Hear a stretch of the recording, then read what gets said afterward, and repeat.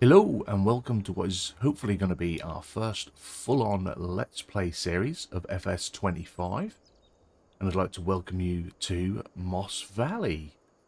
Massive thanks to VR Modern for allowing the open beta test version of the map to be used from his Discord members. So we're going to try and have some fun with this one, something a bit different.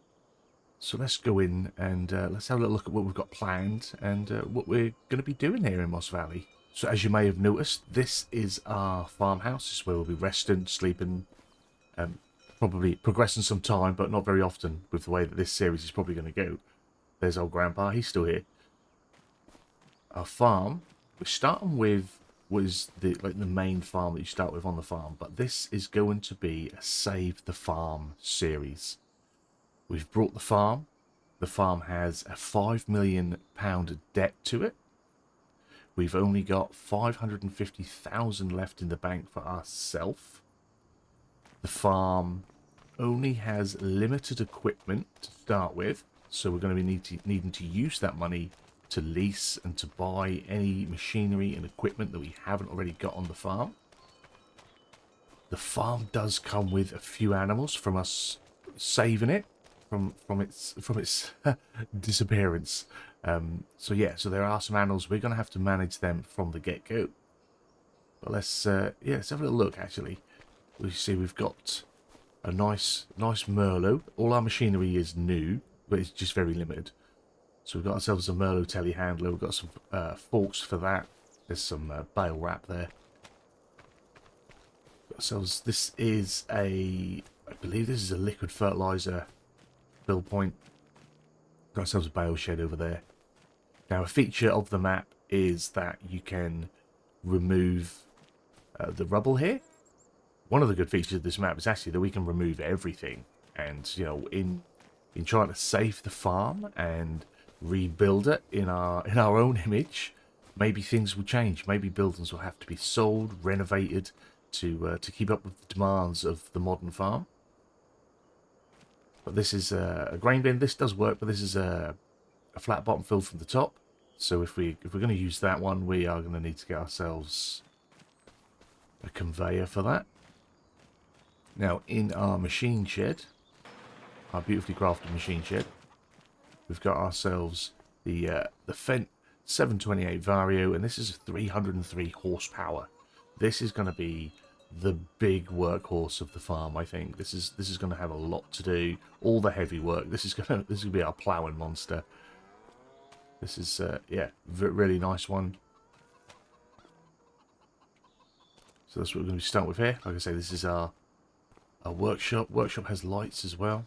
We're going to have a little bit of a look around as we go through. I say it has lights, and then I can't trigger it because it's daylight. You can't see it, but they're there. They're on. There we go. Then around the side, you may have seen, we've got a few more vehicles. We've got ourselves a little Massey Ferguson 690, and this is 90 horsepower on this one. This is going to be our shunting tractor, our around the farm tractor. And quite often I say that when we do Let's Plays, oh, I have a nice little shunting tractor, and then we don't do a lot of shunting with it. With how tight some of the areas are, and how difficult it is to get some of the machinery in and put away, this is probably going to do a lot of shunting. We're going to be taking the machines out and doing the work with the big tractors, but then once they arrive on the farm, we'll probably be getting them on the Massey to put them away, because it's more nimble. We'll be able to get it in the spaces, hopefully, anyway, hopefully. And then we have ourselves the JCB Fast Track 4220, and this is 235 horsepower, so this can do a lot of work for us. This is probably going to be doing a lot of carton, that sort of thing. The majority of the work is probably going to be Fent. JCB is going to be to get about and deliver and do. Has a weight with it. The Fent has a weight with it. The Massey obviously has front forks on it, and it just has the bale spike for now. That's our trio of tractors, along with the Merlot. I think we're set pretty good for now. But that's just starting out. We may need more. We may need upgrades as more vehicles and stuff become available. We've got ourselves a little Stroutman SEK 802 there. That's configurable, so we can have that all the way down to a bale trailer, or all the way stacked up like this to carry loads. Again, mainly to maybe move things about on the farm, or small amounts to nearby areas. That's not going to do a lot of the harvesting and the big hauling. That'll probably be going on the back of the Massey. Let's be fair. Again, we've got some more junk that we can to get rid of. Now, like I say, we'll go over this way and we'll have a little look. We do have the Class Karat, because that is a trailer that fits in with the size around here. I was looking at a few other different trailers, but I thought with my driving ability, they'll probably want to be a little bit smaller. So this is what we've gone with, and this I'll probably still struggle with. Some of the areas that we've got to get around are quite narrow. Some gates, some fields and meadows are quite narrow, but we should be alright with that one. So to start with our farm, we managed to save and to keep 100 chickens. I believe there's a couple of roosters in there as well. They've got no feed at the minute. They're going to have to be sorted out. Everything needs looking after. Everything needs rescuing. We can get in here and have a little look at these as well. This holds 550 chickens. There's every chance that this could fill really quickly, and we're going to get overwhelmed with chickens and eggs. But that may help us. That might be how we fund the recovery of the farm. So we've got an 8 million debt. Cows wise, we do have 20 dairy cows here. To start with, that's what we were managed to recover in purchasing the farm. They're all new, and again, they've got no feed down, they've got no bedding down, and they need looking after. They're going to be a priority. We need to make sure that they grow well. We're going to be looking to expand and do things with the dairy farm. We're going to try and play it somewhat realistic if I can. I'd like to have some grazing pastures down. I'd like to rotate my cows, maybe get some different sorts of cows in, just so that we're doing stuff with them rather than they just sit there and churn over. Unfortunately, I haven't been able to make any pastures myself yet. I'm still fiddling with that in Giants Editor and trying to do some things. But hopefully I'll get there, or someone will get there before me, and we'll have something to download that we can use and rotate. It's a little bit better than the one that's in base game. It works, but, you know, it's just, I'd like something a little bit simpler and a little bit cheaper, to be fair. We do have ourselves a Silo King feeder wagon for them. I think that holds like 22,000 litres, so that's good capacity. We've got ourselves our square baler, our Heston baler here. We've got some wrap for that. That's come in with it. And we've got ourselves our round baler, the fast baler in the Cavernan brand, and we've got our wrap for that. And we also have the Ran wrap, the foil, up at the farm. And that is what we're starting with. So as you can see, we've got no soil cultivation type machinery. We've got nothing to actually work the land with. We're going to have to lease that. We're going to have to buy that.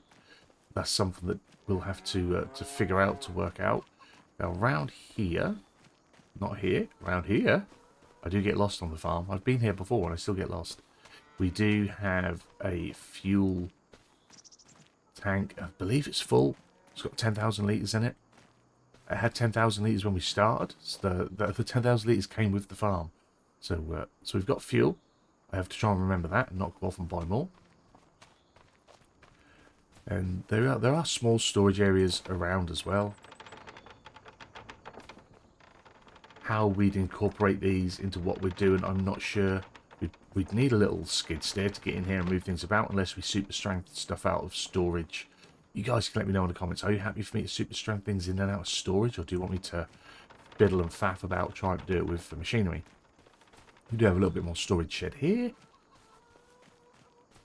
but none of these buildings are sort of usable at the minute. So that's where maybe updating and upgrading the farm in that sense would work for us. Now the farm does also come with 2 rather large pig pens. They hold 70 pigs apiece. They are both empty at the minute. Now, as part of this rescuing the farm, this one is another chicken pen, by the way. 250 chickens in here. Perhaps we should have put move our chickens to here, so then they're not going to grow beyond my means really early on. But anyway, they are where they are for now.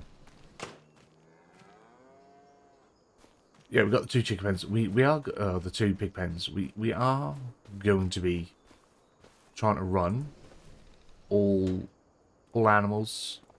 We will look to be building up some sheep as well. Get some land, building up some sheep. There are some smaller farms on the map. We might just quickly have a little jump around so you can see them. So quite literally just up the road from us is Hazelhurst Farm. I haven't really spent much time. I'm not even sure what there is here. There's some shit. I think this is small cattle, possibly. Yeah. It's got a little pasture on it. Whether we look to become absolute land moogles and buy everything, that could be a way of recovering, making it a farm and estate rather than just a farm. That would be a pretty cool thing. Let me know if you'd like to see that happen as we go along. We'll see how well the farm goes. That's just Bale stories there. So yeah, this is a nice little farm down here. A few things going on with it. Whether we could convert that into maybe sheep or something, I don't know. Like I say, it is quite adaptable and customizable here on the map, which is quite surprising with a map that looks and has the feel of the reality that we have here in Moss Valley. To be able to sell most of the buildings is a nice treat. And then way off in the northwest of the map, we have Lightwood Stables, which is the horse farms, the horse stables. And it's something I'd like to get into. I really would like to have a horse ranch, hence why we are dressed like a cowboy. Man's been watching way too much Yellowstone lately. So yeah, we might get into horse ranch. I'd like to do that. It's up here. It's I think it's sort of an end game type enterprise. I think it's hard work with not a lot of profit, but I haven't really looked into the horses, so we'll see. I haven't really looked into much. Those of you that are here that have been with the channel know I have hardly touched FS25. I've been waiting for something to give me an itch, and yeah, this Moss Valley I think can do that. It just so happens that Moss Valley has come along at a time that I've also been fortunate enough to receive the final update for Riverview, and also a near final version of Lady Hill. And over the last few weeks I had sort of tried to set up some Let's Play stuff for them, but never sort of got around to pulling the trigger on starting. Just time-wise and energy-wise, over the last few weeks, I've just been minimal. So it has just fallen that Moss Valley beta has become available at a time when I think I'm going to have the time to be able to get stuck into something. But doesn't mean the other 2 maps aren't going to turn up. We might still do something with them anyway. And then over here on the southwest area of the southeast area, sorry, of the map, we have the Bale sell point, but that also has a little farm sort of attached to it. And if I remember rightly, when I came running around here a time before, there's some honey being produced somewhere. I think I saw the beehives way off up a hill. So let's have a little look. So we've got this little part of it here. There's some beehive. Is that honey there? That is.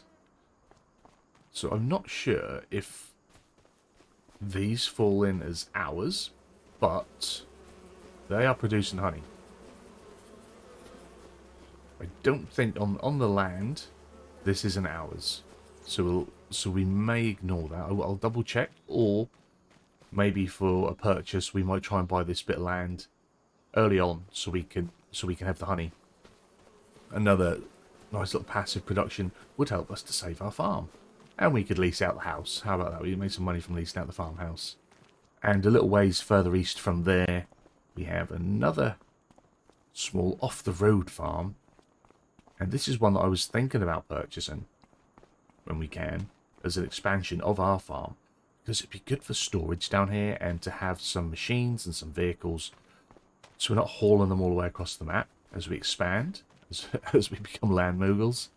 Yeah, this is a nice little one over here. So it's down southeast. We can't open the sheds yet. We don't own them. But it is quite literally just storage areas here. It's got a big cornfield on the back. Now we do own as well, something that would work well with this, is that we own 2 meadows. Right, and hop over here. We own this meadow and that meadow there, I believe. We'll have a look in the map at the land we do own in a second. But we own those meadows as well. So getting some buildings down here might be worthwhile. So now back on our farm, let's have a little look at the land that we do own. So we're here, just off centre of the map. That's us. We own field 33 and 34. This one has wheat in it. This one has oats in it. Currently both ready to be harvested. And we did have fields 39 and 38 when we came in. To add to it, in saving the farm, we needed more land. We need to be able to work more.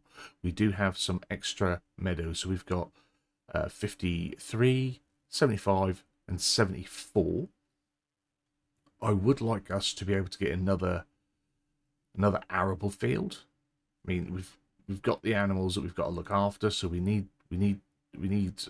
something to feed the chickens to start with, and we need to make sure we've got some either hay or some TMR to keep the cows going for a bit until we're fully up and running. I'm happy to feed the cows hay for a while.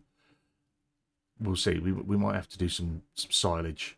I don't think we have a silage clamp, or the big bale barn actually on our farm might be a silage clamp. I'll have to double check on that. So we might need to get a clamp down, or we could possibly use the BGA. Again, I'm not sure about the access rights on the BGA, whether we need to purchase that as well. But as you can see, the little farm up the road that had the small, what I believe to be the small cow pen, that's there. This is the horses. This is the land with the bees. If I just zoom in, you'll see we don't own that, but that's where the bees are, and they are producing honey, and I think we could probably pick up and steal it. Then we've got the small sort of arable storage farm down here next to our other 2 meadows. And that's sort of how we're starting out. If you'd like to see, in our finances, you'll see we have a 5 million loan. So we're not doing too well, but we do have, like I say, 550,000 to try and help to get us moving and out of the debt. Production-wise on the map, we've got Burney's Grain Mill, we've got the biogas, we've got MV Sawmill, Moss Valley Bakery, Robin's Dairy Products. None of those are owned by us, but there are some options there in where we can sell and what we could do. We may look to add a few other production points down along the way, just to add in some extra parts. We've not got the functionality to purchase anything to do the construction elements. There's no massive warehouse or anything down, so we can't do anything like that. But that's not what I'm focused on this one. We want to be able to save the farm. We want to buy up the land. I'd love to buy at least two other little farms to help sort of support the main farm. I think that would be a nice way to go. But I think that's going to be it for our first episode. We've been running on 0.5 speed for this introductory episode, because next episode we are going to try and get our grains in, and that's going to take a while, and I don't want to lose that because we need that to help us hit the floor running, really. So the next episode is probably going to be run at 0.5 or even at ×1 speed, because we've got 2 big harvests to get in, and we want to try and get to some mowing as well. So that means next time out we need to look to lease ourselves a harvester and header and get that down here and do the harvests if we have a little run. We've got this big field to get in. It's massive. It's going to take me a while.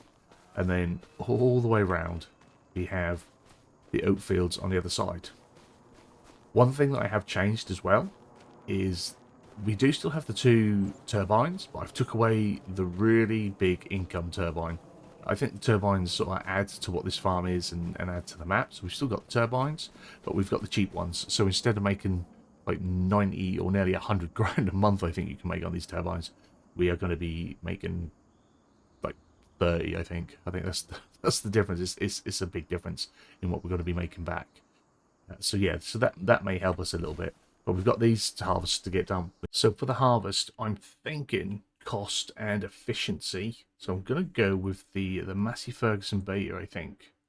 It's a 7360.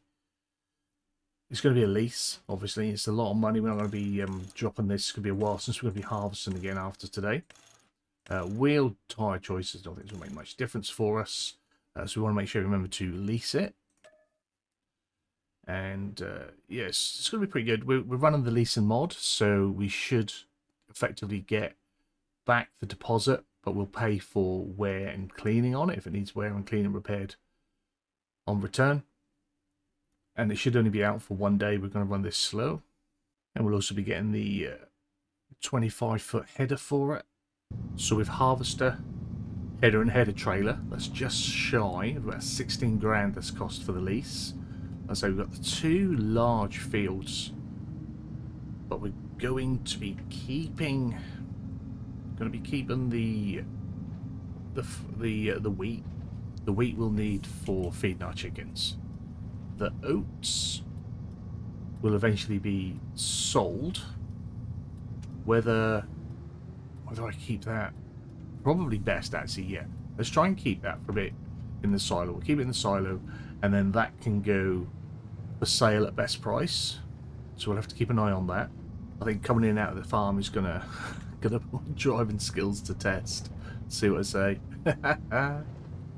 Right.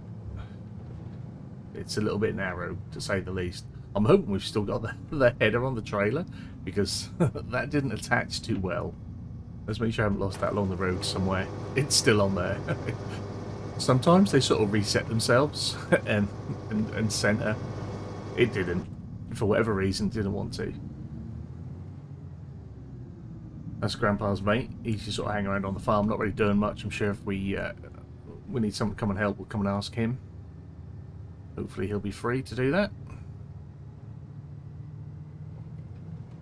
Now we are running at ×1 for August, just to make sure I have enough time to get the harvests in, because they both wither and die after today.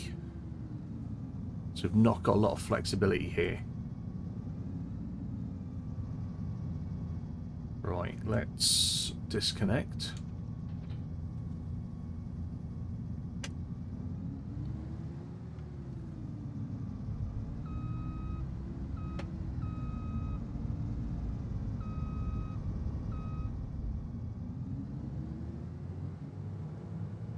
Wasn't sure which way round the header was for a minute then. It's like such memory blank on everything. I am so out of practice for Farm Sim. I've played so little since 25's release. Hopefully we can get back into the swing of things.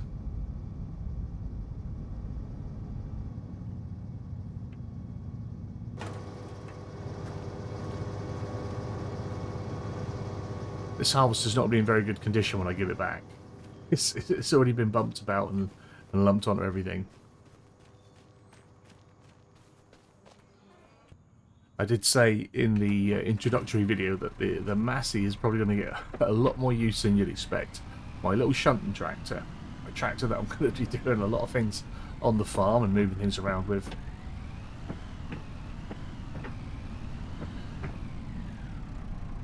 Just get that header out of the way.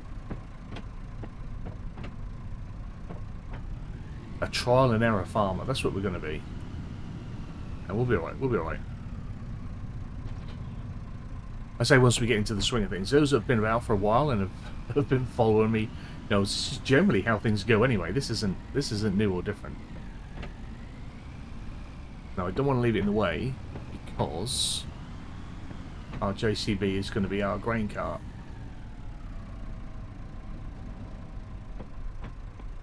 That'll do us.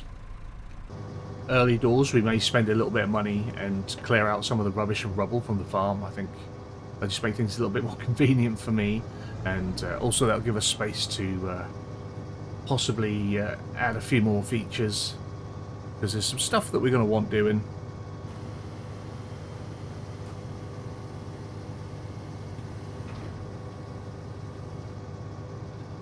So we're just going to run a headland.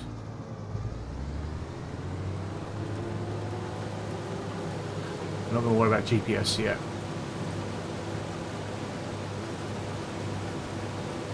But I anticipate this to take me quite a while. Like I say, that's why we're running at 1 times for today. Once September kicks in, we'll be running 3-day months. I'll probably go in at, I want to say times 10. Time 10 speed should be enough, I think.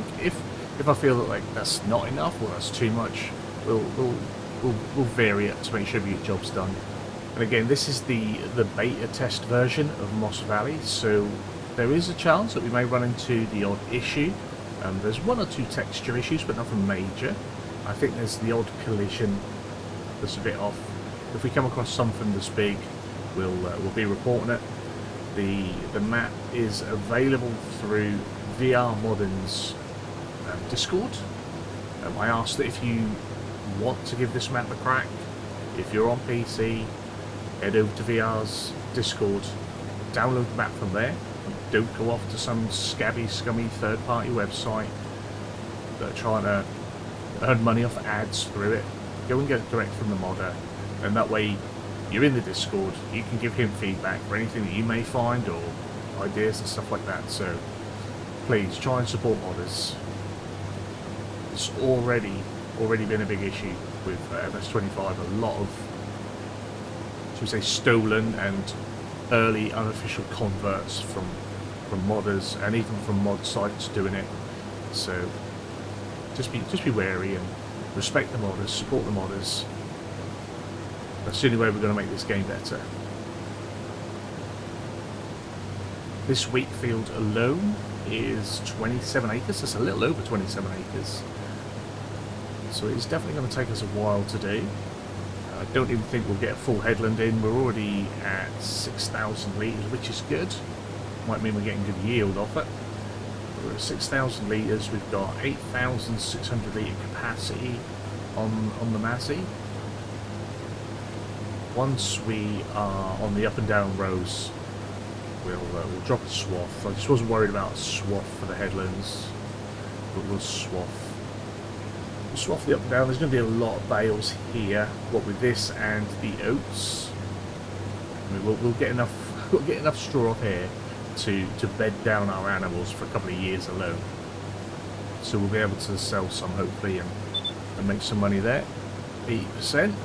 Got our first full hopper load. I was hoping we'd get through here without destroying too much crop, but I think the field and the crop is sort of overgrown somewhat onto the trackway, and we're going to end up driving down around the side here anyway, so we're going to lose a bit of crop. But it was that, or drive all the way around the field, and we could be a bit of a lazy farmer. So yeah, we should be right now. Yeah, we made a good way round. We had to get an empty. I did consider shooting off and go and grabbing the Red Rock trailer to start with, but I made the decision to start with class. So we'll have the class. We'll definitely be adding the Red Rock in though. Whether that'll become like a third trailer, I don't know if we could warrant 3 trailers, or whether we eventually just sell this class carrot and then get the Red Rock. That might be a thing. Yeah, I think when it comes time to do some cultivating or some ploughing, we may adjust our field margins just to give us a little bit more wiggle room coming around here. It's our farm, we'll have it as we wish. As for the release order of the series, I'm hoping this is going to help us to get back into the rhythm of being a bit more consistent again. Obviously we had, since September, October time, very fluctuating regularity on this channel. Mainly, you know, we had the YouTube issue, we had my father passing away, and yeah, obviously over Christmas, and then we had my partner's grandfather passed away, and obviously New Year, and all this going on. I'm hoping we can have a bit of time for consistency. I'm not going to over-pressurise myself and say like 4 a week, 5 a week.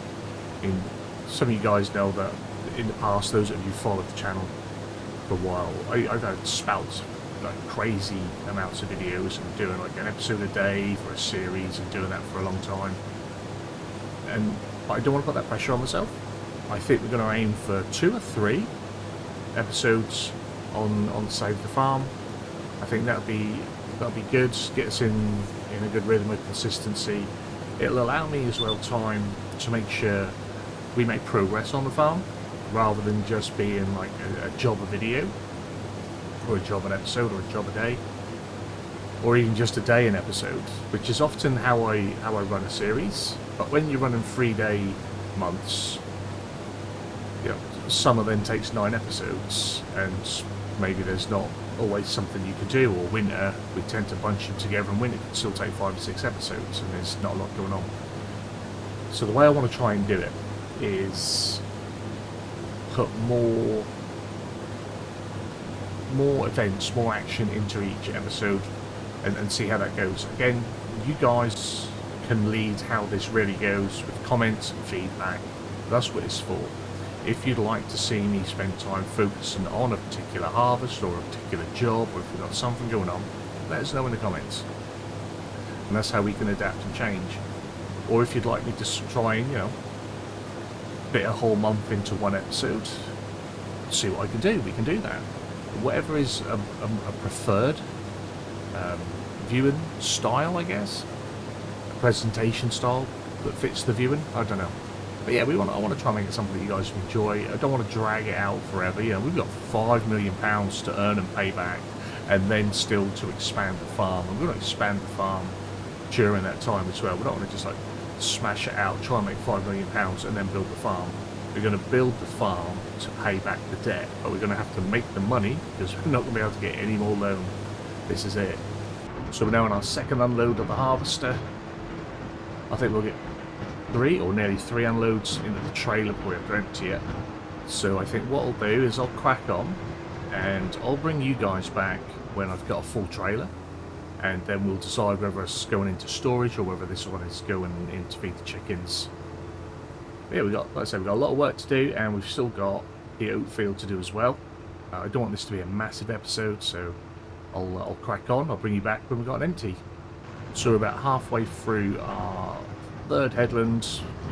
We're already at 75% capacity, so I think we might be able to get to the top and finish our 3rd headland before we have to empty the harvester again. And I think, at convenience, this first 22,000 litres, which is filled to the brim in the crowd, this is proper full. I like it. I do like this trailer, hence why I purchased it for the farm. I do like it. It's a shame it doesn't have, and a lot of trailers don't anyway, but I always think it's a shame when they don't have a cover option, because I am a fan of a cover, and we do tend to get a lot of rain whenever doing any sort of hauling, and especially if we're doing our selling and our hauling in the winter months, when, you know, prices are usually at their best, then odds are it's going to be wet. So our feed for the chickens go in here. I'm not quite sure what the capacity is on this for chicken feed, so we'll see how it goes. Try not to clip the door.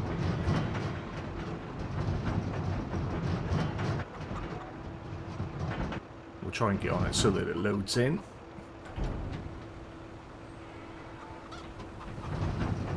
There we are, that's better.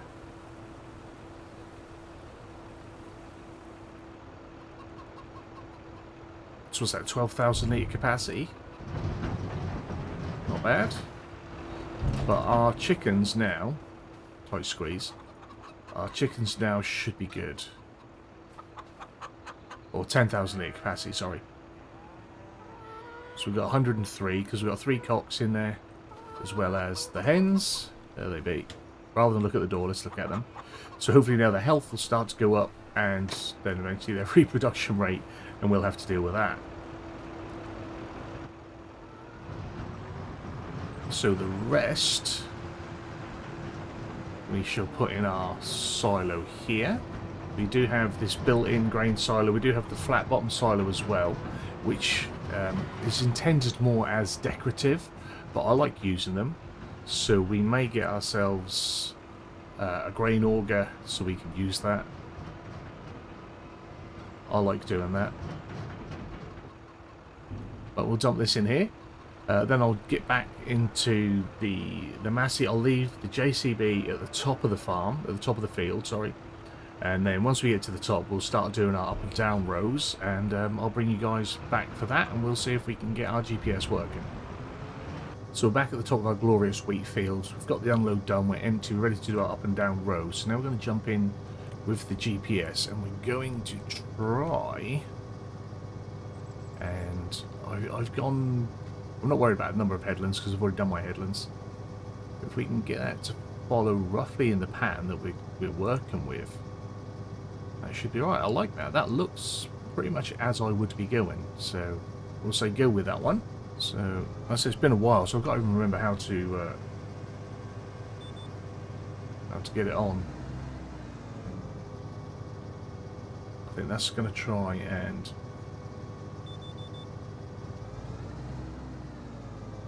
There we are. Now I did. There we go. We're a little bit off. That's fine. That's absolutely fine. I'm all good with that though. I'm all good. So we're on. We got ourselves lowered. We'll start here and then we'll sort of work our way through the mess that we've made. But it's not too bad. It's not too bad. I'm happy that I can work with that. We weren't too far off. So yeah, the GPS is just going to make this easy for me. It's a long job. You know, I can pretty much stick my cruise control on if I want and just let it be.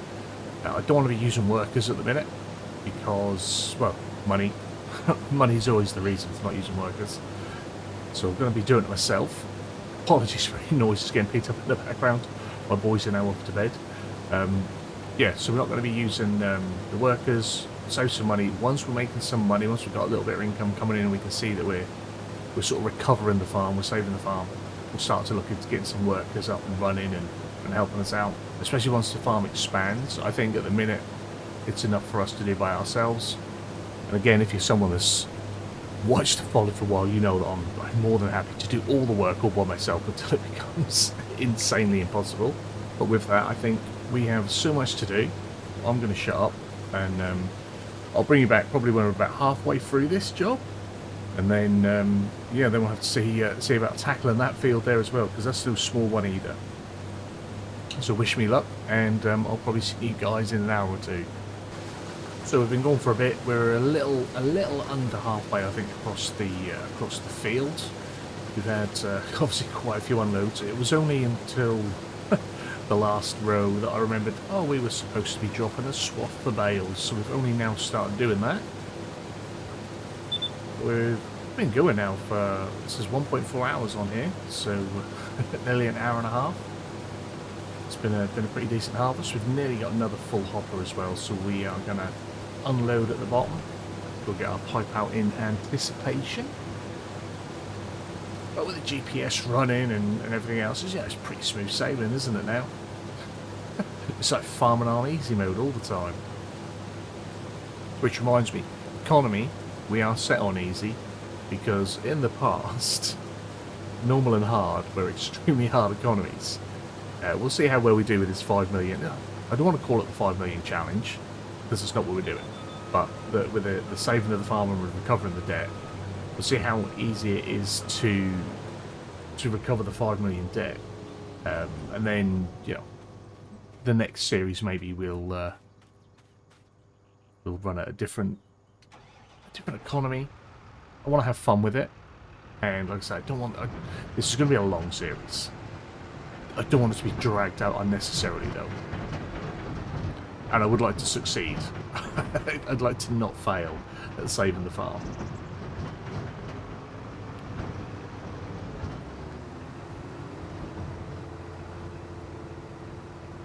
I think while I've got you guys here, this isn't going to be a full trailer, but we will we'll run the trailer up to the farm and we'll have an unload as well. It doesn't matter if it's not full. So we're getting through it. It is massive. If I just pan out a little bit, you'll see across. You know, we've got quite a ways to go. We're not quite halfway. It's just that end starts to narrow.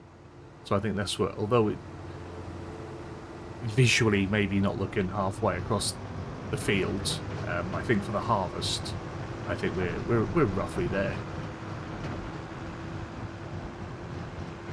But we'll go and stick this in our silo. See our ground deformation. Looks quite heavy actually. Then again, the JCB is not lightweight and the harvest is not lightweight, so maybe it would be heavy. I might add in I believe it's advanced crop destruction, so we would have the stubble as well. Despair breakdown under tire tracks, so I might add that in. I'm not sure what else it brings to the table with destruction.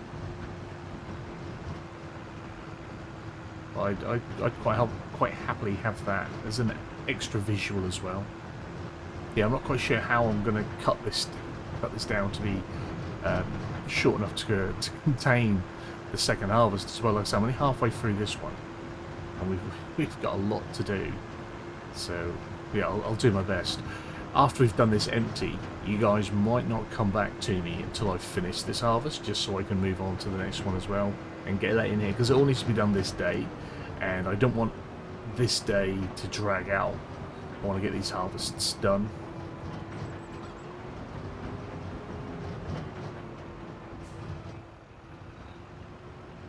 Back ourselves up into there.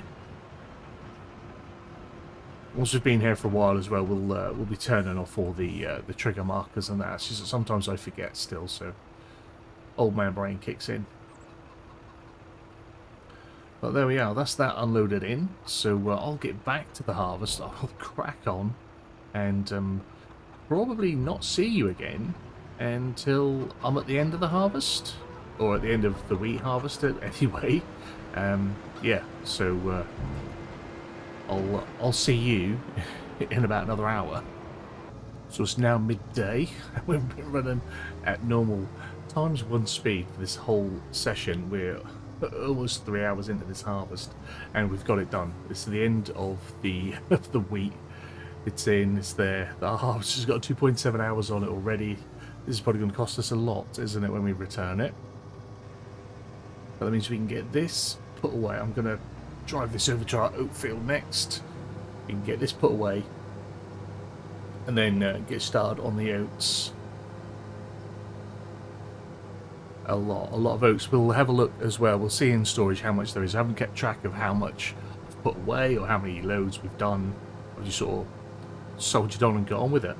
And yeah, to help me get through this long harvest session, I've been enjoying catching up on Simudad's ATS debt-free debt collector series. So if you enjoy a bit of chucking, go check out Simudad. And once I caught up on that, I jumped over and I've been getting stuck into Kartek's series on FS25. So yeah, go check him out as well. I love a bit of Kartek. Top fella, good content, always good chat. So we shall park this up here.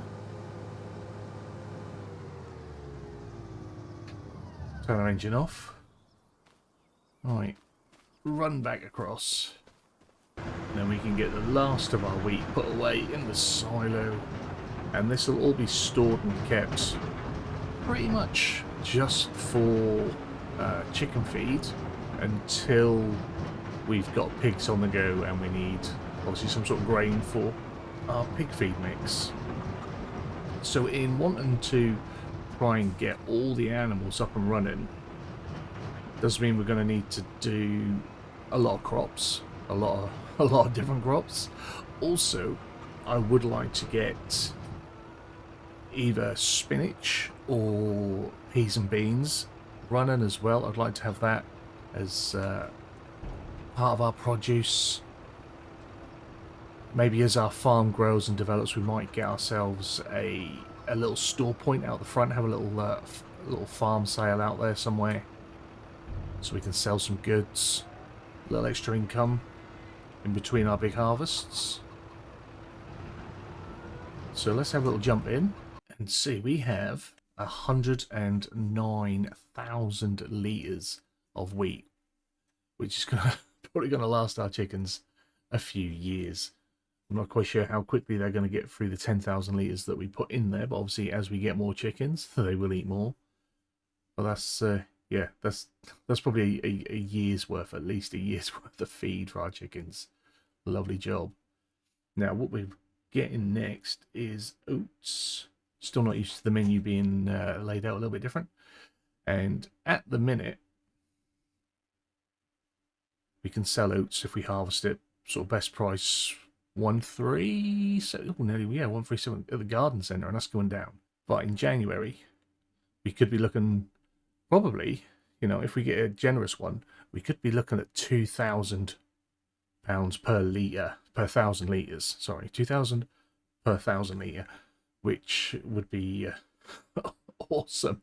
So we will hold out until January in selling our oats, but to be able to sell them, we need to harvest them. So let's get stuck in with that. This has been a hell of a morning. It's still only 12. So I'm probably going to run this on ×2, which I might do now for the rest of today. I'm going to just keep the swath going. I think we want as much straw as we can for sale, really, now. It won't make a lot, but oats produces a lot of straw. So even though this may not be the best oat, if we come out, we might be able to see what it's like. Yield bonus is only 22%. It's not good. There's no fertilization here at all. This is bad. So yeah, there's not going to be a lot here, but you do get a lot of straw of oats. It's one of the highest straw given grain crops. We are running with the extra straw crops as well, so we should be able to get straw from pretty much, you know, anything with a stem, anything with a stem, and then we'll be able to sell it, make some money. Now, with regards to things like contracts, we will do some, but we won't do. We're not going to do a lot of contracts. We're not going to be renting ourselves out to try and pay off our debt. And if I do a contract, then I'm only going to pick contracts that we have machinery for. So we're not going to use any farmers' machines, and we're not going to lease machinery for contracts. So at the moment, as things stand, we can't really do any sort of soil work. We can't do any harvesting, and we could bale, but we haven't got the grass management or the grass equipment to actually cut the grass and row it and ted it or anything. So we're all out of luck on any sort of contracting for now. Now, if we lease our own equipment and it's stuff that we're using for the farm, then we can use that to contract with. We just can't go, oh look, there's a really good contract there, let's go lease whatever. We can only use machinery that is already in our possession, shall we say. That's just to try and, yeah, try not to make it too easy. I do often make these challenges, shall we say, a little bit too challenging, add a lot of stipulations that then become really difficult to follow. But I think we'll be fine. I think with these two turbines, it's going to make it a little bit easier than, definitely than if we didn't have them. You know, I think it's 13 grand each. It's like 26. I said it might be 30. I think it's like 26,000 a month we're going to get. Our loan, I don't think we get a little breakdown of the loan. If we come into finances, right, there's nothing like of depth to tell us anything. I think it's just repaid at the rate that we repaid. I got so used to having the advanced loan. I'm not sure if there is an advanced loan already out for 25. I will go into Mod Hub and have a little look, because I would prefer a loan that is getting repaid anyway, rather than suddenly thinking, oh crikey, I haven't paid any of my loan back. To say that we have to pay 5 grand back every month is a bit much. But what we might do is, when we do a crop sale, I thought I'd be drifting. Let's get ourselves back in our own field, shall we? Right, back on track. Got to try and get my thought pattern back on track as well now. So yeah, we might do it. So when we do a big crop sale, maybe try and, I don't know, give 25-50% of that maybe in paying off the debt, if that seems appropriate at the time. If we've got things we need to buy or do, then maybe that doesn't happen. But I think we should be paying it back regular, and definitely when we've got a healthy bank balance. And you could say we've got a healthy bank balance now. In the coming months, as we lease and buy equipment, that is going to get depleted. I don't want us to get to a point of where, oh, we need to do some fertilization, or we need to do some herbicide spraying, and we've not got money for a sprayer or a spreader, or worse yet, some fertilizer or some herbicide. So we might go and stockpile some of that, a bit like I've got 3 pallets of each wrap. So we've got 3 pallets of square bale wrap, we've got 3 pallets of round bale wrap, and we've got 3 pallets of bale wrap, silage bale wrap. So yeah, maybe it's just hard to tell, because until we know what it's going to take to fertilise these fields, don't know how much we need. I think we're going to need a lot. This one's barren, the next one's barren.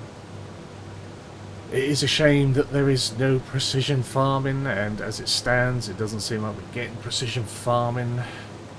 There's no news from Giants on whether the contract to run or have a precision farming DLC mod is getting renewed. Hopefully it will, because it adds so much more to the game. But yeah, we'll see what it takes to do a complete fertilization of both of these fields and our mowed grass, and then see what we can do. We might have to go with the grass. We'll have to go with the roller and the mulching to get some fertilization and growth.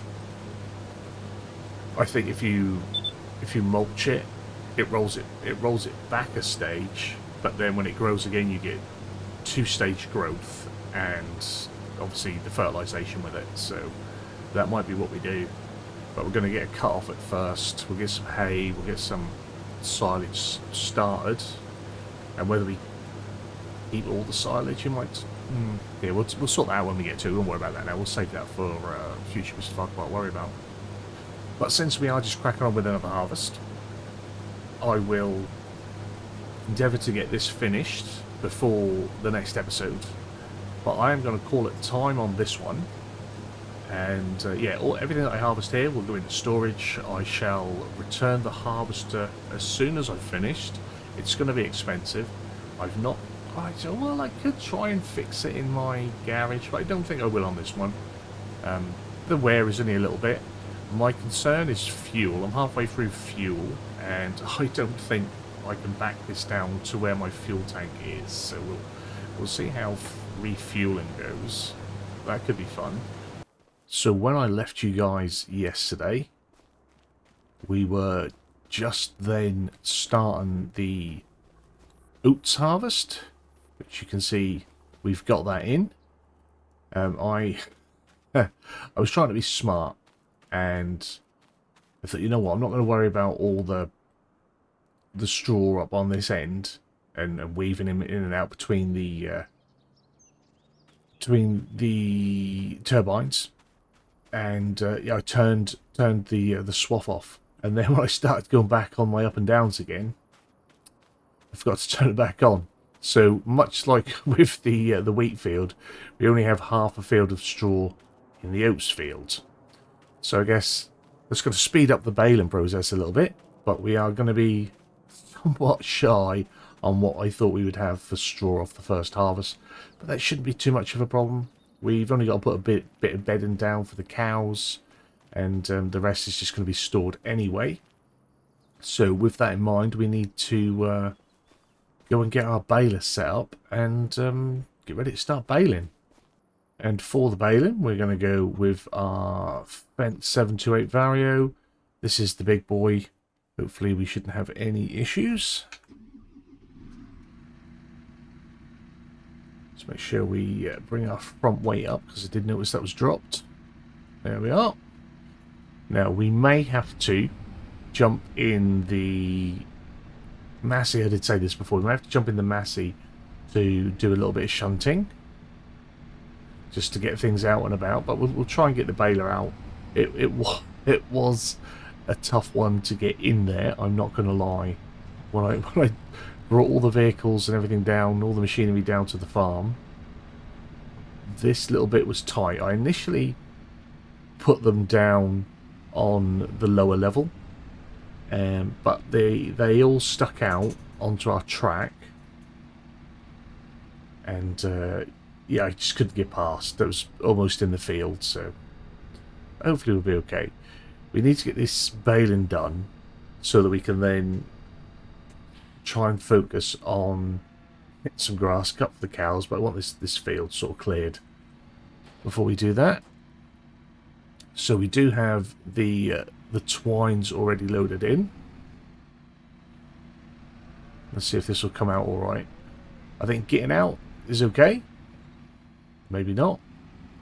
It's the getting back in tends to be the trouble, but we seem to have been caught again. There's just not a lot of space. We may have to look early on to invest in some more shed space, just so that we've got room. After some back and forth shuffling, we've finally got the Vario and the Squadra out on the field. That was tight. That was tight. The warning signs were the main issue, so we might have to look and see if there's an option to get rid of them, but I don't think there is, because they're on the indicator arms and everything, so they are there for good. But we'll get this unfolded, get everything lowered and get going.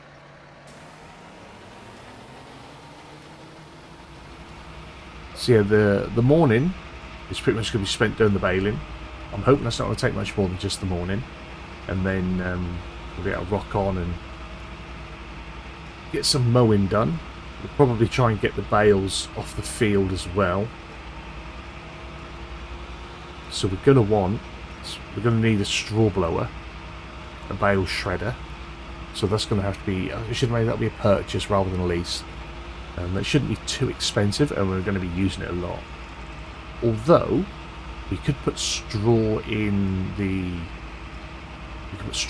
our feed mixer wagon, and we could see if that will deliver it into the bedding area. It might not. It depends on how the area is set. But we could give that a try first.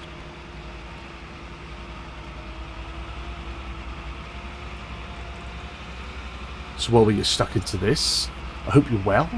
Thank you very much for coming back and following the series.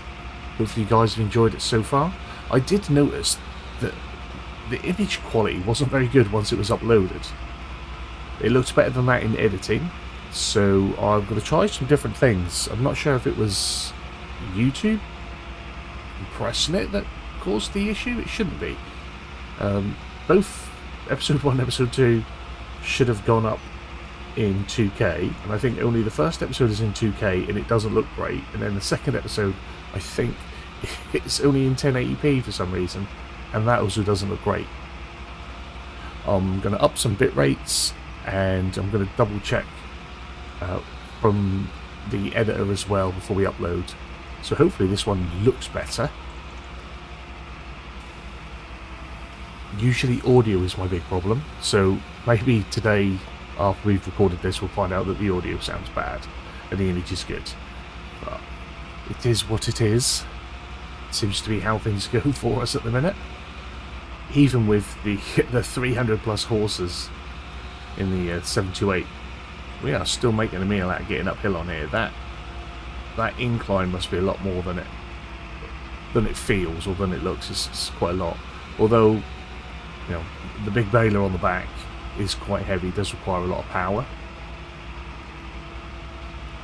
But if we're going to be dropping down to 4 or 5 miles an hour every time we come up the field, that's going to once again throw a spanner in our works on how quickly we get things done. I am terrible. If anyone's watched me for any period of time, you'll know that I am terrible at guesstimations and estimations of how long things are going to take. It's sort of my thing, not knowing.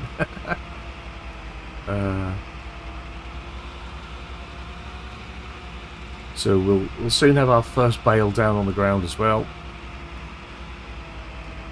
Big bale. So we've not actually got a lot of straw on the wheat. The wheat was pretty poor. The oat, when we harvested it, that was pretty poor as well. We weren't getting a lot of anything. First bale down. So it's one of those things where it's actually going to use up a lot of fuel to get in very few bales, which is a little bit annoying because we don't want to be wasting money. We are now obviously into September 1. We were going to be running 3 days. I think for this first year I'm going to run 2-day seasons, or 2-day months, sorry, and see how we go. I keep calling it 2-day seasons. I'm sure I'm not the only one. It's been saying it incorrect for like 4 years now with FS22 and FS25. Been saying it wrong for a while. But yeah, we've got to run 2-day months. I'm at ×5 speed. I'm going to stick with that for a bit as well. I think that'll give us time to work our fields in a reasonable fashion. I want to be able to get jobs done, but I don't want it to... You always get that sort of torn balance sometimes, whereas you want to get jobs done, or I do anyway, I want to get jobs done, but I don't want to feel like I'm doing like an insane amount of work in a single day, because you want to try and run it a little bit realistic. But you also have to bear in mind that when you're only running 2-day months, that's each day is pretty much 2 weeks work. So you know, yeah, it's not like we're running 28 and 30-day months. That would be insane. But as you can see, we're down to 5 miles an hour when we hit the incline. So I am going to crack on with this a little bit more. So it's now 10:30. We're coming to the end of our wheat field, or baling the straw off the wheat field. We've got, we might be able to get 18, sorry. We've got 17. Will this fill? It does. Right, so we have got 18 bales off that half, because we remembered to straw half of it. Although it's still saying 17 on the bale counter. If we unload, not that we really need to, but if we turn that off,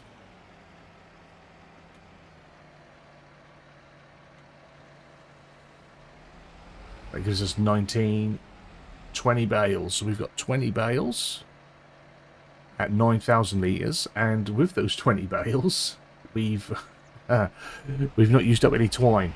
So I'm assuming I have chosen the wrong option when purchasing. That happens. That's a pretty standard me thing. I'll finish the baling up for today. We'll do the other field, and then we'll go into the options in our little workshop. We should be able to change that there, I think. We always could in 22. What I really need is for my mobile workshop mods. I love mobile workshop mod. Just be able to jump out and tinker with your vehicle. That was always a good thing. So yeah, if we can get that, that'd be great, please. But we will get started on the oats. I think we're making pretty decent progress. I thought it was be like a morning job. We've got a few more hours left, so we'll probably get this close to done by about midday, 1 o'clock. And then in the afternoon we can sort of get stuck into sorting out the grass, get some hay, feed the cows. Something that I want to have a little look at, because I can't remember off the top of my head when I did it, is how much I was looking for different things in here while I've been doing my jobs. How much oat we had? 40,000. So we got 40,000 litres off that, which isn't as much as I thought we were going to get. I thought we were going to get more than that. But it was a really, really poor yield. So bear that in mind. So we could, on a really good yield, we could get nearly double that off that field, which would be nice. And the same for the wheat, really. If we had a really good yield, do everything we need to do, all the steps for soil preparation, field preparation, we could probably get 150, 180,000 litres off that field.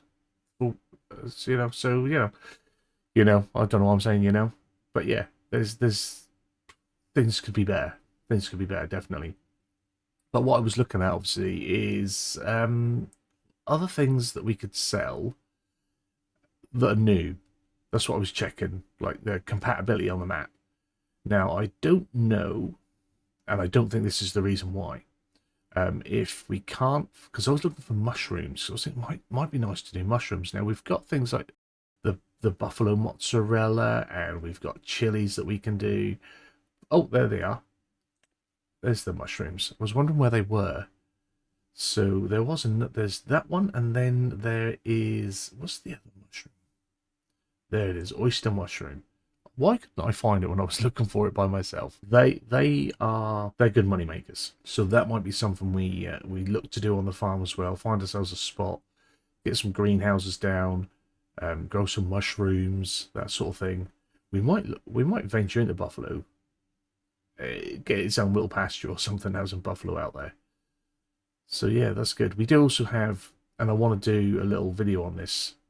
It may even get released before I get a chance to, but we do have, and I can't see that now, a grain dryer. This is Cartex grain dryer. He was very kind and sent me this quite a while ago. I think it's just before New Year. Sent me this to have a little fiddle with and do. It's brilliant. It's lovely. It looks really good.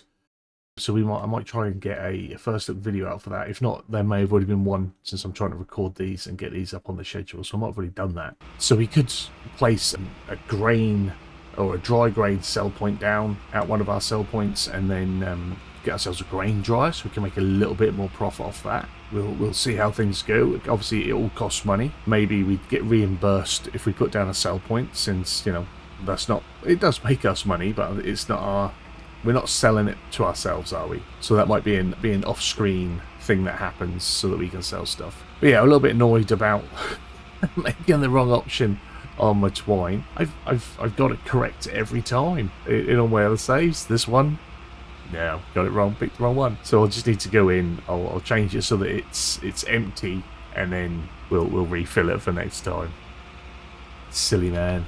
But I'm enjoying it. I mean, those that have watched me for a while know that I am at my happiest when I'm creating bales. So doing the baling and just sort of watching a bit of YouTube and listening to some music, I'm happy doing that. But the fence doing good. The fence pairing, it's a beautiful pairing as well. We like to match brands. We like to coordinate where we can. That is one of the reasons why I went with these as well, because we could get matching brands. I'd already picked the Vario, so it felt like the Squadra was sort of next best option, really. It's just a shame that we're not getting a lot of straw, even here where oats generally give a lot of straw. We're not getting a great deal of straw. We're not.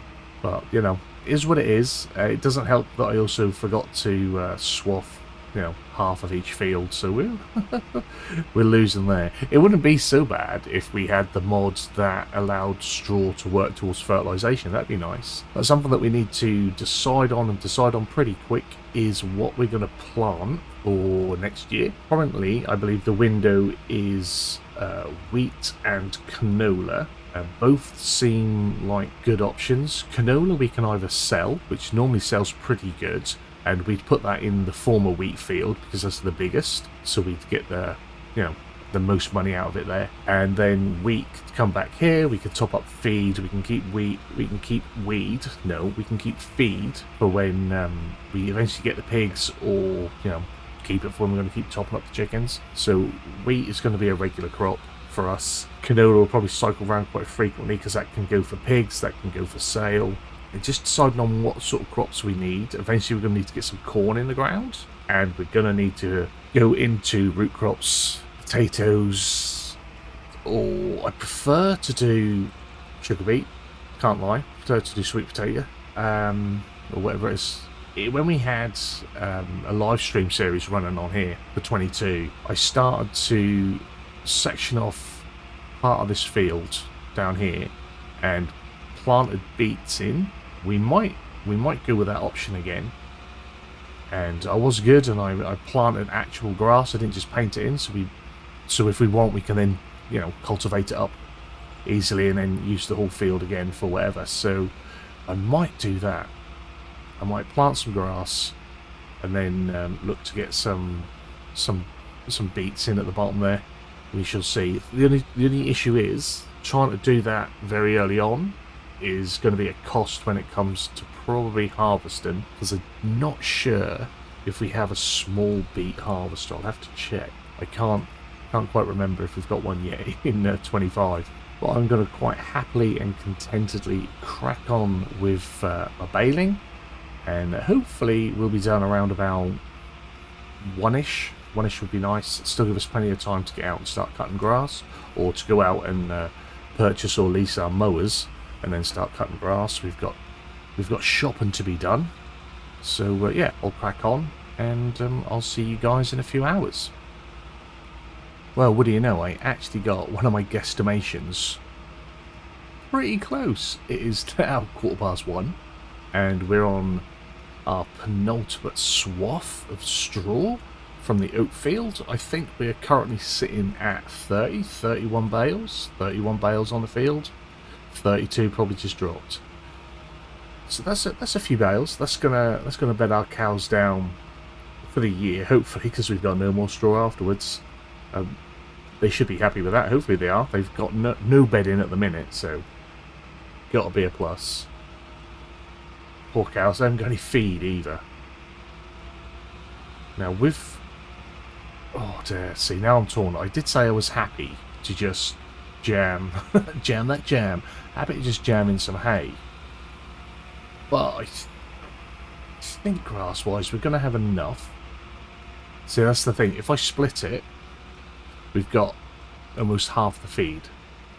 If I do half of our grass meadows as hay and half of it by silage, obviously we've only got half the amount as feed. Whereas if I hay it all, that's all feed, just at a lower production rate for milk. And I believe with this being base game and no other extras going on, we produce milk straight out of the bat.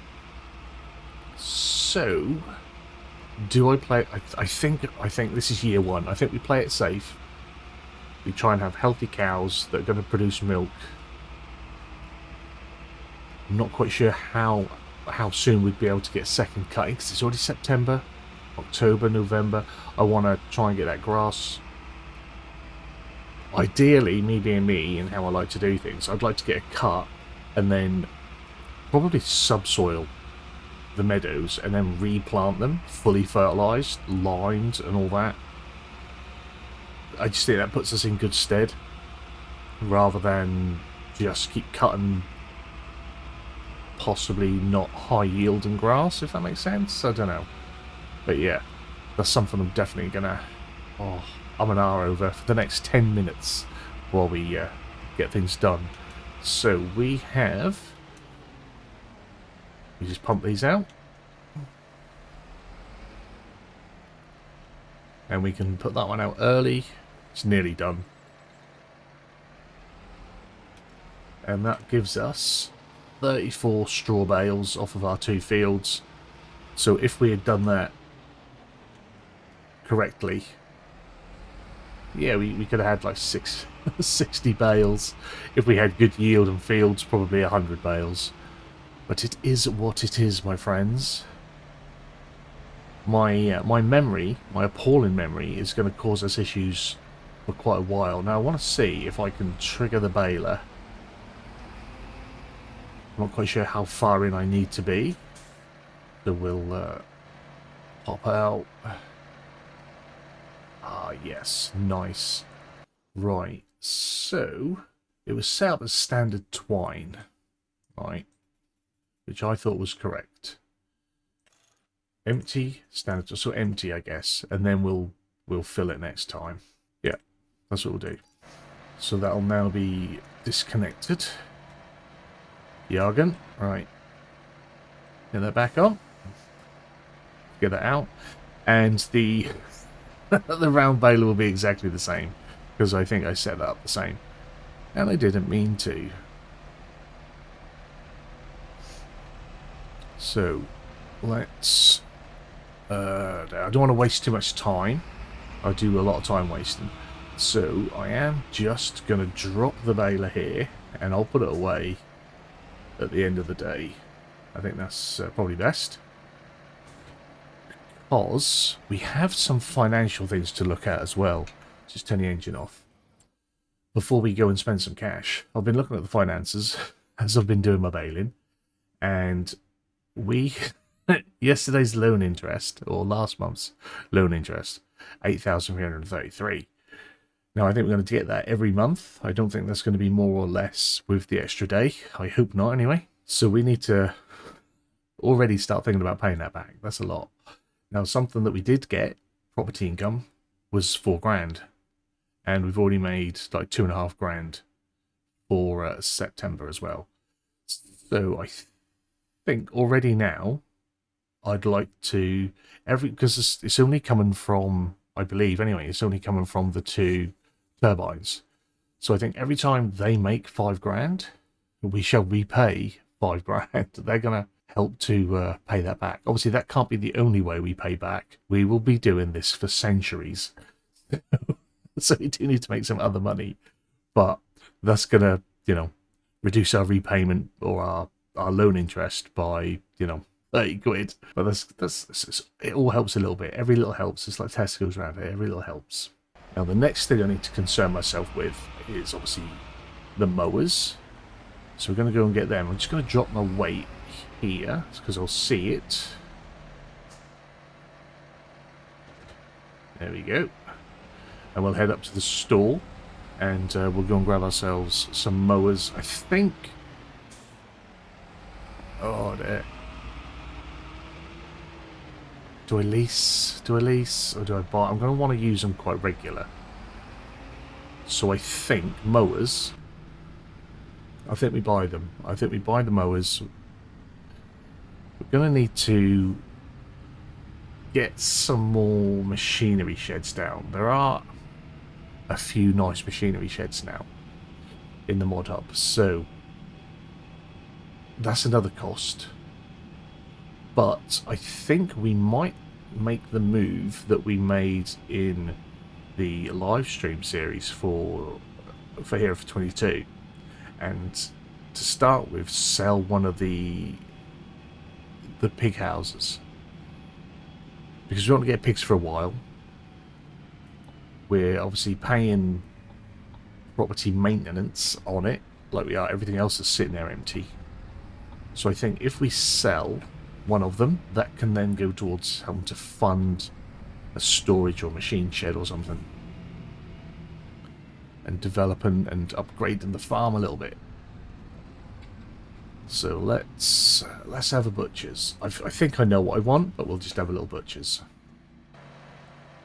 Let's get in here. Let's get in the shop. That's not the shop. It's actually in the shop, isn't it? Cool. Alright, mate. You look cool, dude. Right, so we want to go down to a Miller's. And the class. Had a little look at them earlier on.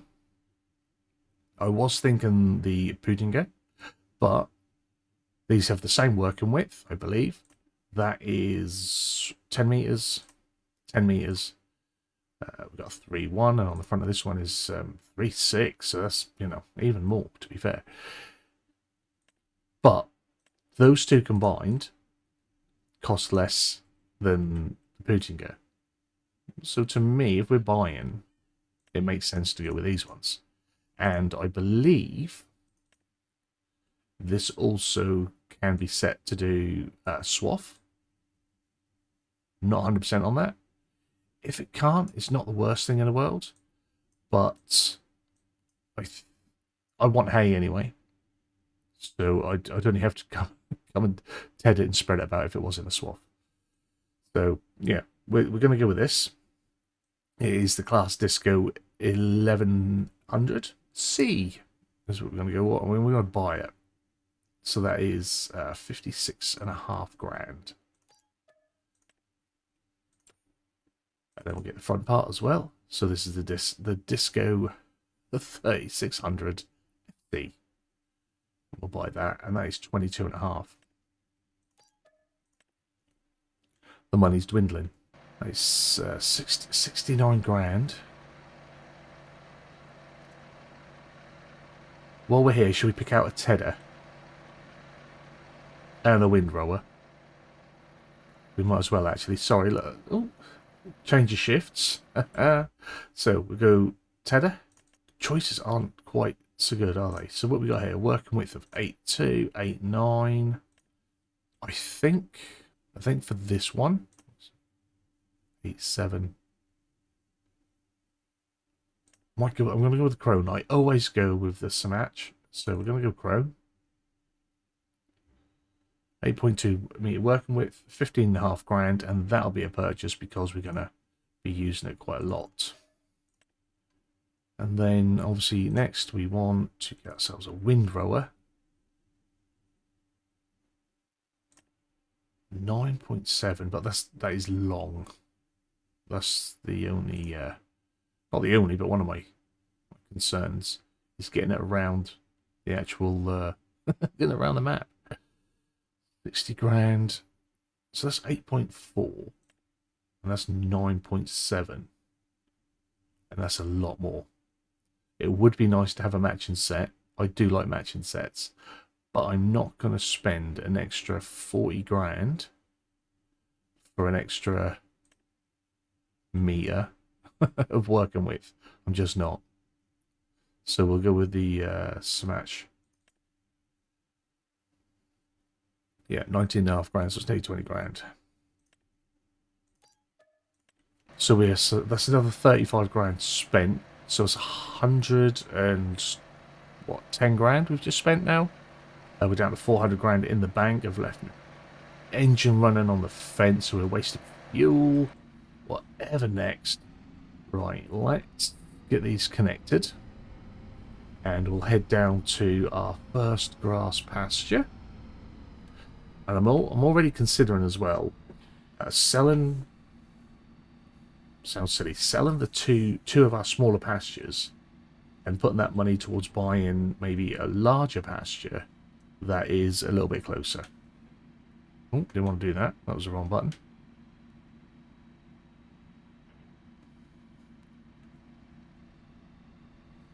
So yeah, I'll make that decision while I'm cutting one of our other pastures. Oh, the fence feels big. When we're up here at the store and there's not a lot of space, the fence feels big. Marvellous. Right. Let's go and find ourselves some grass. And I think while we come through the farm, we shall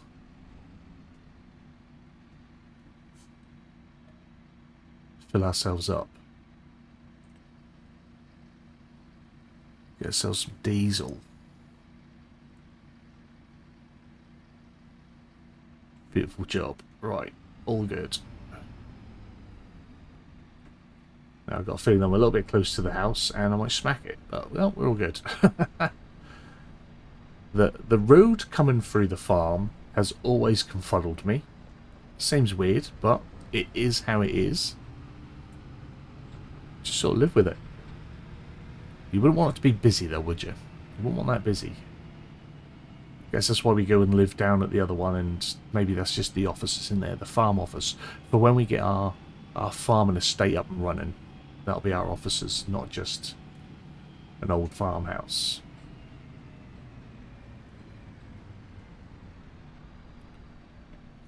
Alright, so this is our first pasture to cut. Let's get in there. Again, could be tight. It'll be okay.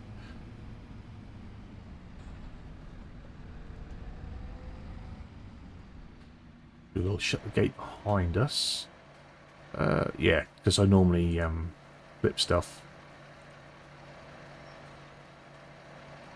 This is the way. Right, we'll go out of cab. Back ourselves up. Ooh, hit the gate. So see if I can remember if I've got that set right.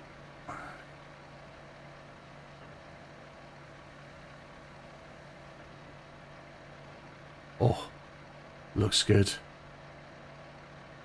All unfolded, all correct. Alright, turn them all on. Now I got it. Oh, this is wider than I thought. I just have to try and weave around the tree a bit. That's why we have to buy them, because we're going to smack them up. Our grass is a little bit pale, isn't it? It looks a little bit like it's hay already. So we'll probably have to be careful when it comes to tedding to make sure that we get it all.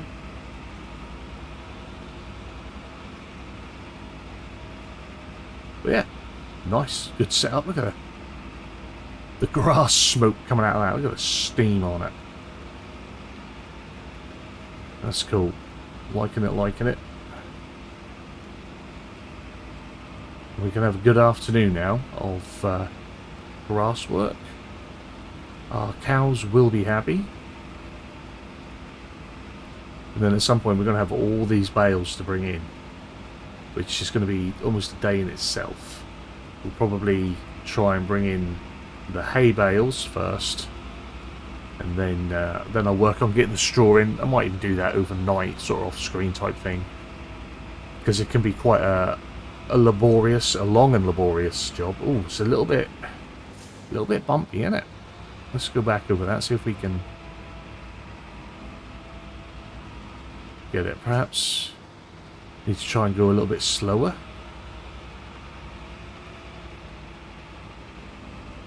Take it easy. Don't need to go flat out farming all the time.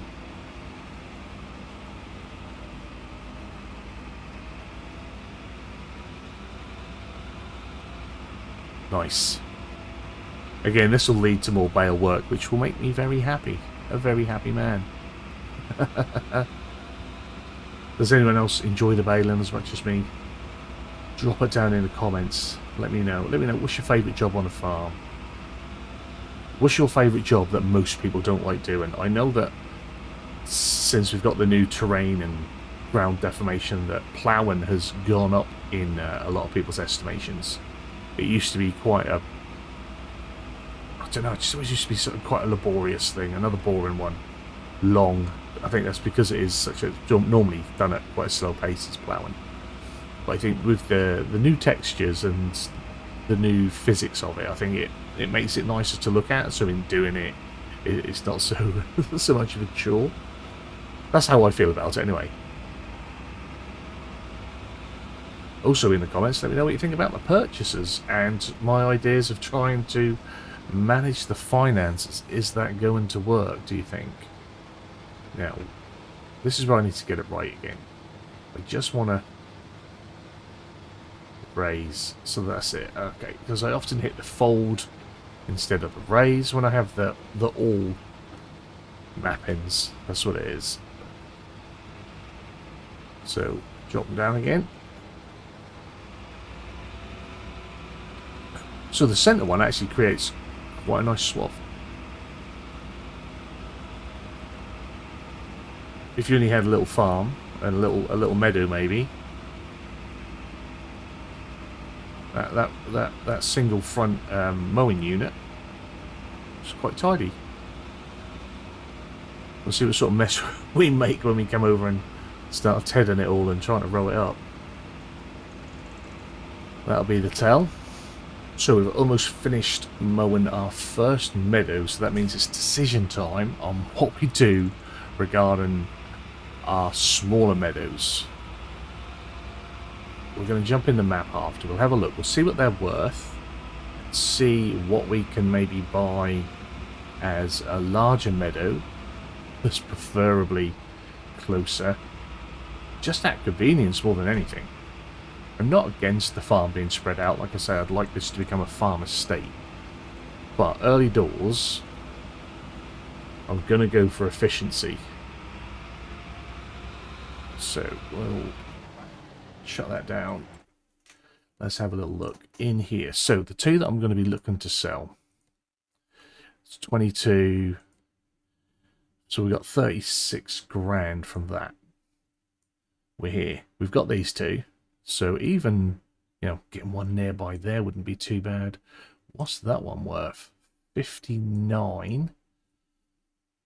Is it worth it for the convenience? Possibly. Plus it's sort of expanding on land that we're already sort of got, which sort of makes sense. That's obviously not going to be much. That's no bigger than one of them small ones. I think we go for 32. I'm going to... Oh, let's sell first. Let's not get caught out. I'm going to sell the small ones.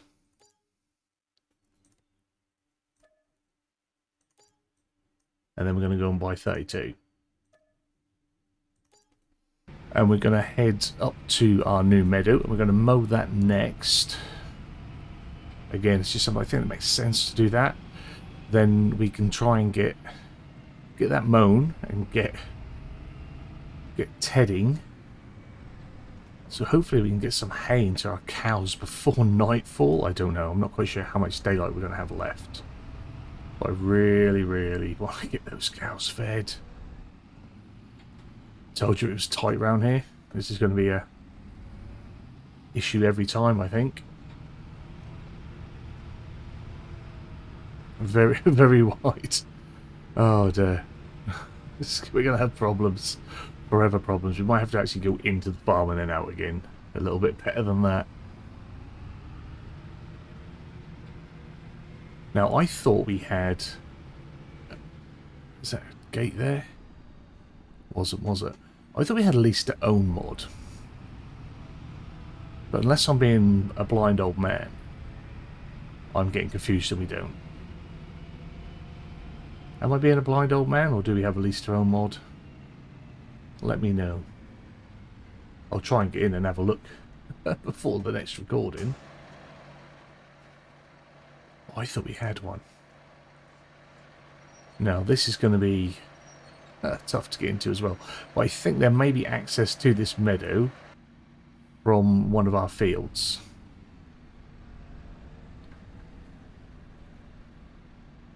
Oh, this is going to be a nightmare.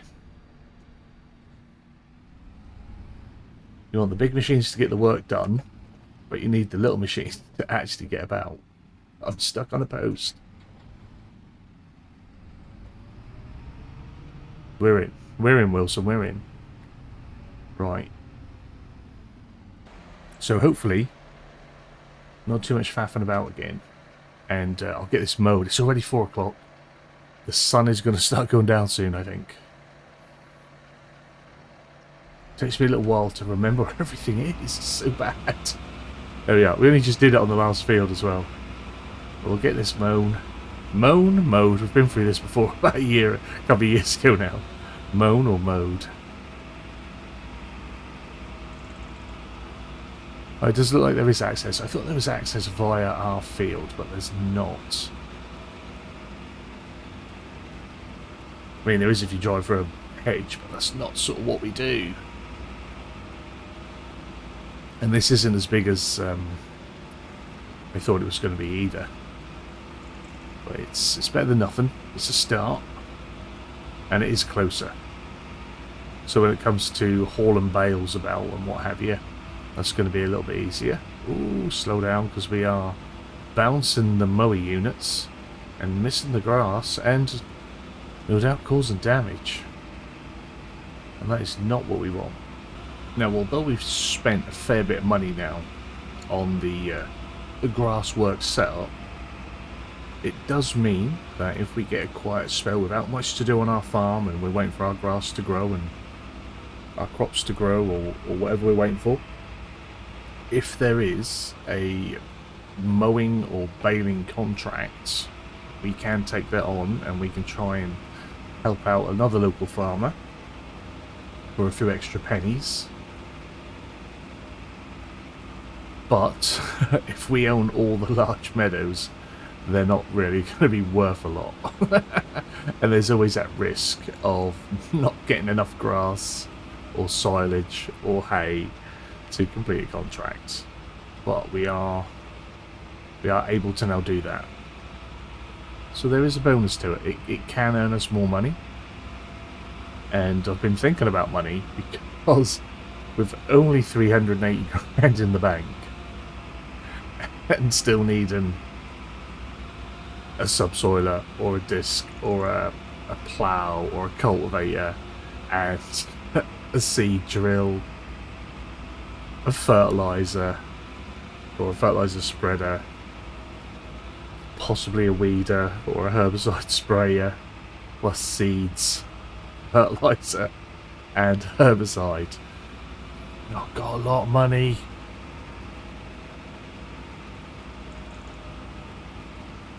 The next lot of sowing may be minimalist as well. Be nice to have a mulcher and a roller. Oh dear. We may have to start selling off parts of the farm. Oh. Fell back those 2 extra plots of meadowland I bought beforehand when purchasing the farm. It's gonna be tough. The challenge is real. It's not gonna be easy to save this farm. But if it was easy, what would be the point, hey? If you want to have a challenge, or I do anyway, that's what I find most enjoyable, is when I've got a bit of a challenge and it doesn't always look easy. But there we have it. We have another full one done. So I think let me go get the tedder.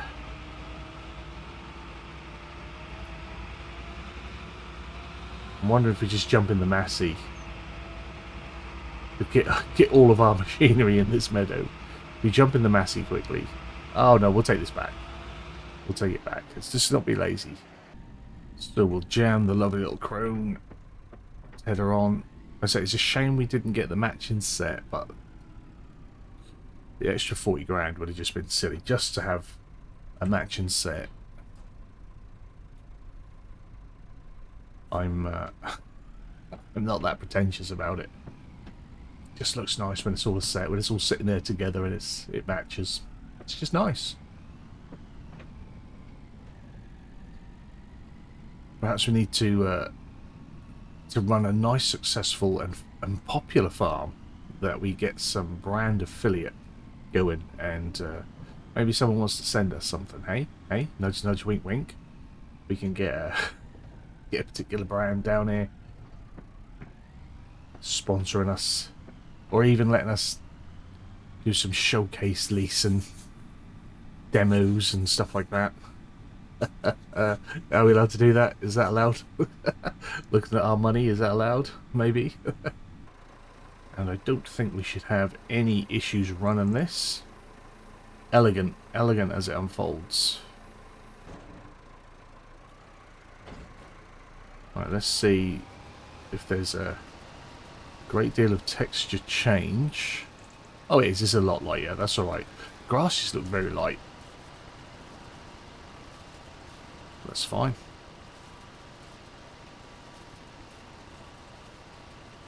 All good. We've still got light. I'm surprised we've got as much light as we have for September. It's still early September, so summer's only just come to an end, hasn't it?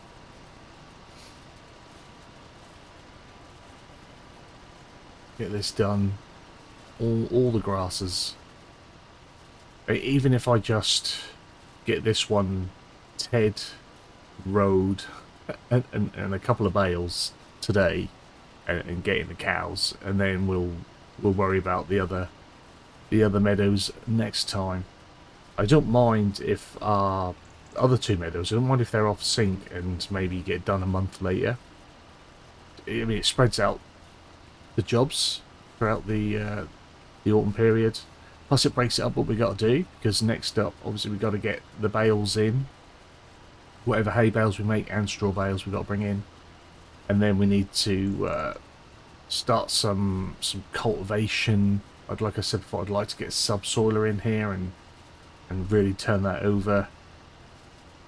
That would be good. Plus, you know, ploughing or subsoiling would prevent weeds, which would save us a job, save us some money. So that's probably the way we're going to go. I like to plough up and subsoil over other things. I know it's not considered the best thing to do for the environment, but hey, this is a game. And yeah, I'd quite happily plough up regularly and not have to worry about weeds. We won't do that all the time, but if we can get a decent sized subsoiler, we've got plenty of horses in the Fendt and in the JCB. We should be able to get a decent subsoiler, and yeah, make life easier for ourselves there. A tool that would be nice if it could turn up like right now. A tool that would be nice and handy would be the Bale fork Bale shredders. Now, I really liked using them. They were cheap, convenient, easy to get around. Didn't need to haul a big old shredder about and a blower. And even if you're like feeding hay, you could, you know, put the hay in and the silage in actually as well through the shredder on the Bale fork. I think I had 2 Gewheel Bale fork shredders, 22. Yeah, so if they could magically turn up somewhere, that would be great. Obviously from the legitimate modder would be nice, or if I could figure out how to convert mods. There's plenty of tutorials out there on how to do it. It's just finding the time to do it for myself. If I could convert one and keep for me and have on my farm just to save me some money and time, that'd be great. Well, it's nearly 7 o'clock. It's getting pretty dark, but I'm heading down to our first, well, our nearest meadow, our tethered meadow with the windrower. Left the tedder up here in the field. Trying to do my best to make sure we've got something for our cows. I don't want livestock agents coming down and telling us off for neglecting our animals. That is the last thing we want. So we start rolling this up. I'll just stick the fast baler on the back of the JCB, I think. I'll stick fast baler on the back of the JCB, we'll bale up some hay, and then we'll do our best to get it down. You can't really see much at night, so I'll probably do this and yeah, come back. I didn't want to have to work through the night, and we don't have to work through the night. We could sleep and come back in the morning and finish this off. Personally, I just didn't want my cows to just keep going hungry. How silly is that? Perhaps we should just go to bed and come back in the morning and finish looking after the cows tomorrow. Because this is going to take us another hour. And then to get the bales. Yeah. It's a lot of work. So it's 25 past 8 and we're about to start baling our hay. I don't think this has variable bale sizes, if I remember rightly. I think it's 5,000 litres. Oh, 4.5. That's just going to drop that. Excellent. Right, I think I'm only going to get a few. Because I want enough to make sure they're fed throughout the night. Like that's all I want. I want my cows fed. Oh dear. And we should be able to feed bales straight into the feed trough, I think. I haven't tested it, but I think we can. Usually we can. Not always, but usually.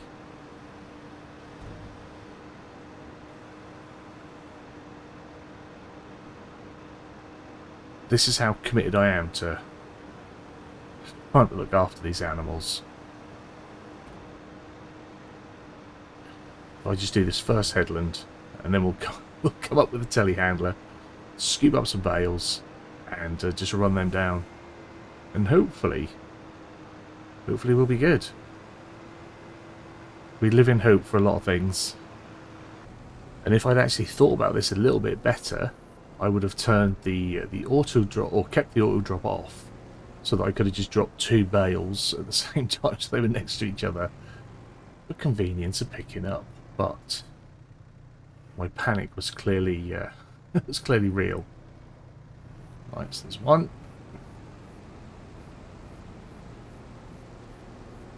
I'll have this one as well.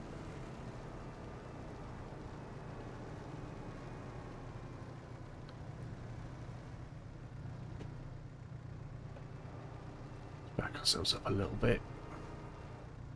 All the lights. Lots of shadows. Good job we got a decent graphics card. Right. There we are.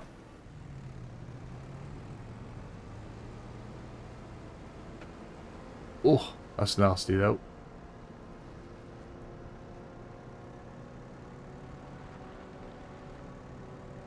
I want to drop these. Tilt that up a little bit.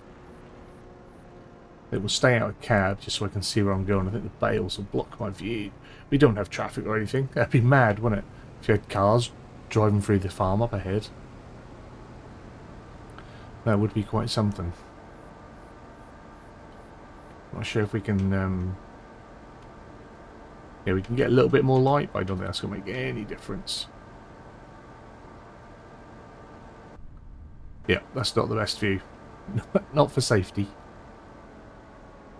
Not aware how narrow this all is.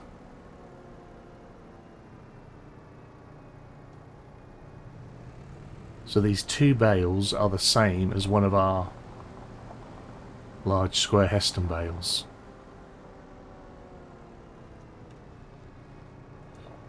Just down we go. Please, please, please, please, please accept bales for feed.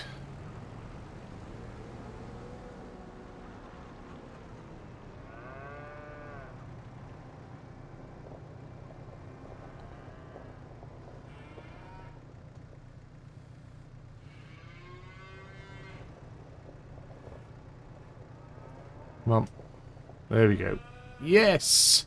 Cows are fed. Our cows are fed. I am a happy man. I'm a happy cowboy. Yee-haw. So I think that is where I'm going to leave this one. And I want to go get some rest. And then next episode, we'll go out. We'll finish doing some baling. We'll get our hay sorted. We'll sort out the other meadow.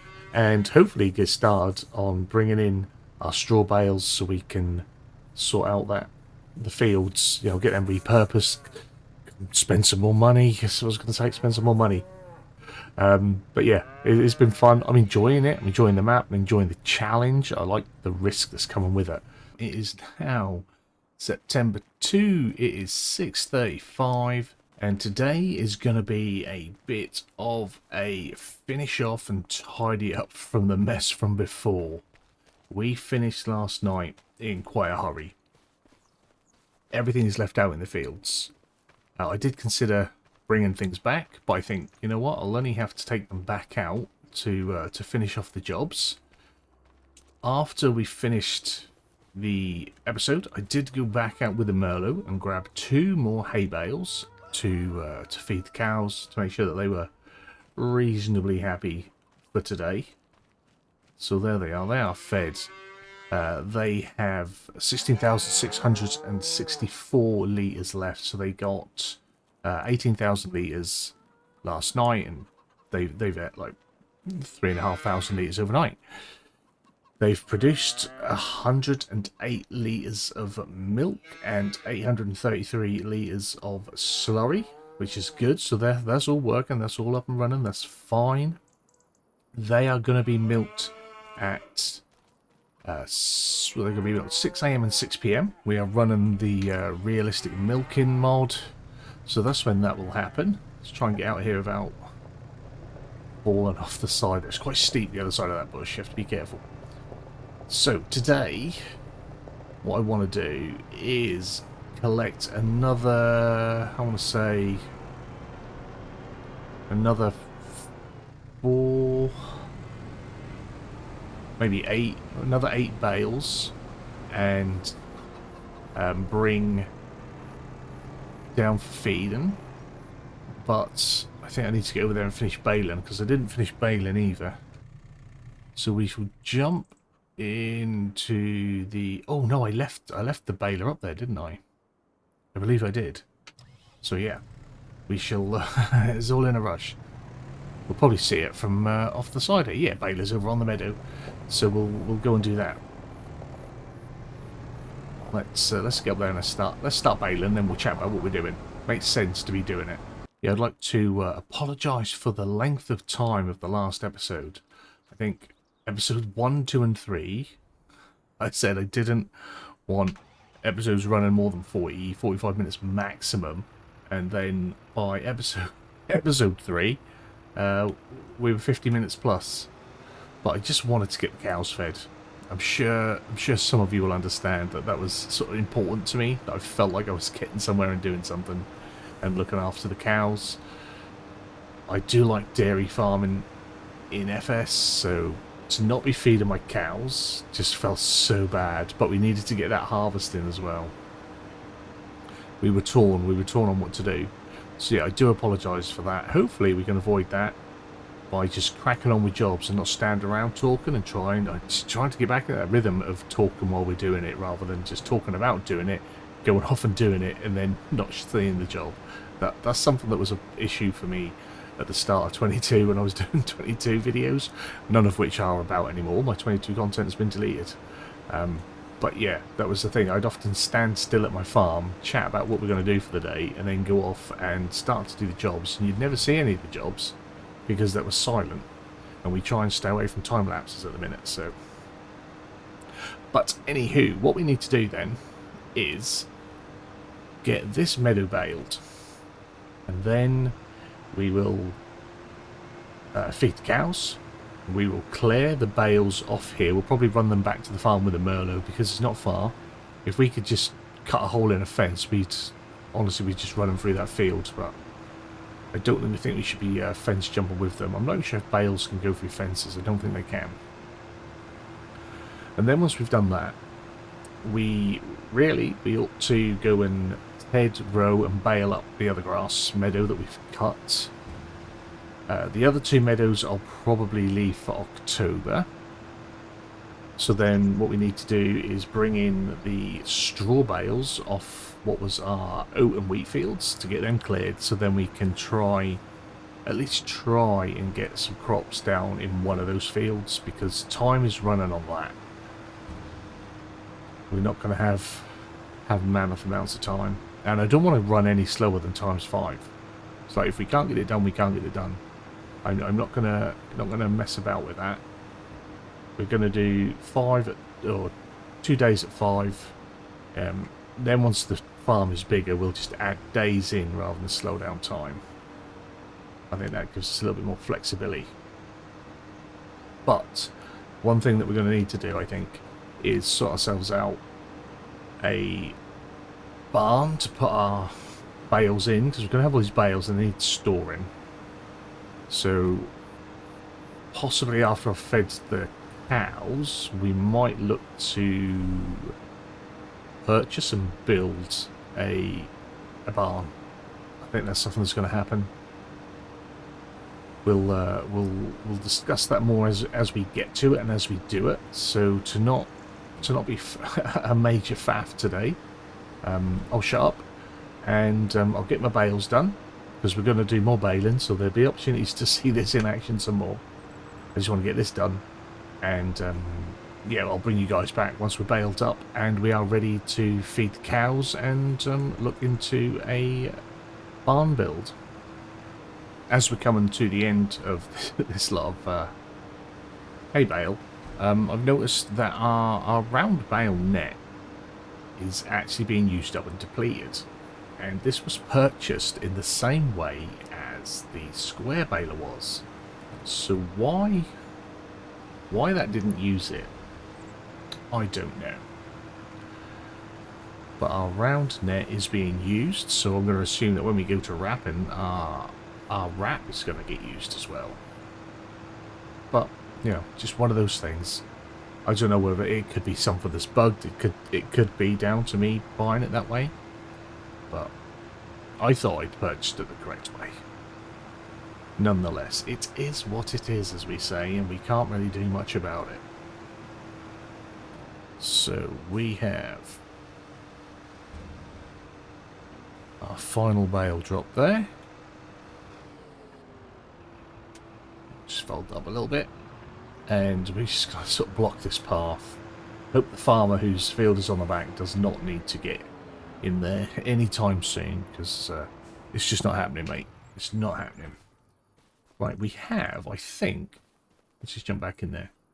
31, 32, 35 bales. We've put in 2, 4. So I think we've got 31 bales on the field, which is a fair few. They're only 4,500 litres. They're not big bales, but they are big enough. So tried to get in line with my bale spike so I could get it square, and then they put a tree in front of me. I couldn't see anything, but I think we're good. I thinks we be good. Not bad. Not bad at all, that one, sir. Let's have another one of them.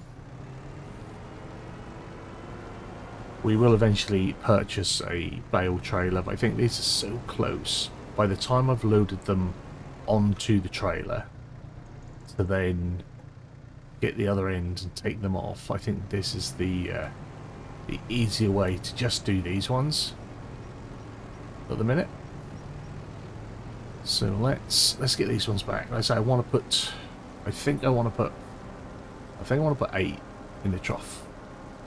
I might just go 6. So then once we are ready to do another cut, either on the meadows that we haven't done yet, or for a complete next cycle round at the end of the year, hopefully we get another cut at the end of the year, we can then try and do like a 50-50 on that one, because we'll have the extra hay hopefully still, and then we can do hay and silage, and then we can start feeding TMR to the cows. That'll make them healthier. That will produce more milk. It's quite nice over there, doesn't it? That is quite pleasant. That is the right amount of fog and mist for a morning dew. Although I think at 8 o'clock the dew might be gone normally. But that is, yeah, it's quite a pleasant view, that. I think when Fog Simulator 25 was announced, it had quite a few of us a little bit concerned. Giant's focus on the fog was a little bit worrying. And seeing it on the short time that I played on Hutan Pantai, I felt right to be worried, because that was a bit heavy. But here, and I don't know if there's anything that modders can adjust. I think there's somewhere else in the game rather than in the map. But yeah, fog seems pretty good. I think it's supposed to be dynamic, so it's down at the bottom of the valleys and not necessarily all the way at the top.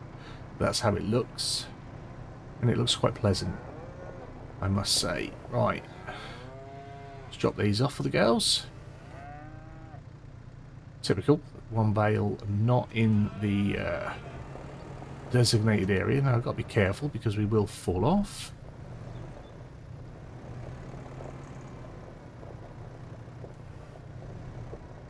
Try not to pierce that cow in the head. There we are. Right. Let me...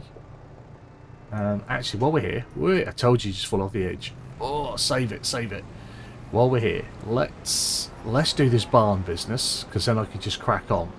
You've sort of seen what I'm doing. I'm feeding the cows, and then we will focus on filling a bale shed. So what I'm thinking we're going to do is, if we click on here, I'm not sure if we click on it if we have to pay to have it removed, or if we do make a little bit of money on it. I should have sold it day one. We'd have made an extra few quid, because I think that is base at 5,000. But never mind. We'll sell that, so it removes the clutter. There we go. Looks a lot better. I think that's all farm clutter as well. I think all the clutter that was anywhere on the farm is now gone. So what I was saying before as well, I'll show you now that we're in the build menu, is that each of these buildings, each section, is sellable.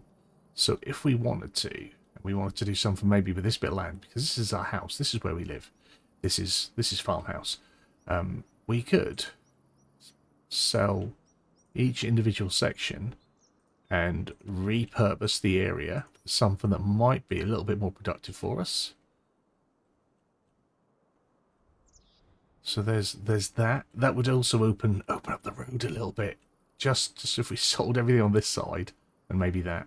If we sold all this, sell all this, and then we can yeah, have a clear drive through, and then do something over there maybe.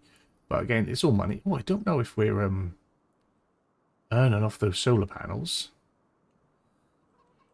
And yeah. Oh, another thing. Yeah, we were talking about maybe selling the pig. This will be the pigs that we sell. We will sell that eventually. I think that's 20. That's 24. I'll not do that right now, although I should, because I'm going to get more money for it. But I'm not going to sell it right now. What I need to do is get this bale shed down. So my landscaping skills are pretty awful. We are going to take the level of the silage bunker. We'll try and get that. That's going to be our level. And then everything else should pretty much come in at that level for us, hopefully. That's how I'm going to work this. I did accidentally bury my weight, so I had to quickly hop out and sort that. So we don't want sheds, we want silo, because we want a bale shed. And we're going to go with this one. It's nice, it's simple, it's going to get the job done that we want. It shouldn't cause me too many issues with placement. It could probably even go back a little bit further. Give me more room. Check around the back. That's alright. Not too bad at all. Right, I'm just going to do a little bit of texture and do a little bit of smoothing, and then we'll have a closer look. So there we are, all done. We've put a little bit of dirt and asphalt down. Connected it to our silage clamp. And this is a silage clamp, by the way. If I come in and I press F1, you'll see we've got 0% compaction, fill level 0 chaff. But that was 10 grand. And yeah, we can sort of start filling that up soon. We'll get some down here. Put a bit more grass back down from smoothing out and doing. Like I said, I'm I've never been very good. I used to be good at landscaping and building farms back in FS19. I used to do quite a few of them. Since 22, and the landscaping tool changing up on me, I never got used to the change because I'm a bit of an old man, and yeah, so I do struggle a little bit. But I think 25 has had a few tweaks with its landscape tools, and I think functions a little bit better. So we'll see as we go along in the game whether I decide to do any sort of farm builds and stuff like that. We shall see. But for now, I am going to grab another 4 more bales. I'm going to feed the cows, and yeah, then we'll stick all these in that shed. That's what I'm going to be doing for a bit.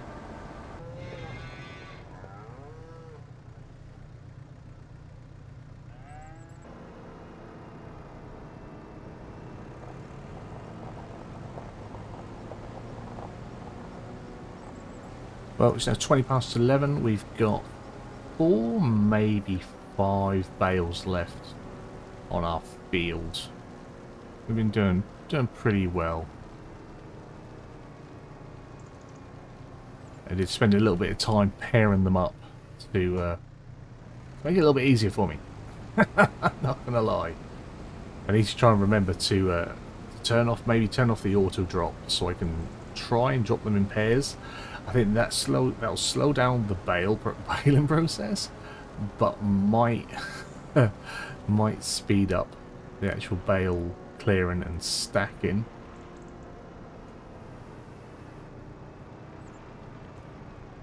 The amount of times I've hit that post in the bush and fired a bale off, there may be one over on that farm. It come down there at speed and they just shoot off the spike. I turned off the recording, so I haven't got one captured, but because I wasn't doing it intentionally. I did keep a little bit of the back and forth going, and I thought this is going to take me a while. Let's just pause the record and we'll come back when we're ready. I'm trying to make a thing of that. I'm hoping that by just stopping the record and getting on with things sometimes is going to help to move things along, so I'm not doing all this rambling, all the time. Sometimes you just need to get on with it, Mr. Farquhar. Get it on. Right. So we've got a nice tight little stack building up there. Unfortunately, when they're going in, they're not keeping our little wrap on. But when they come out, hopefully they'll have it back. I like when they have the little sweat wrap on the hay. Good for making haylage for horses, you see. And when we start to be Dutton Ranch extraordinaire, when we get the horse ranch, we'll want a little bit of haylage. We'll do a little RP for haylage. So I think it's just the two more on the meadow. Pretty sure of it. And then we'll move our tedding and our windrow. Or, since we're sort of halfway through this day, and I really need to get moving on clearing at least, like I say, at least one of the arable fields, so we can then start to look into getting something sown. I might do that, so I might quickly clear the largest, because not only have we've got a rush to try and get it sown, we've actually got a subsoiler, so I need to get on that. And we've only got one day, because I went from 3 days, and I thought that's going to feel like too much, to setting it to 2 days, to thinking now that's not feeling like enough. Our fields are big.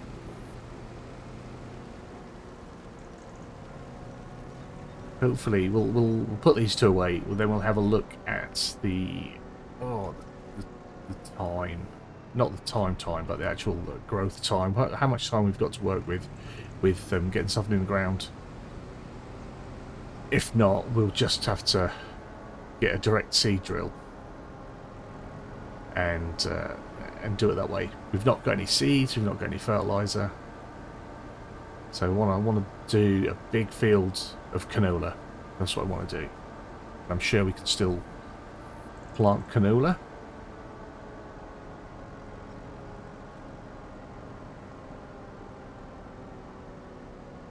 As you can see, I've got a little bit smoother coming down here now. A lot smoother than the first few runs. I like how he follows us as well. Like all the NPCs, all of them, all 4 of them. The NPCs keep an eye on you as you're driving around and doing things, so they're all watching. So I imagine that somewhere off at the animal dealer and at the sawmill, those two are just sort of staring off at us as well, just spinning around, following our movements while we're not there. Let's just. I'm trying to save fuel as well, so let us go into our calendar. Our cows are fine, as you can see. They have 43,000 litres of feed, which is plenty. Their health is slowly going up. I think it should jump up to 80% with the hay. I think that's what it's telling us. Not sure if they'll reproduce with it at that, but we'll see. Our chickens, by the way, they are at full productivity. Eggs, we've got, I think, half a pallet of eggs. Everything else is still empty. Anyway, this is what we want to look at. September. So what can we, because we're looking at October as well, you see. So planting is green. So we do barley in October.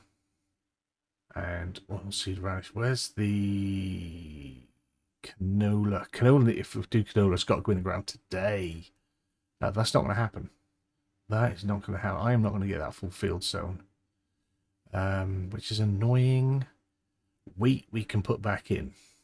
Oh, that's frustrating. So it looks like it's probably going to be a barley or wheat. And then if we go for, if we can't, I'm not going to get the canola in. When? Quite frustrating. Something that we can, that's still harvestable with a combine. If we sorghum will be a profit crop. If we do sorghum or soybean, and we can get straw off these because we've got that. If we do soybean, barley comes in early as well. Oh, yeah, so we're going to plant barley because that'll come in early. And then we'll... Or should we just do wheat? Because I'm building up wheat anyway. Let's leave barley alone for a minute. Do wheat. The windows seem really short. We'll do wheat and then we'll save a field for soybean, I think. We'll decide in April, but we're going to save a field for soybean or sorghum, I think. That's what we're going to have to do. Not going to be doing corn. Yeah, we're just not ready in time for the canola. So what I need to do is clear the straw bales off of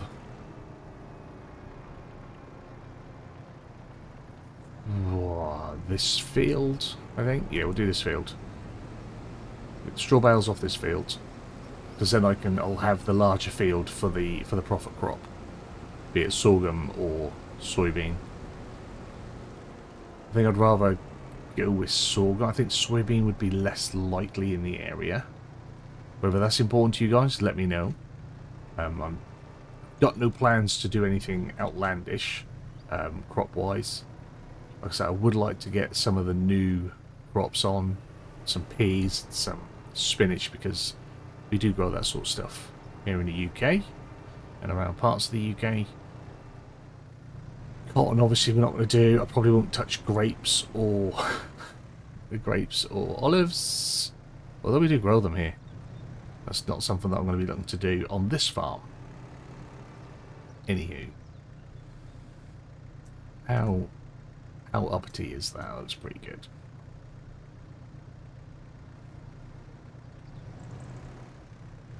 I'll do two at a time. Why not? That should be fine. So yeah, we'll get this cleared. Ooh, also, to help my cows, I need to see if I can. That's what I wanted. I wanted a bale shredder. I need to get some straw in there. It's not the end of the world if they don't have straw, but it would be nice. It would be nice. I might edit an XML as well and see if we can get sawdust down. I'm not sure if you can already, but sawdust would be cool. Sawdust down for bedding, because there's a few trees I wouldn't mind getting rid of, and leasing a wood chipper to facilitate that would be pretty cool. Ale clearing is going so well and so quick that I'm braving a 3-stack. Having fun. Having fun. Just out here doing me.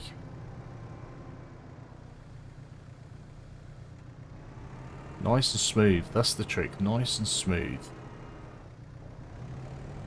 We've got 4 left on there. I was wondering, do I go and grab them off the other field? But I think I'm going to save that for a boost episode job to clear that field.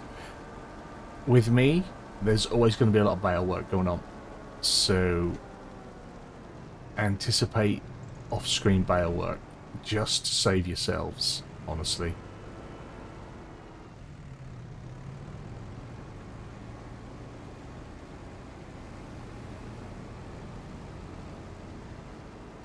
It's just going to be better for you.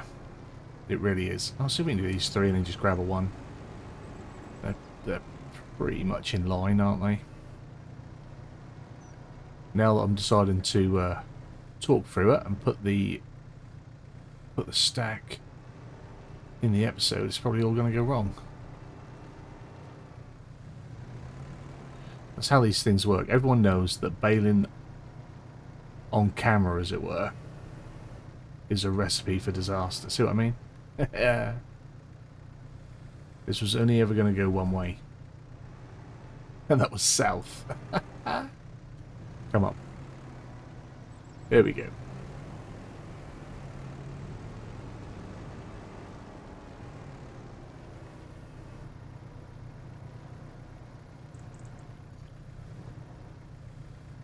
Can't have it all being done off screen.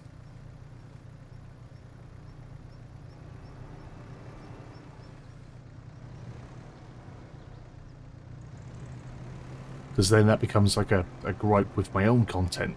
It's that, oh, there's too much being done that you can't see, and I don't like that.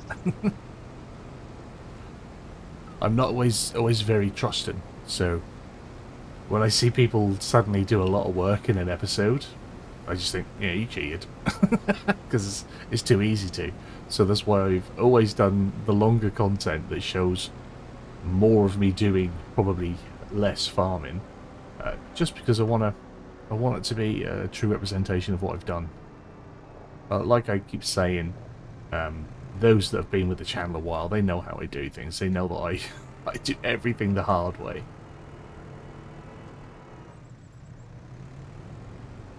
And when I do a little bit of super strength or anything like that, I always tell people. Because it's obvious. It's obvious when you've done it. Like when I faffed about and paired up my bales. I did that quickly just so I could move my bales a bit quicker.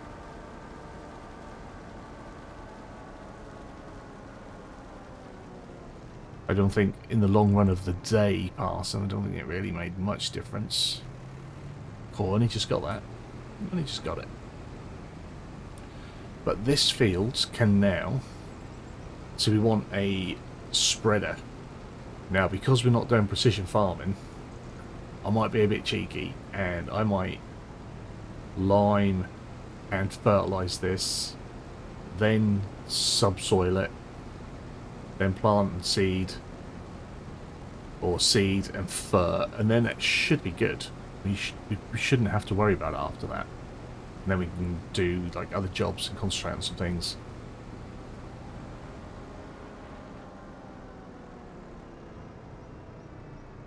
But in wanting to do all them things, that means we've got some either long-term leasing coming, which while the game is still early on, and while we've got like what, a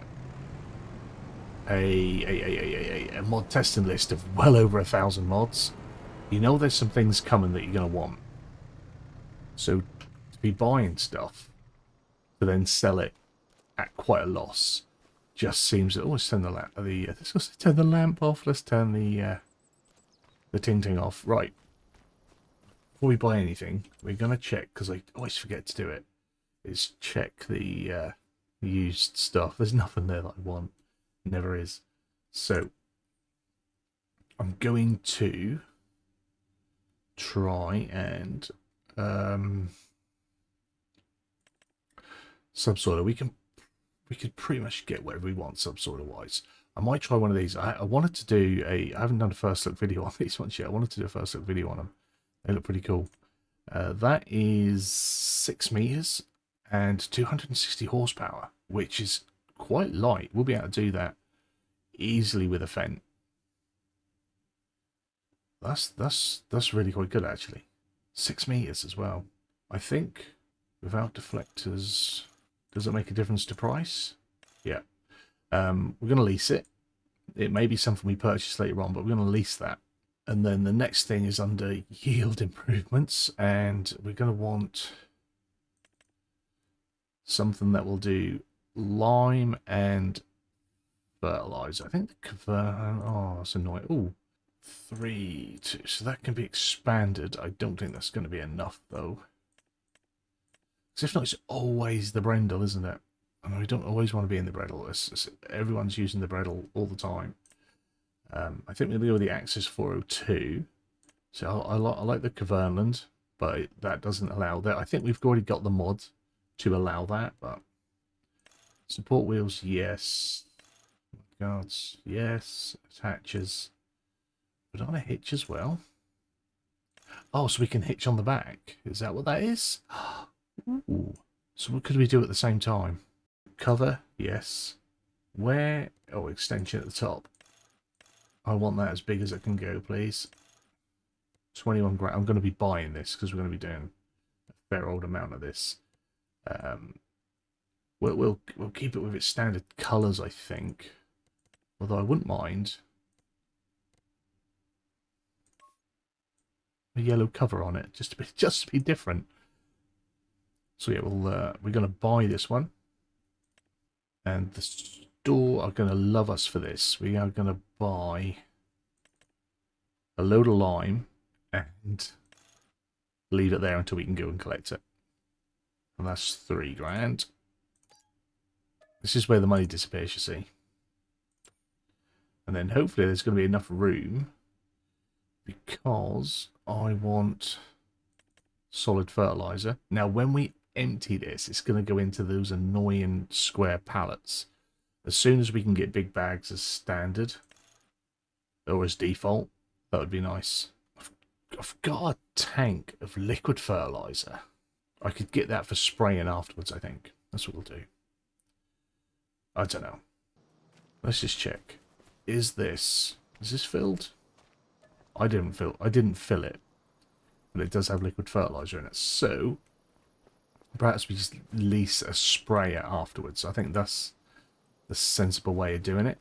So we will go and get the JCB. We'll jump in the JCB. I'll bring the baler back. And then, yeah, we'll go and pick up the sprayer. Spreader. Yeah, spreader. Oh, Mr. Bale. Yeah, I do like that yellow top. It's different. Sometimes it's good to be different. So we want to start filling. I haven't even checked the soil to see how bad. Well, I mean, we don't have a percentage of like lime needed. Either needs it or it doesn't, and we're just gonna chuck it down, because I think it's gonna need it. But with the JCB, it does mean that we can get up here pretty quick when we need to. Hopefully, my weight on the front is enough. It is quite a big weight. You'd have thought it would be enough. So let's hope. Let's hope. All right, let's get back to the farm. Let's do some farmering. Something different that's not bales.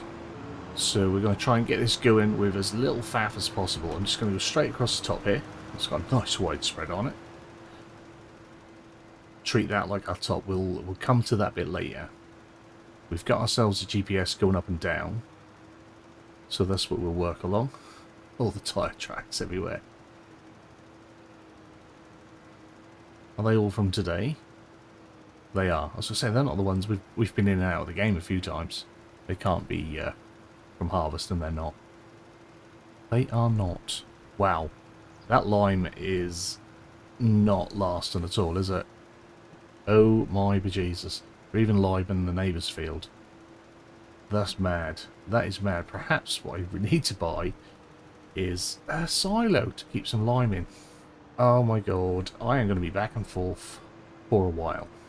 So, back with another load. This is going to be mad, isn't it? It's going to be insane.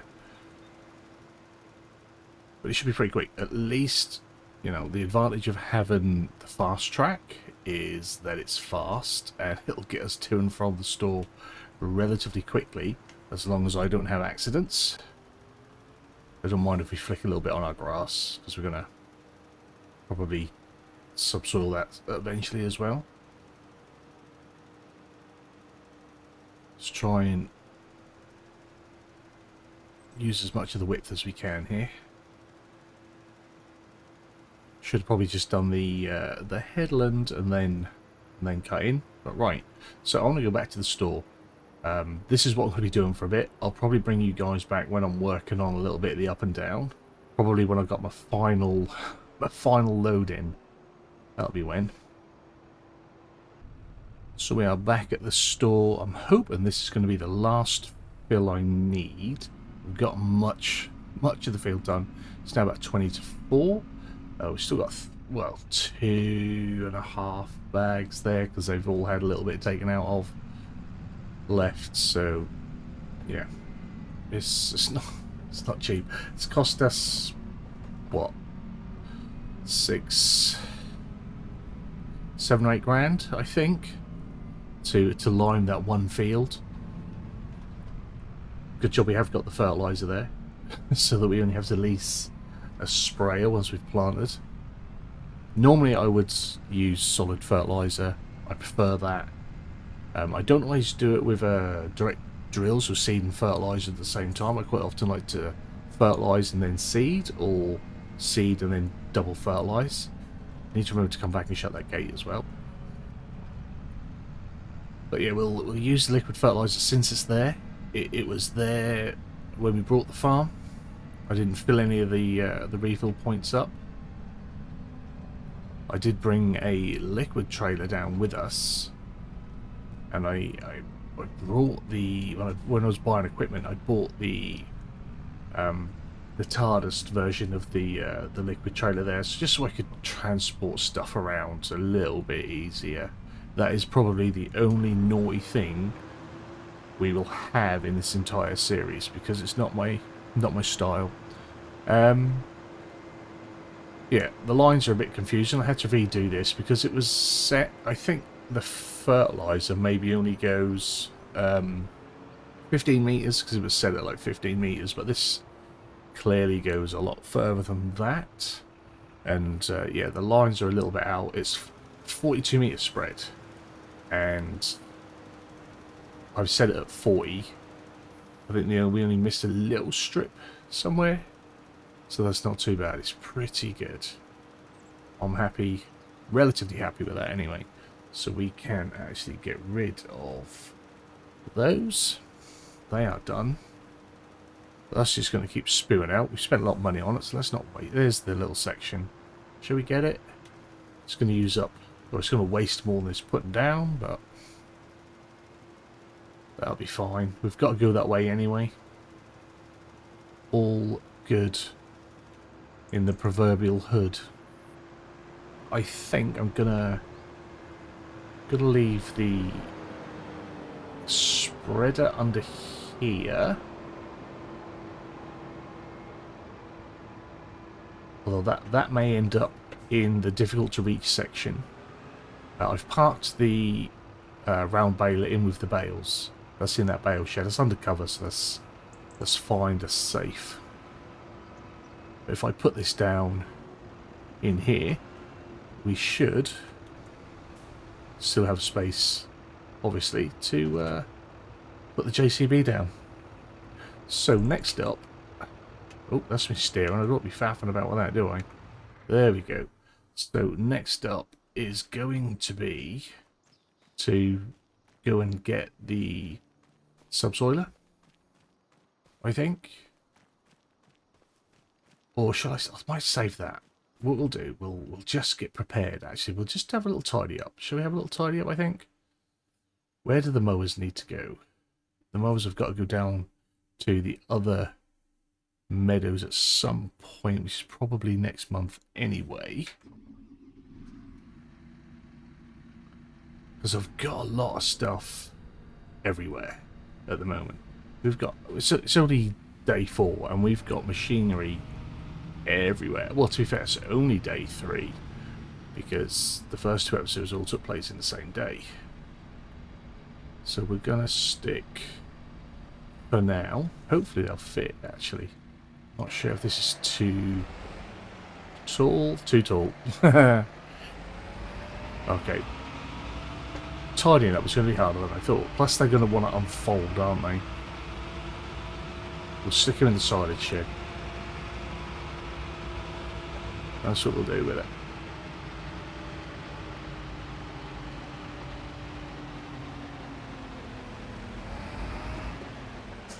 Right. Let's actually get myself where I want to be.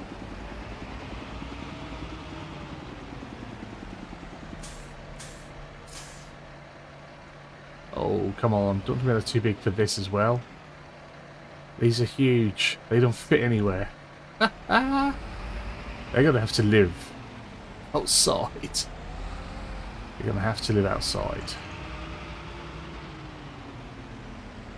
I want to put them where the Blub and Merlot is. Of course I do. Of course I want to put them here.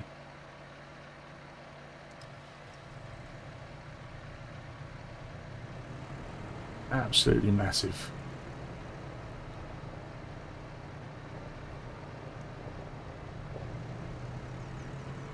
The Merlot will be in good use again once we've done some more baling. But we need to clear the other field. I might get that cleared. I don't know, because I'm not... Yeah, I might get that other field cleared of bales off screen. And then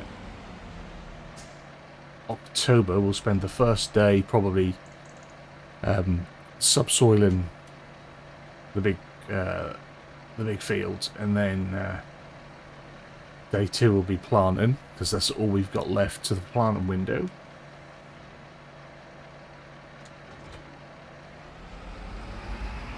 Pushed for time.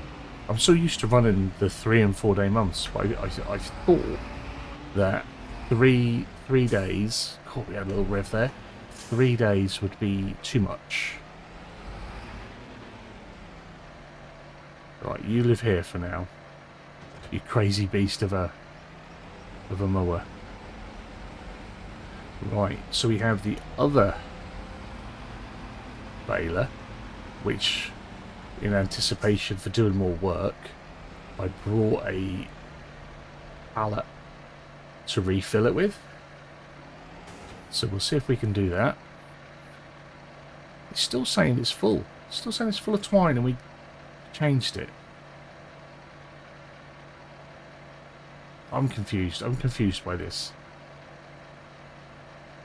So is it... I don't know. I don't know. I really don't know. Let's try and put this away as well. This is going to go down here for now, I think.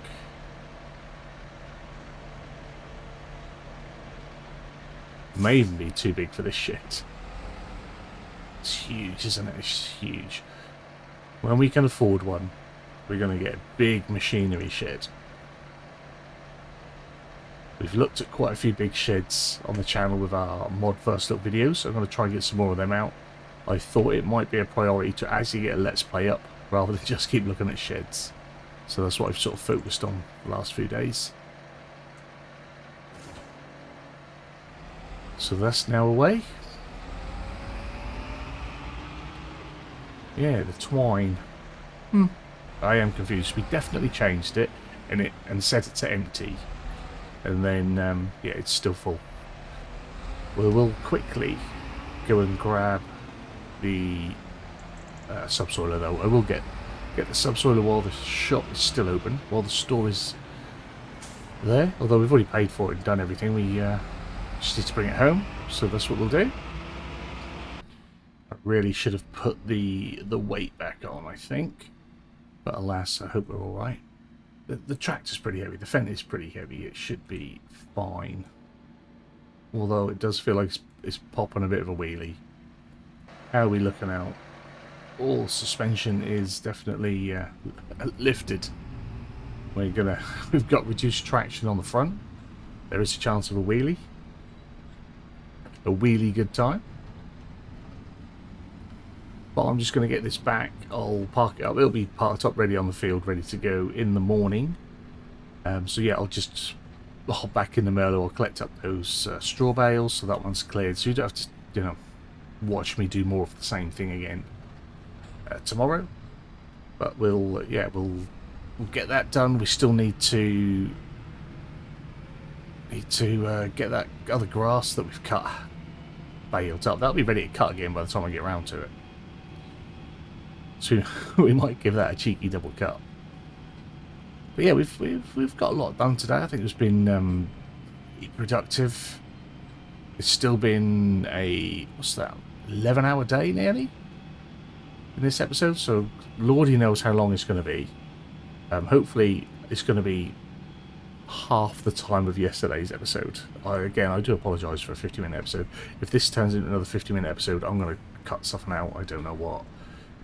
But we'll see what we can, because I was gonna get started on this, but I'm thinking, let's not risk some really long episodes again. Even if we start it and I finish it off screen, it's like another job that's being done off screen, and I don't like doing a lot of that. We've already said I'm going to clear bales, so I'm just going to park this here. This is sort of where we're going to start in the morning. But that, my friends, is it. A day done. We spent a bit more money. We are down to 341 grand. I don't know how this is going to help us save the farm when we are not making money. Money will come, though. I got out early because we've got a lot of subsoiling to do today. We've got this big field. This was our oat field. We need to subsoil this, and we need to get barley in the ground. I think is what we decided on. because I think it's too late for wheat. I think too late for wheat, and we can't get nothing else in the ground. So I believe there's barley going in here. Yeah, it's going to take a while. This is definitely going to take us a while. I've already started, I'd say around about 6 o'clock. I think I've been going since 6, maybe a little bit before, to try and get things ahead and running. So I've already subsoiled up and around by where have I done it? Up and around by the turbines. I think that's the word I'm looking for. Why is my steering assist not connecting onto where I want it? There we go. So yeah, I've already done a chunk of it. I thought I'd try and get started on that bit. I'll get the awkward bit out of the way, and then I can relax into just doing some up and down rows at the start, and we'll see how well we do. But I think this is going to take a massive chunk of our day. I want to try and get straight into seeding afterwards as well.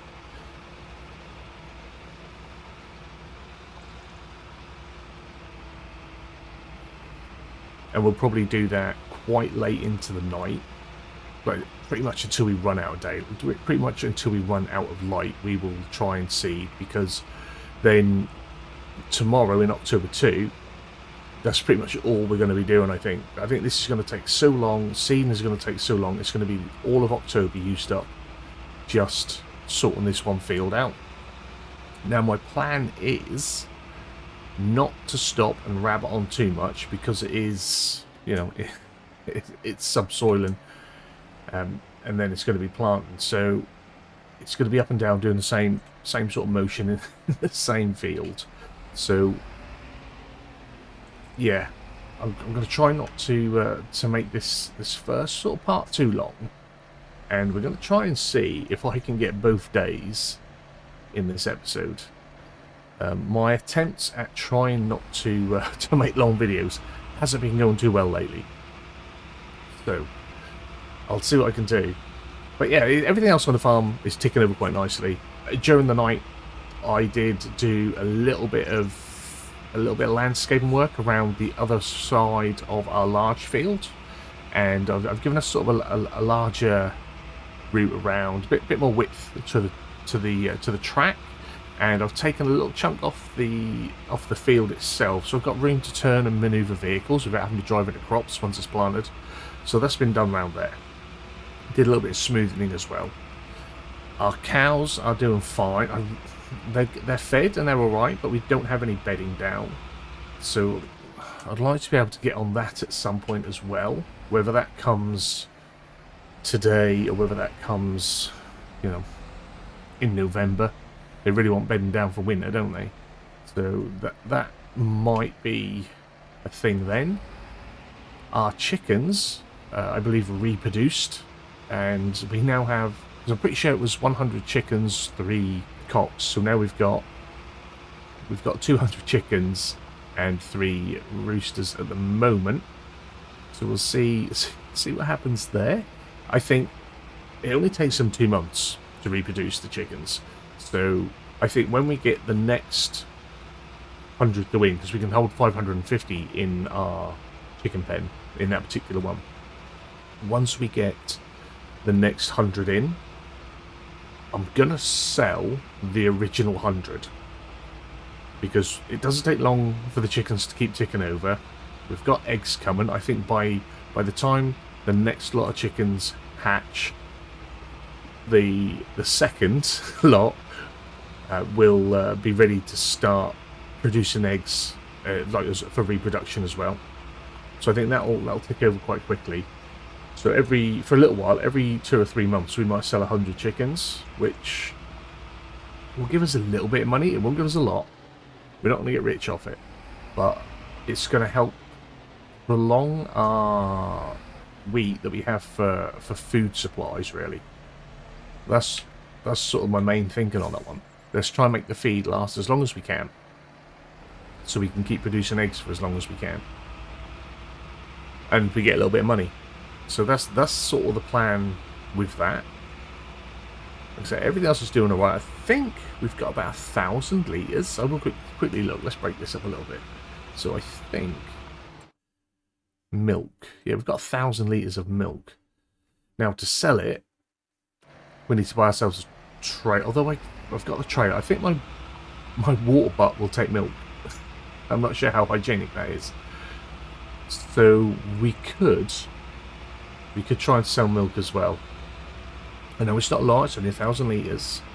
But I also don't like, as a rule, I don't like waiting until it's full. Like, waiting until you've got 20,000 litres of milk. So, like, the first, 100,000 litres milk will have been sitting there for like a few months, maybe a year.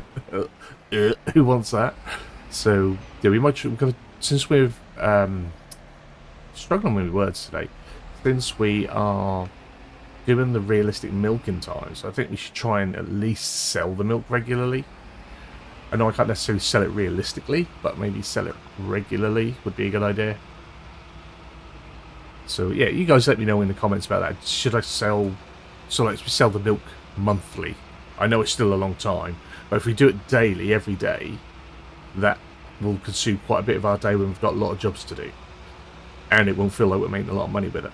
I think if we sell it monthly, so we'll get 4 milkings, and then we sell. I think that might help us a bit. You let me know in the comments on that one. But I am going to crack on with this subsoiling. I'll get this field finished, and then I will bring you guys back when we are making the decision on the seed drill that we're going to be getting. It'll be most likely a long-term lease, I think. Or it might be a short-term lease, because I'm not drilling the other fields until in the spring. So yeah, we'll see what we get then. But I'll crack on with this, and I'll see you guys when I'm finished here. So it's now about 1:45. We are a little over halfway round on our final headland. So I think we're doing quite well. Haven't had to adjust any times or anything like that. I've just kept it at ×5. That's how we're doing it. So I think we made good progress. There are a few patches out on the field, see over there, where I've missed. So I think when we get the drill, we're gonna have to make sure it's a direct drill so we can go over and make sure we plant on the areas that I did miss. It's just how I am, I think. Useless, absolutely useless. But yeah, it's gone well. It's taken a while. We sort of expected it to, can't lie. This was never going to be a quick job. But with it only being now 10:02, I think we've got a good chance of getting a fair amount of this sewn in today. And I want to try and get, if I can, all of October in this episode. So yeah, we could get out and possibly sort out that meadow that we cut and haven't baled up yet. That would be nice if we can get that done this month as well. And sell the milk. I would like to sell the milk.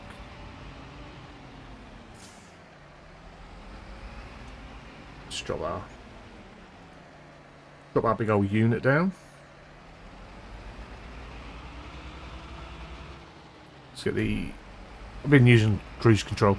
Taking it easy, take it really easy. Now, even with over 300 horses, we have struggled on the uphill. Downhill, we are hitting 6-7 miles an hour with a working speed. Uphill, 4, if we're lucky, 5. So I think in future, we may have to, although it's shorter lengths, I think if we can do them quicker, we'll be a little bit more productive if we go across the field rather than up and down it. It's a little bit Irish, I know, but we've got to work efficiently, I think. And I think that will be more efficient time-wise. We'll see how it goes, because we can start at the top and just keep going all the way across, work on our way down. Whereas every other row doing it this way, and it'll be the same with all of them. We had the same issue, I think, when harvesting in the other field and in this field. That the uphill, obviously, is around about half speed of the downhill, so it's not efficient for time. So that's what we'll try. We'll try that. I'll probably try it with a seeding actually. Start at the top, work our way down. Now, I do need to grab some fuel after this. We're halfway through our fuel, so we'll try and get that sorted as well. So I'm going to leave the subsoiler over on the next field.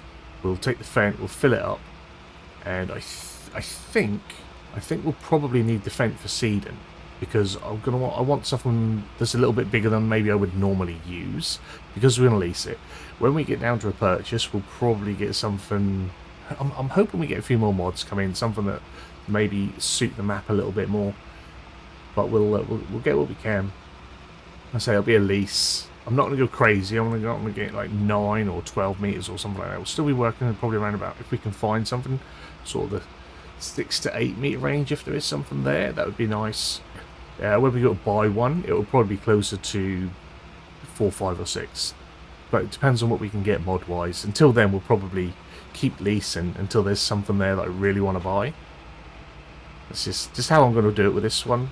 I'm happy to lease. I know a lot of people don't like leasing. They don't see it as value for money, whereas I think leasing is a pretty good way to go, because you can get stuff maybe that's more expensive than you would normally be able to get if you were to buy it, and yeah, you can get something a little bit bigger, certainly than that you'd be able to afford if you were purchasing.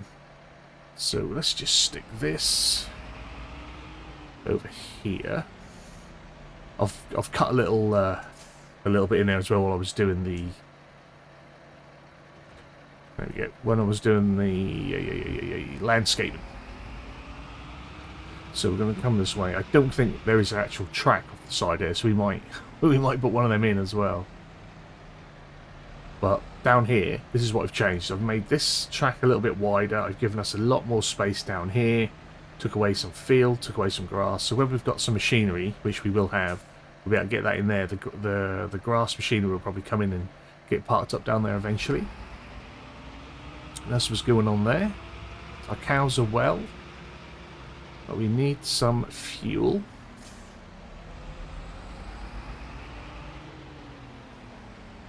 Let's see if we can fill from here. Hopefully we can. Yes, we can. It's a job. Takes a little while. And then in the store under seeders. Yeah, I think for now, for the time we've got, that's too small, that's too small. I don't like that one. 4 meters.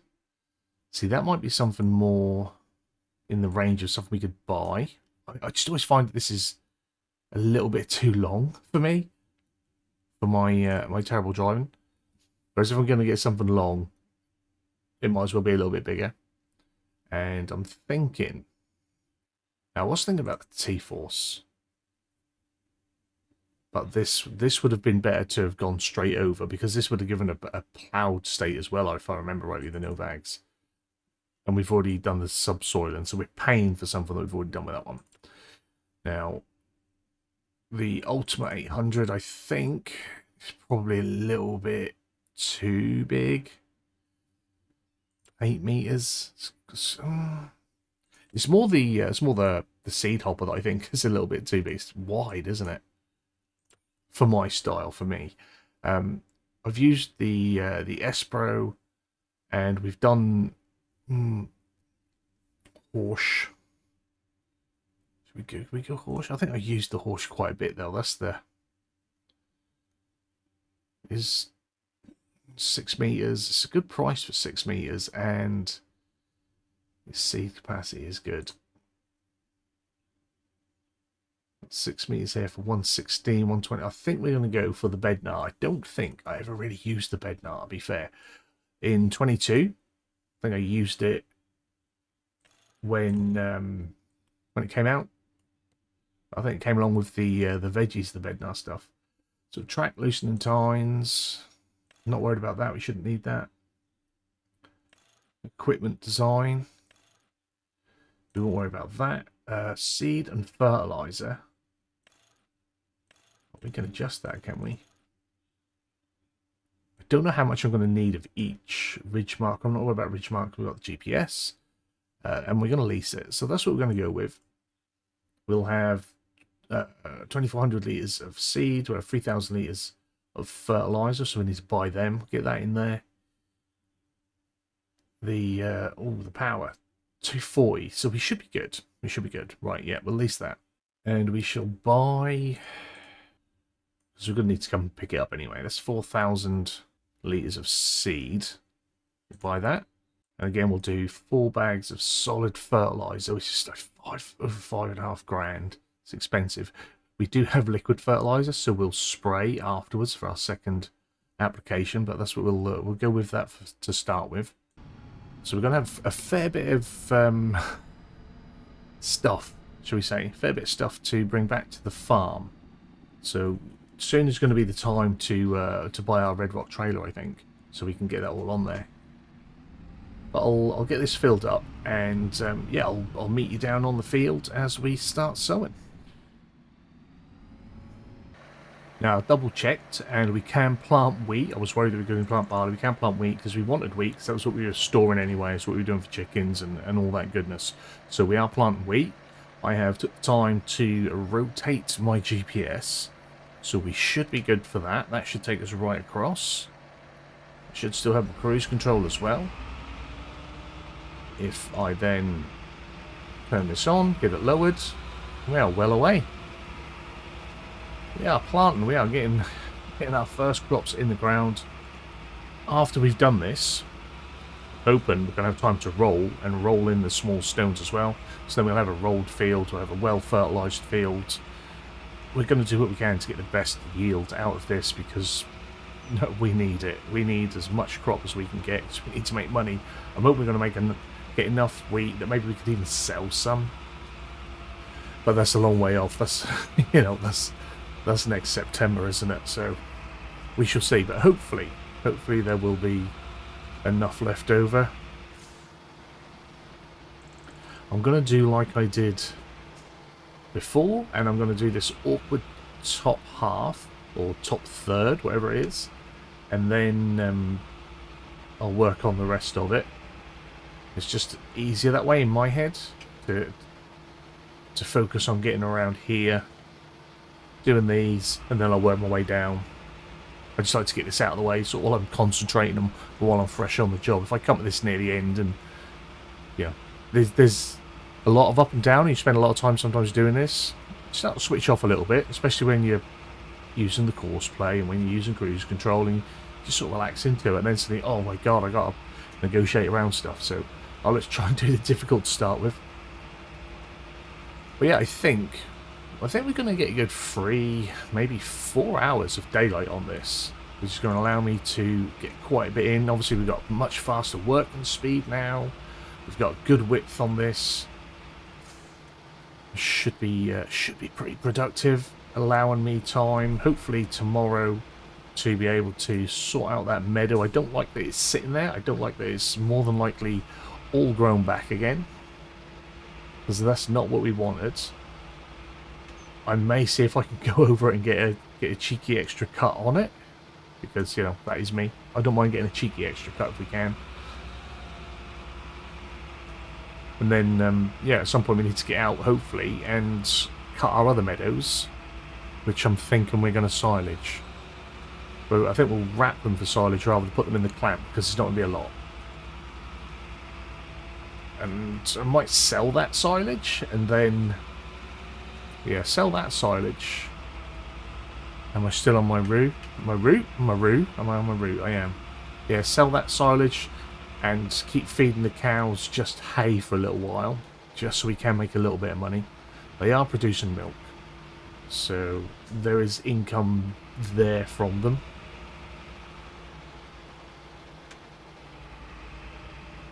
Try and turn this big boy around.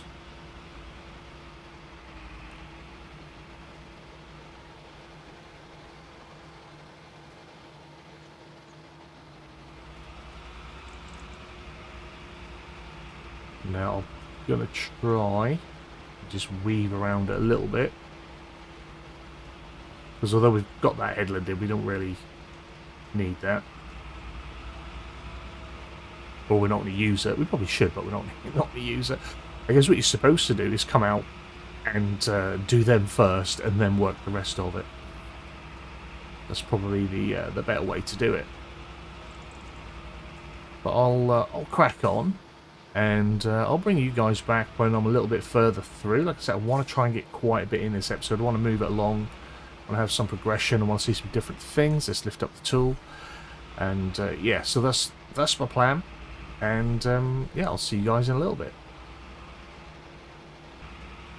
Well, it's now 9:15, and we're working later than I anticipated and later than I thought we would. But it got to around about 7 o'clock and it was dark, and I was like, oh, should we call it a night and come back in the morning, finish it off like we'd planned?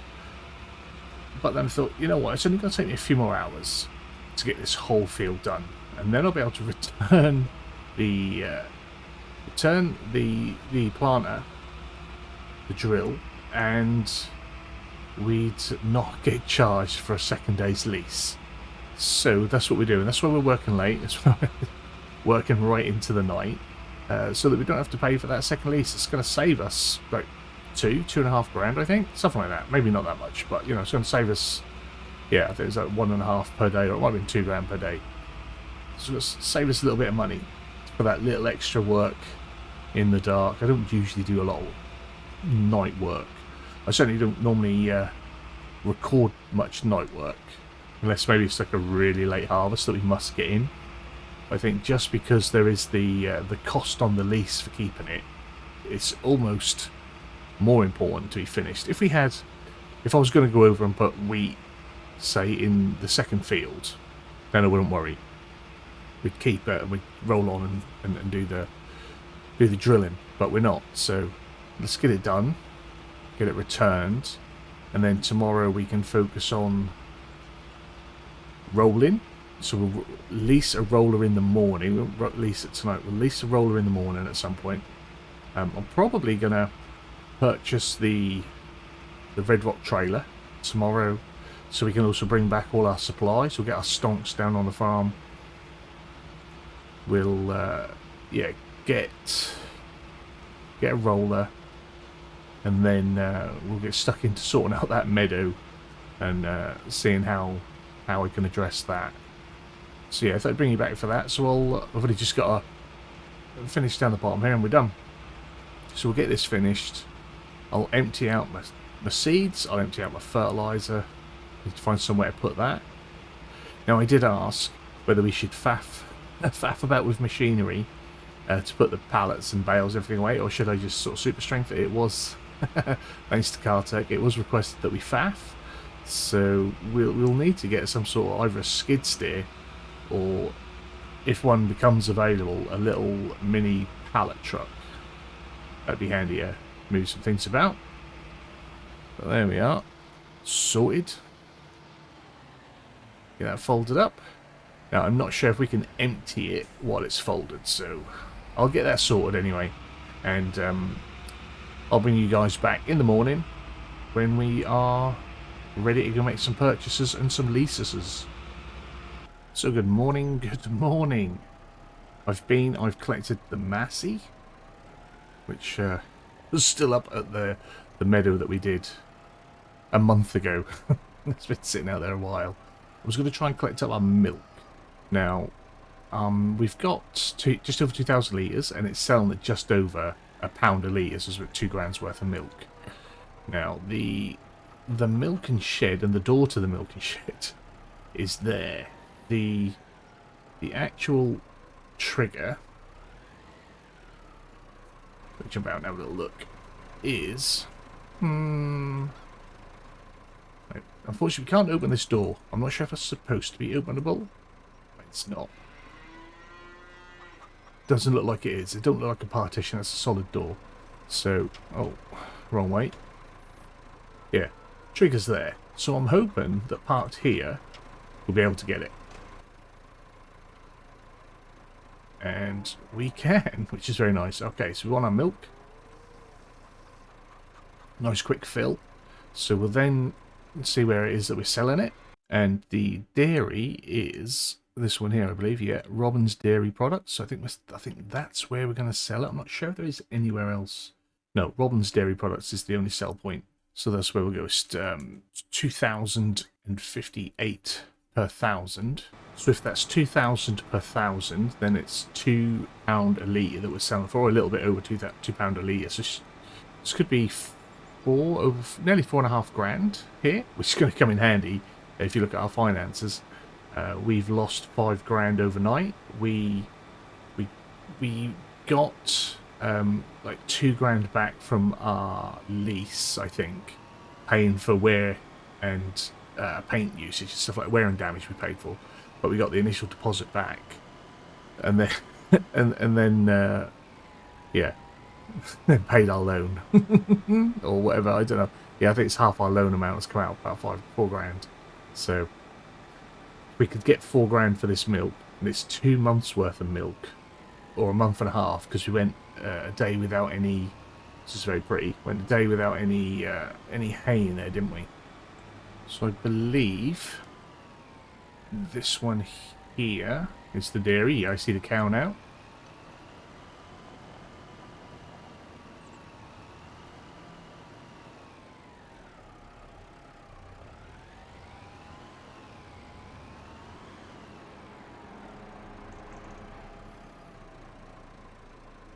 Not sure if we're going to worry about buying up too many reductions.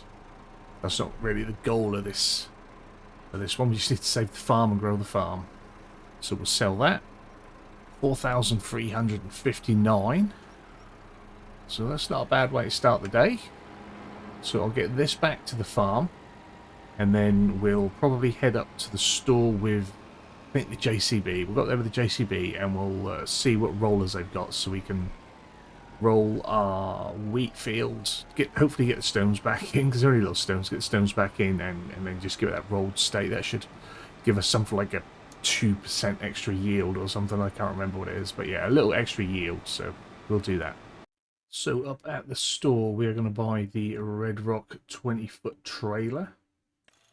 Wheels are, let's have a little look.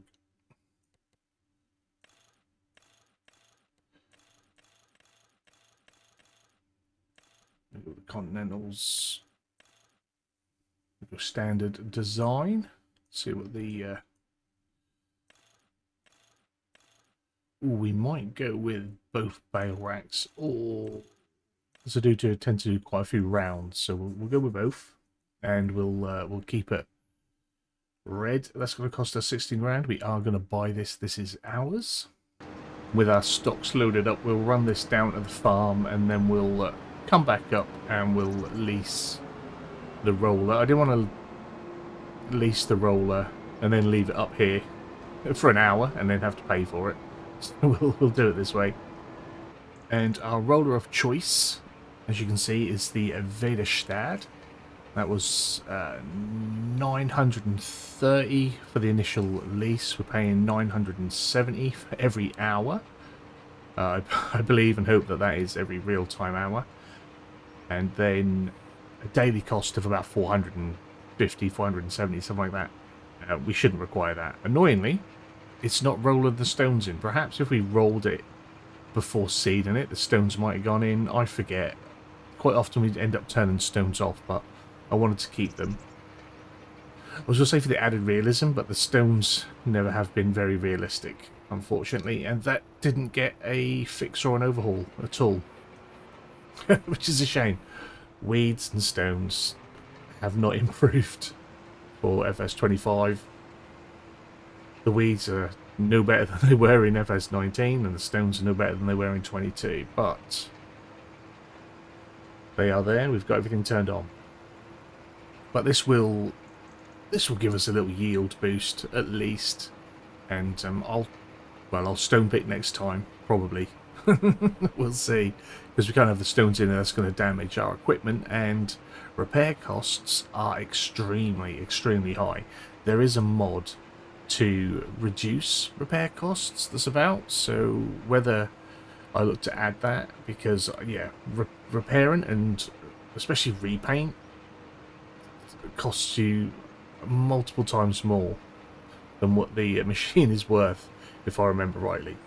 So we're not going to be doing that. I don't tend to do a lot of repainting anyway. I like when the vehicles look worn.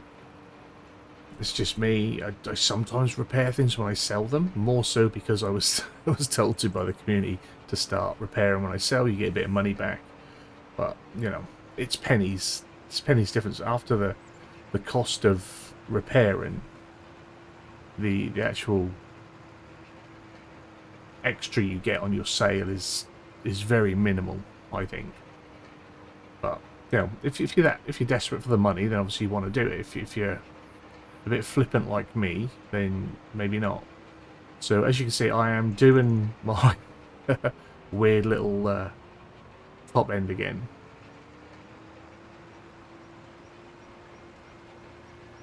Just to get this done. This, I don't know, this shouldn't take too long. A few hours, I think, to get this done.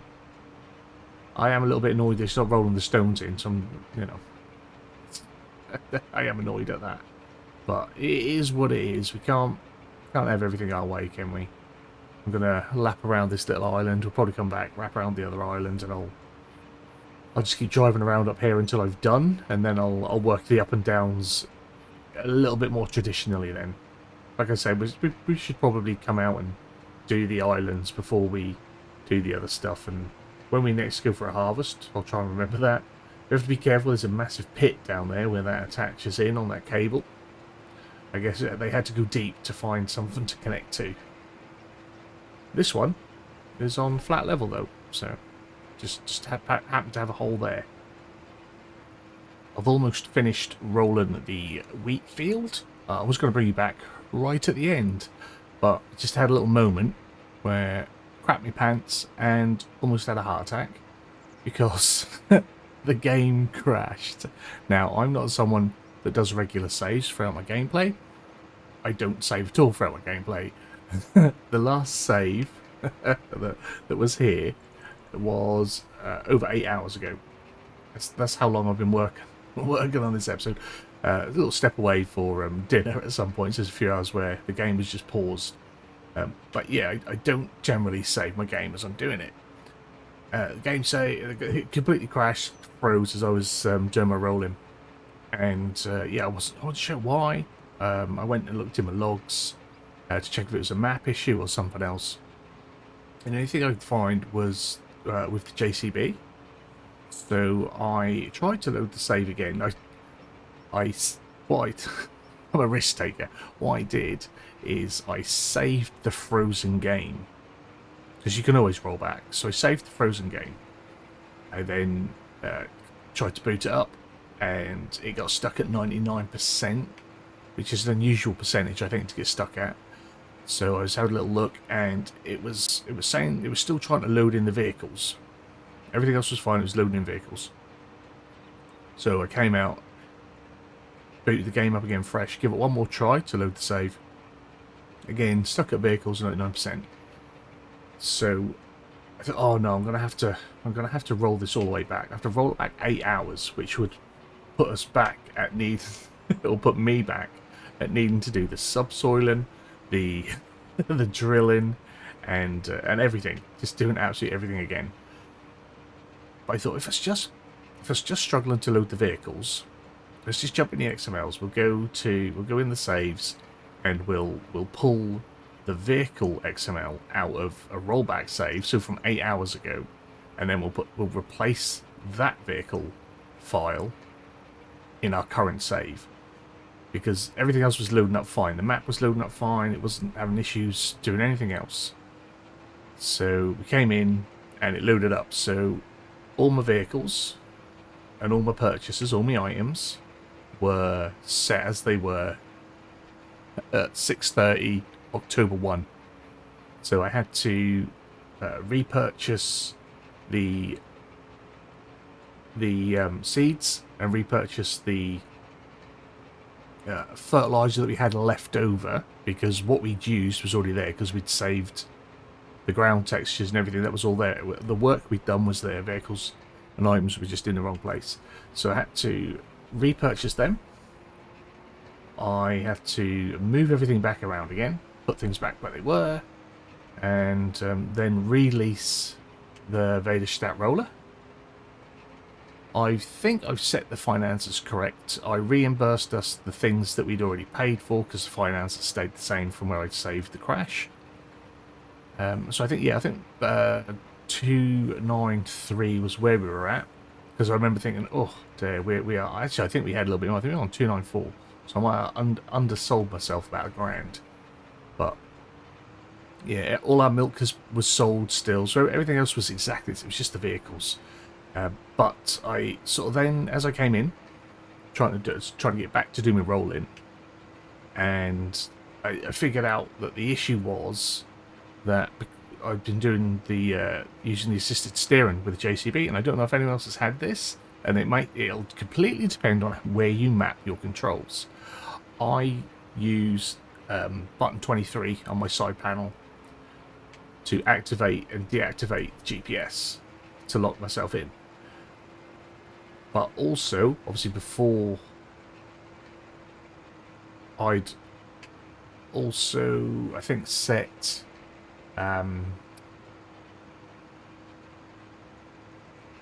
steering type. Steering type, I think I'd stuck on 22 as well. Now, I hadn't had this issue before because I hadn't used the JCB until this this series, and we hadn't done anything that required any sort of GPS with it. We just used it to car things about. And I think in trying to constantly redo the GPS, and I didn't even notice the steering type was changing, so I was doing it because it kicks in like that, and then we jump over and we find our track. But like each time, it would then switch to like crab steering or normal mode, and then four-wheel steering, and then I'd press it again, go back to crab steering, and yeah, I didn't really notice it. But yeah, flicking it through all the time, it just got jammed. I think because it got locked into the GPS and it was starting to pull the vehicle in a direction it didn't want to go. The game just broke. It was like, no, we can't do it. I was breaking the laws of physics in trying to send the vehicle one way with the crab steering, and then trying to stick to the GPS line. So, yeah, word of warning, don't put steering direction controls on your GPS control button. It will crash the game. It doesn't like it. But thankfully, we're all right for that. It didn't. It was recoverable. It was recoverable. I did have a little panic, and I thought, oh my lord, if I've got to go back to 8 hours ago of 8 hours of gameplay to be lost would have been absolutely awful. Absolutely awful. I mean, I would have done it. Luckily, I do have one episode already up on the schedule, so I've got a few days before I need this. But I was trying to get a little bit ahead because I've got other things I want to do. But yeah, I need to start saving every now and then in between things. Our little box up the top here as well is bugged out. Our two symbols are just one at the minute, so preparing for another crash. Could be a thing. Right, I finished with the roller. I'm not going to keep it. Oh, I've left some bales out there. I need to get them in. I'm not going to keep it. We'll send the roller back, and we'll go and take a look at the grass. Well, looking at the meadow, it's quite grown, isn't it? When we TED that, how easy is that going to be to see and then to row up again? I'm not sure, but I think we should do it. I think it's probably best we do. But I think this episode might be long enough now. We've done quite a bit, so I'm going to save that. We'll do that next time out. I'm just going to get these bales and stick in the storage shed. I'll then try and put away some of the other things that are about. I think we've still got all the goods. I had to recollect all the goods on because I had to go and repurchase the fertilizer and the whatnot that we had. So I need to put that away because that's just on the trailer around the back of the storage shed. I might try and put that. I'm not quite sure. I'm going to need it again. I might just pop it in the Bale storage shed. I've put the, which is probably gone now as well.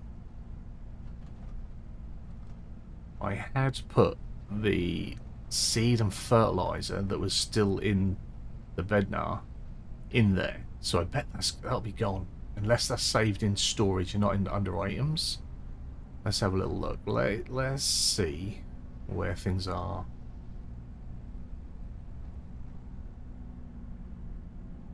Because it just gave us those bags I don't like. The ones that are on the the pallet frame. So we just pop these down here. They were on my right. They are there, so they're saved in the storage. So that's good. We've not lost them. Pleased about that. I'll just leave this parked here for now. I think that'll be fine. So yeah, that's going to be it for this episode. Hopefully you've enjoyed it. For me, it's been a hell of a busy one. Like I say, 8 hours I've been at this, with a little break for dinner in between. But we got this subsoiled. We've got it drilled. It's good. It's been rolled. Unfortunately, we didn't get rid of the stones, so that's a bit of a booger. We'll see if we can roll it after we've, I don't know. So if we roll it again after we've harvested, see if they'll go in. Maybe we'll try that. But yeah, so next time out we'll get started on the hay. We'll sort that out. Get that all done. We'll get your words out, mate. I'm so thrown off from having to do that reset. Yeah, we'll get that Ted. We'll get it windrowed. We'll bale it up. We'll bring it in, and then I should imagine we'll just make a start on subsoiling this field. I should imagine, and then by the time we've finished doing that, our grass might be ready for another cut.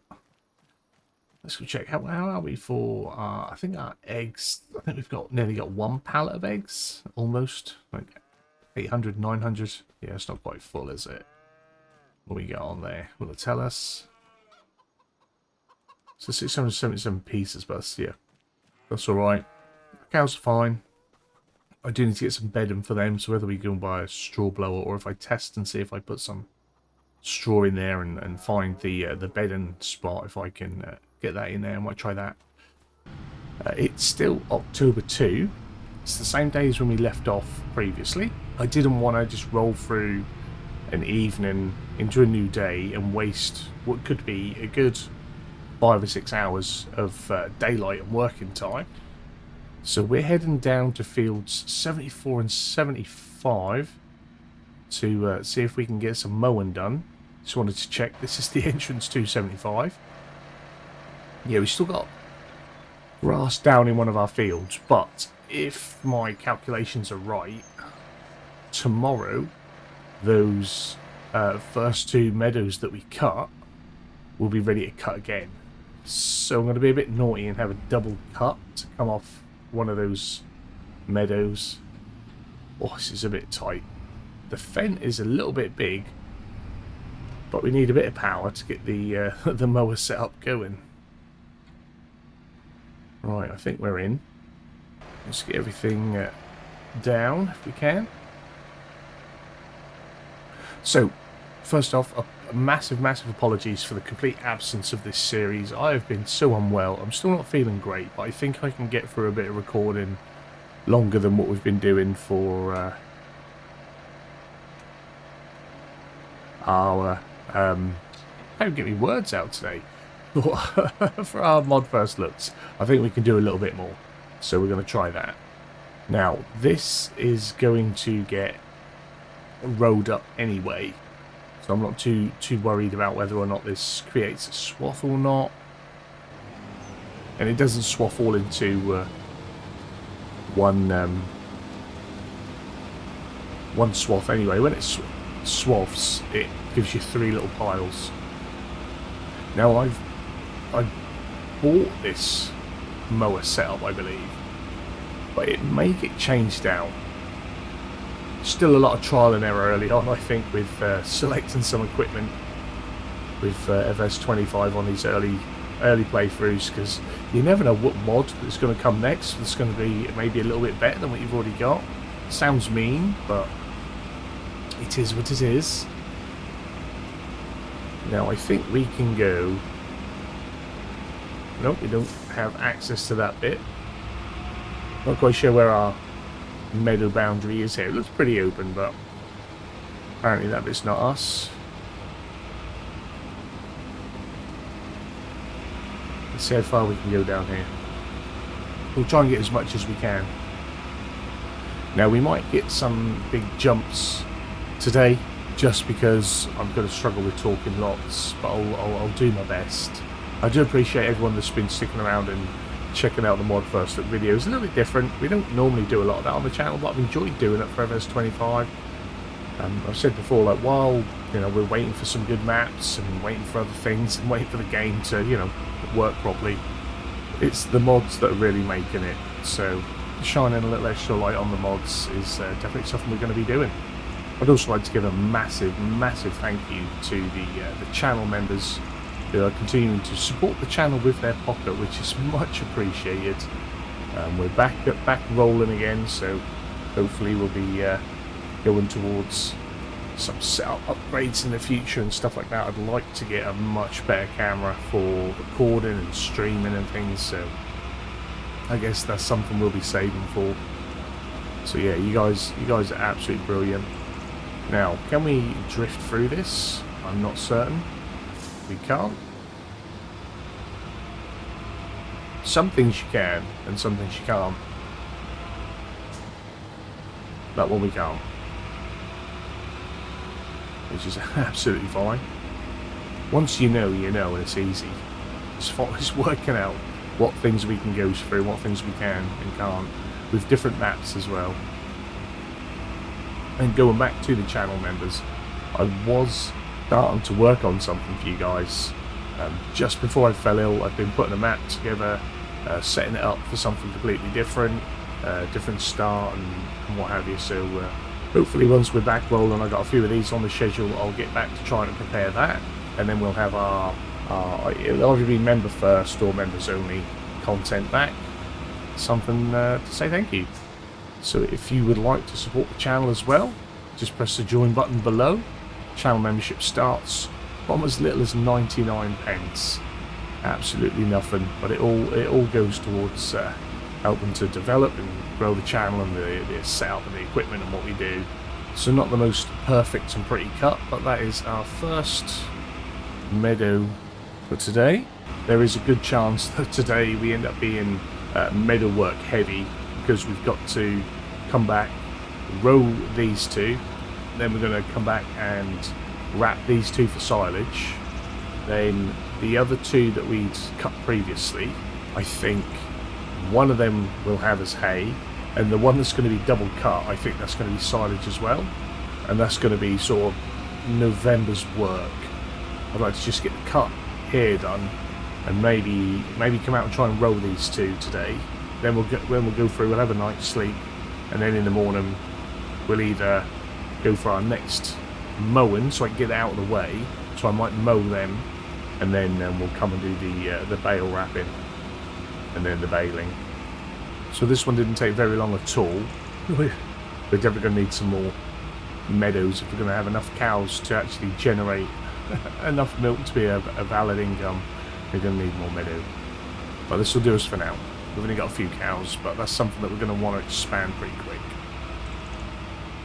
So let's get this back to the farm, and then we'll stick the is it a Schmack windrower on the back here.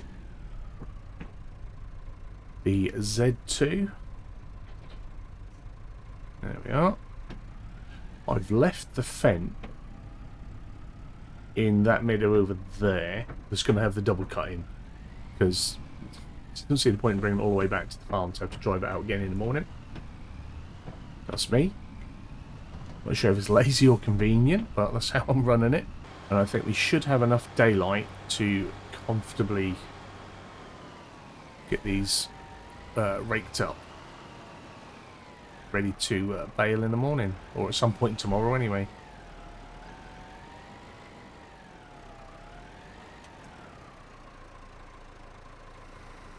Let's get it unfolded. Now, no doubt this is not going to be pretty work, just because of the awkward shape, but we shall do our best. I love this little Massey. It's already getting more work than I thought, because I said it was going to be a shunt tractor, but because it's so nimble, we can get it around the map and do these jobs. It's just lovely. It's perfect. Lovely little Massey. And what I'd like to do this winter, once we've got all the bales cleared off of all of our meadows, is go through them all, plough them all up, stone pick them, line them, fertilise them, and then first thing in spring, plant some new grass. It probably means we'll miss a cut and only get 2 cuts next year, which I'm fine with. I'm hoping we're going to be busy with some other jobs. But then I think we'll have better managed grass. We'll get better yields off, I think. I like to have everything ploughed up and done at least once, especially when it comes to meadows. And then we don't have to worry about it for a few years. So yeah, that's what I'd like to do as well. So that'll keep me busy through the winter months. So we might not be out looking for a contract or anything. We're busy doing that. So that's now both meadows cut and raked. So we get this fold up, put away. So I'm going to get the Massey back to the farm. It's now past 5. We'll call that a night. And then in the morning, I'll head straight out. I'll mow the other 2 meadows. I'll do that off screen. And I'll bring you guys back when we come back to bale and wrap these 2 meadows down here. I think that sounds like a good plan. So I'll see you in a few. So it is now 9:30 on November 1. I've been out, I've cut the 2 meadows, and I thought we'd just chuck some hay in our cows and come to the realization that I'd uninstalled my bale spike. I think I'd added in so many other new ones, I thought, oh, I won't need that one now, I'll use a branded one. I've not got a branded one that fits the Merlot. So I had to go out and come back in again to reinstall it. And unfortunately that means that we've lost all resistance and feedback in the wheel. Centre spring's completely gone, and I've not been able to bring it back through the hub. So I've got a loosey-goosey wheel which will annoy me for the rest of the recording session. And bringing the hay out, we'll see we did get our wrap back on there. So that should go in. That should leave them pretty good for the rest of today. Whoa, whoa, whoa, whoa, whoa, in the bush. Also, when I ticked through to November, all my bushes, and this will be a map thing, all my bushes went brown. Obviously I've been out, come back in, and they're back green again, so bonus to that. We've not got a completely, all my hedgerows had gone brown. I'll let VR know that that was something that I've come across. So the first meadows we're going to head to wrap for silage will be the 2 newer ones that we've not worked before. We'll get them done. The ones we did yesterday, we'll go start on them. As we go past this meadow down here though, with our double cut on it, you'll see it's teeming with grass. So it's got 100%, although doesn't look as good from here. Now that we've gone out and come back in again, all the textures reset and things. Just, yeah. I've got so many gripes with this game still. But anyway, we've got 100% cut from last time. The grass wasn't at 100%, so it was probably like 75% on the growth. But yeah, it looked a lot thicker before we left game and came back in again. Shame, shame. Shame, shame. Hopefully it all saved alright. And I've still got my cuts the other end. I've got to say the pop-in on textures, especially for your swaths. I mean, I'm trying not to gripe too much whilst recording this, but the pop-in on the textures, on your swaths and stuff like that, it's just awful, absolutely awful. I don't know how anyone out there is still really praising this visually when it feels like a step back. It really does. So we've had some growth, obviously in the meadows that we cut in October, because it's now November, so there is some growth in here, which is fine. We're all good with that. We're going to take a wide berth on this one. Now, I'm going to bring my little info box up, because the automatic drop, if I unfold, unless this doesn't seem to now have that as an option. But yeah, I want the automatic drop off, because I want to try and drop the balers 2 at a time. There we go, perhaps if I put it on the right thing. Current drop mode manually, which is what I want. There we go. Turn it on. Let's get rid of that. So, yeah, what I'm hoping is I can then get one on the back wrapped, and then the second one ready to come out of the chamber. I'll drop the one off the back, and then hopefully wrap and then drop off the next one. That's what I'm hoping I can do. I think I've got enough round net to do these 2 meadows, and then we'll have to refill when we get back up to the other meadows. So we didn't manually do it. Never mind. Right, yo. It is what it is what we've got going.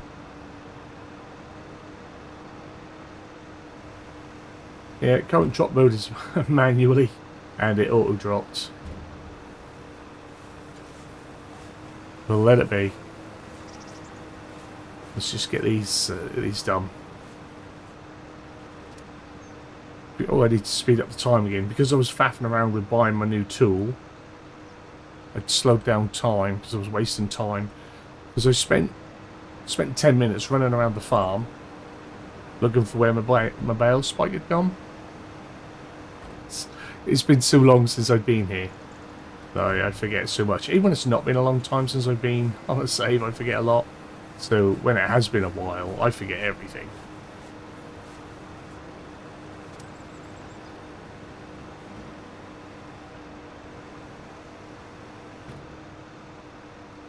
So our bale wrap, it's going down, which is good. I think it was the square baler, wasn't it? Whose net? Yeah, we'll say it's a whose net didn't go down, even though we edited it, and not edited it, but changed it in its settings. We still need to have a little look with that and fiddle with that, but that's for our straw anyway. That's how I always like to run my farms. Is square bales for straw, round bales for hay and silage. Each to their own. You run yours as you like. That's what I like to do with mine. Probably get like 15 off the next one, maybe. And then when we bale up and wrap the double cut, we'll probably get about 40. Because there's so much. Scoot that last little bit up. Alright, let's head next door to the other meadow. We'll see if we can start picking up straight away. Nice and nimble. Love the JCB.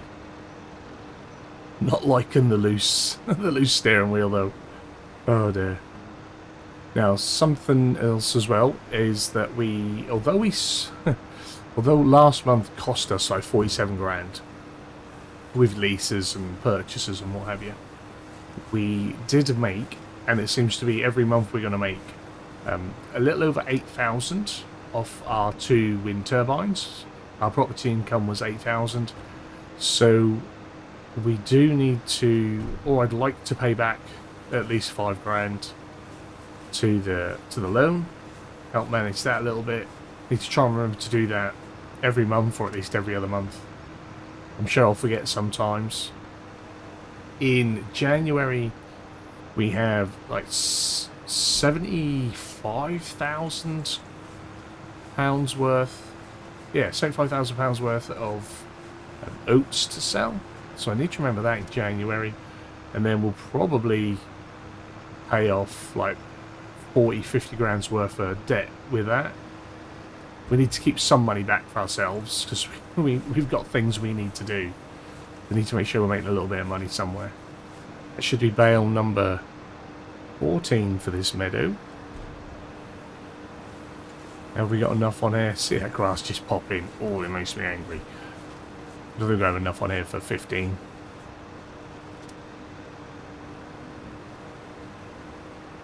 But we'll grab what little bits I can see.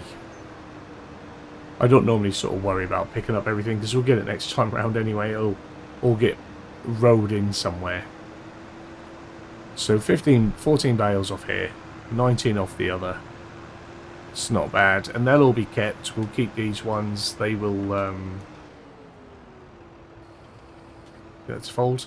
They will go in our bale shed and be used for making TMR mix. The ones we get in off the double cut, I'm going to try and keep them elsewhere, and then once they're fermented they'll go for sale.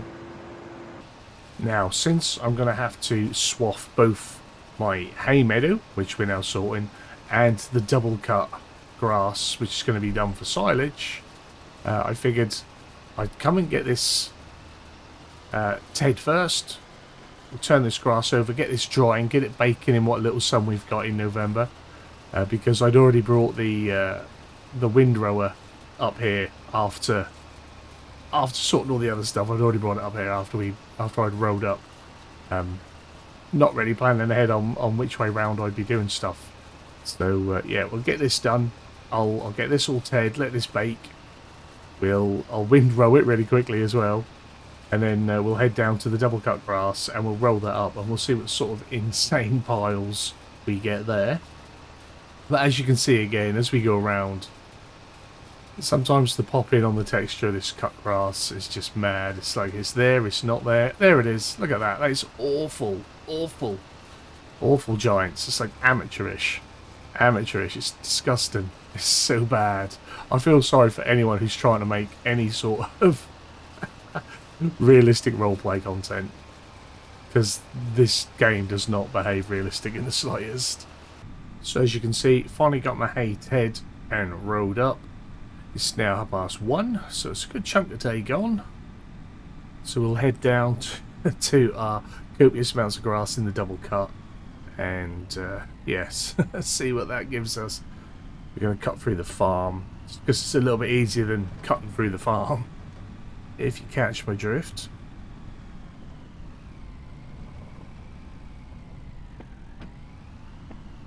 But yeah, it's gone well. So it's you know, grass heavy at the minute, but we will have more jobs as time goes on. Obviously we've got more fields and we've got more crops growing, we've got more things going on, but we're still on that starting out phase, building up stock. So we need to make sure we got our hay, got our silage, that sort of thing. And you know, we're going to try and do some dairies, or try and get some sheep on the go, might try and raise some beef cattle. So we're always going to be needing this. It's always going to be a thing. Now I was naughty and I have left the JCB sort of parked over on the side of the road, sort of, with the baler. There's no traffic, but yeah, people can get by still. That's not too bad. So we'll see what happens when we get going on here, because deep within that grass somewhere else is more grass.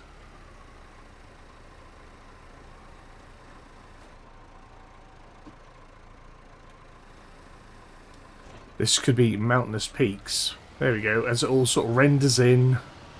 Insane. But yeah, we got a blanket of grass now. Look at that big old swath. Gonna get some silage bales off this one. It's gonna be good. I'll try and remember to reset the bale counter as well when we bale this one up. We got 33 bales off the first two. I think we're going to get a lot more than 33 bales off all of the grass on here. Now, unfortunately, I'm not really sure what I can do more about all this texture render pop-in. Like, even if we increased our ring of render, the texture pop-in is happening right on top of us. So that's not going to make no difference. And all that's going to do is take us down from, you know, 60 FPS probably down to about 35, 40. And it's not going to look nice. But it just doesn't, having to have that all pop in constantly, it just doesn't look good. Look at that, that shouldn't be happening right in front of you in any game. In no game should that happen. We were discussing this in the Discord the other week. I was on Calmston and it was just like, as I'm approaching my trees, like I'm literally on top of the trees and they're still rendering in and popping in like 3 or 4 trees deep, and I can see it. Like, it shouldn't be happening. It looks awful. So to have a texture that you're quite literally driving on, I'm right on it, and it's popping in, that's just such poor optimization. It really is poor optimization. And what makes it more frustrating for me, anyway, is that we're on, what, version 1.5.0.1. We've had 5 massive, and I mean massive, updates. If you went and clicked on the patch notes for each update. Like this, I think there's over 100 issues and updates and things that are supposedly fixed or improved and made better. And this is where we're at. Like some games release and they don't get 7 updates and they're done. Some games release, they don't, not very many, but some, and they don't need hardly any update. Just a few little fixes.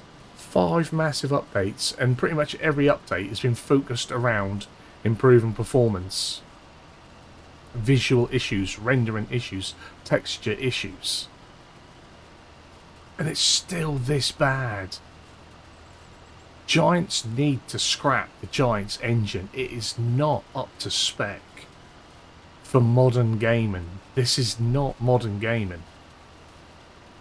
If I was playing, you know, FS09, FS11, and it did this, I'd fully expect that. FS25, I do not expect it. If I was playing any other game from the last 12 months and the pop-in was this bad, I'd stop. I wouldn't play it. But I'd still play a lot of games from like 2015, 2016, 2017, because that was peak gaming. Like the Assassin's Creed games from back then, the Division from back then, a lot of racing games from back then, rally games from back then. Could you imagine playing a rally game? Or playing Forza Horizon or Gran Turismo? And everything's popping in 10, 20 feet in front of you. That's all you're popping you get. That's all the render you're getting. Can you imagine that? That'd be it. That'd be done. That game series would die. No one would play it. No one would buy it. Everyone would get refunded. FS25's optimization and performance is shocking. Absolutely shocking. You know, something that makes it more annoying for me personally is like I'm not running this on a potato PC. Not on a 1060. We're not on a 2060 or a 2060 Super. Not even on a 3060 or a 3070. On a 3080 Ti, which is the equivalence of a 4070. You can't tell me this game only runs smooth on 4080, 4090 GPUs. This isn't that sort of game. This isn't the modern day Crysis. It's not Cyberpunk. It's Farm Sim. So Wind Rowan finished. Massey and Rower have been put away. Let's have some fun. Hit some posts. Let's have some fun and see how many bales we get out of this. Because it's going to be crazy. Absolutely crazy. Right, first off, I believe it's Alt-X to reset the bale count. So we've got 68 in total that we've made with this. We made 33 off the other 2 fields. Let's see how many we have when it comes to the end of this this meadow. So we're not taking no notice of this one.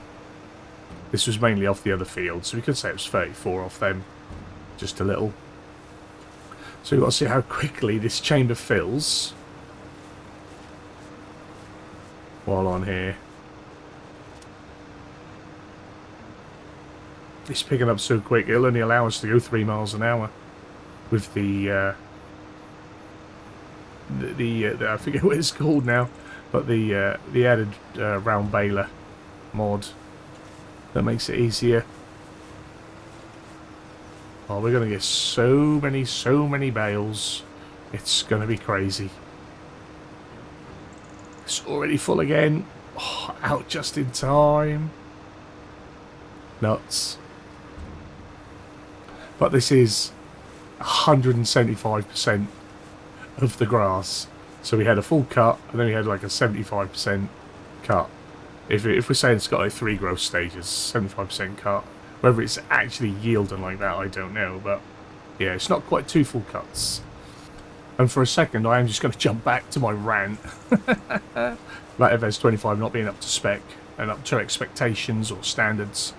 During the whole time of playing FS22, which I felt was a little bit lackluster, but during the whole time of playing FS22, FS19, or even FS17. Nowhere in the YouTube community feeds, nowhere on Discords or on Facebook did I see content creators. What's in a bale, hey? Nowhere did I see content creators, especially the smaller channels, the guys that are doing this more for fun. They're making little to no money off it, like myself, little to no money off it. They're doing it for fun. They're doing it, you know, to enjoy themselves as a hobby and things like that.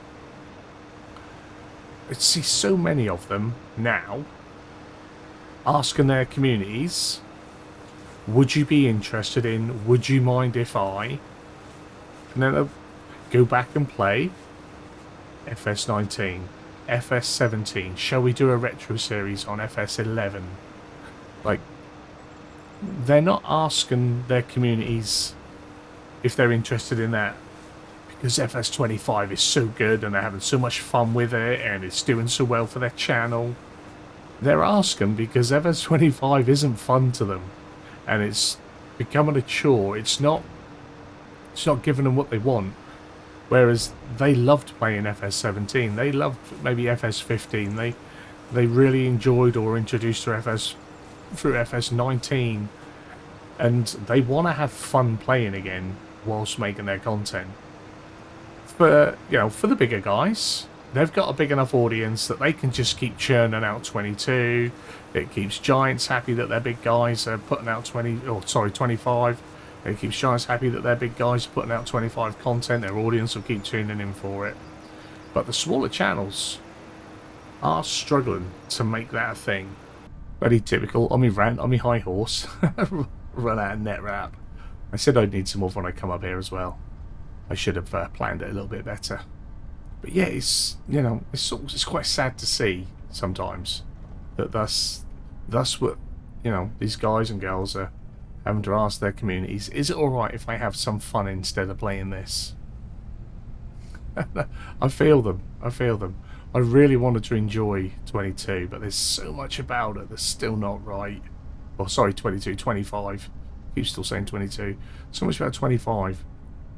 It just isn't right. And and people say, oh, it's just little things. There's a bit of popping. It's, you know, it ruins any sort of immersion in the game.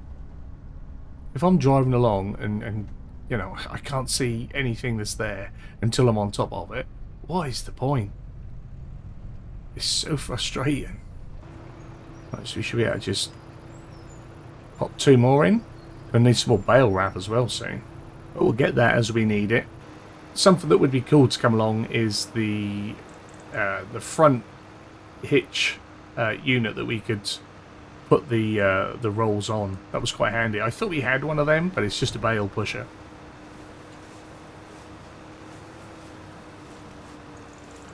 Yeah, we've gone through half of our bale wrap already. So it was at 33. We're already up to 14 bales. So we'll probably get 100 bales out of 9 bale wrap. Now, because this is probably already getting to a longer episode than I planned, because I got a bit ranty, but I do that. Those that have been around a while know that I do that. I'm going to keep going on with this, right? But I'm going to bring you guys back right at the end, as we've got our final bale out. Because then if I turn off my recording, it will stop me from chatting. And I'll bring you back for that. And I think that's going to be late, because we're only going 2-3 miles an hour, because there's so much grass. It's crazy. So yeah, I'll see you guys probably in a few hours. It's now coming up to 8 o'clock in the evening. Our final little strip here of grass. And when I turn around, you will see we are in an absolute sea of bales. So many bales. I think we might be on about 120 bales that we've produced. So that's the last one. Send the baler off. 123 bales. 123. We got 33 out of the first 2 meadows. And there's a large chunk of these bales. I'm just going to take you around the craziness that has been the last, oh, I don't know how long. Look at that beautiful light there. Absolutely gorgeous. Let's turn that off. Yeah, all gathered up and collected up down the bottom here. It's going to be a fun one to sort out.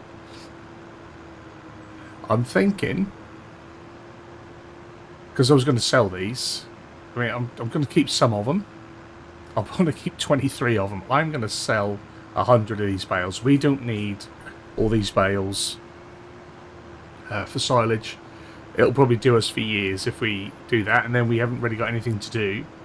So we're going to sell 100. We'll keep 23 out of this field. We'll keep the 33 from the first 2 meadows. And I did have a little look at the price while I was doing it. And I think by the time these come to ferment, I think we'll probably be, what, January, February time? And sale price then for silage is going to be roughly 360 per 1,000, which will probably make it about 1,200 a bale. And there, if we sell 100 of them, that's 120 grand. We should get. I think we'll get more, because often you get more when it's baled. So we could be looking at 150 grand. So then we can take a big chunk off our debt. In January, we've got 75 grand's worth of oats to sell. This is where I'm left out with my my foil wrap and me Ranny wrap. Been getting through it, as you can see, getting through it. I used up a whole pallet of net wrap today. It's been busy. It's been a busy one. I think I'm just going to turn that engine off. Sorry, I didn't think it was going to annoy me as much as it is. Yeah, I think we are going to obviously leave this episode here. The baling's done, all the grass work is done. I'm going to probably spend November 2 on my own, getting these bales in. It's going to take me a whole day to get all these bales in, sort out where I want stuff. I shall bale up the hay as well. So that's done, so it's not sitting in the ground in December. And then I'll probably bring you guys back in December once everything's put away and we can get started on digging up, ploughing up and sorting out all our meadows, ready to reseed so they're good. And we also need to get in here and start digging this up in the winter, so that's ready to be planted in the spring as well. So a lot of ploughing, a lot of disking to be done, but you know, that's the winter work, so we'll see how that goes. As you can see, we've got a light sprinkling of snow, which is strange because snow is turned off, so this is a little bit worrying. I have snow turned off because well, every time I've had it snow so far in FS25, it's stuck around until midsummer and hasn't melted. So we'll see what happens here. Now I started early. After the last episode, I went and I collected up all my bales. I put some bits in Discord about it. I was going to do it all manually. I did one bale load and then decided it was going to take way too long. I'd run out of time, and I leased a autonomous bale loader. I did take some screenshots, so I'll try and pop them up here for you. A little bit of the work being done. So that's sort of what I did, and it pretty much took all day. I then had a little bit of time in the afternoon, evening, and I started to subsoil the meadows, because we're going to try and get some fertilizer and some lime down on these and have these done good and ready. And yeah, I'm not sure if this is the right texture, so I shall be letting VR know about that. I've let him know about an issue that I had with the hedges previously, so we're going to look into that. But yeah, I forgot to do a few other things as well. I forgot to pay back some money on the loan, so we need to do that today. And I'm a little bit worried about this. Well, not worried about it, this is not going to affect it really. A little bit annoyed about the snow falling, because I still have a field of hay bales to get in, because I've got the hay on the farthest field to still bring in. I was going to do that today once we've got a few of these fields turned over to try and mix up the workload. But I'm gonna crack on and get this field done, and then I'll meet you guys up at the farm, and we'll sort of have a look at what's been going on a little better, sort out the finances, and talk about our plans. So that's those first two meadows subsoiled. And back at the farm, you can see we've got quite a nice stack of bales coming along here. Yeah, I did have to have to give in to stacking these and bringing them in with the autonomous, not naughty auto stack tray, set to ground and collect them properly, but still, it would have just taken me way too long, I think, to bring them all in. But what I wanted to check is if they are all silage, and it is down the bottom there. We've not got any grass, so we can sell 100 of these silage bales and make ourselves a fair few pennies. If we check in our stock checker, we can also see that we have our oat, which is currently worth 75 grand. Hold on to it another month and we could get 78. All of our silage is saying it's worth 261. So we're going to get a fair amount when we sell 100 bales. And I'm pretty sure we'll get more with bales than you do for loose. I'm pretty sure that's still a thing. But while we're here, we're going to jump into our finances. And you see we're not making any money. Still not making any money. But we do need to repay. So we were going to pay back 5 grand. Where is our income? Yeah. So we made like 10 for some reason. I'm not quite sure. We made a little extra on. But we were going to pay back 5 grand off of 8. So I think we're going to pay back 10 grand off of this. Was now 18. So there we go. 10 grand repaid. Slowly but surely the debt will go down. It's now 4,985,000. We've paid back 15 grand. So I've quickly cleared the bags and pallets that were on the red rock. Just drove it through and they're now stored in here. And oh no, I've not left space to get the the Merlot out. Okay, disastrous. We're going to have to yeah, we'll get this out. But we're going to do, we're going to try and stack. I'm not sure if I'm going to get all 20 on here. I don't think I am. It might be a case of maybe 16, 18. I'm going to do my best to get as many bales on there and get them delivered. So we'll get started with that. But I'm going to, yeah, have to try and sort this out. I'm really hoping that the load and trigger is right inside the shed. Because if not, every time I push these forward and pick them up, they're going to go back into storage. So I've got to be careful with them. Do my best. This is probably going to take a little while as well, but I mean, it's not that it's not a massive rush. It's just that we do have bales to bring in still, but I'd like to get done this month. Really, I'd like to have had it done, but without this snow. And we do have the large field over there still to subsoil, and then the hay meadow still needs subsoiling, and the meadow that we double cut, that still needs subsoiling. So I've got a lot of subsoiling to do, and that's not quick work. So that's sort of where my concern about time is. But we'll do our best to get as many of these on here as possible. Now, they probably should be going on their side and not stacking on top, but that's the way they're coming out of storage, so that's the way they're going to have to go on the trailer. I think that's a little bit over. Should we have a little look on the camera? Oh, that's not too bad. That's not too bad. I think we can take that. This is me after all. We can take that. We'll give them a little push if they need one. Right. Let's get this trailer stacked.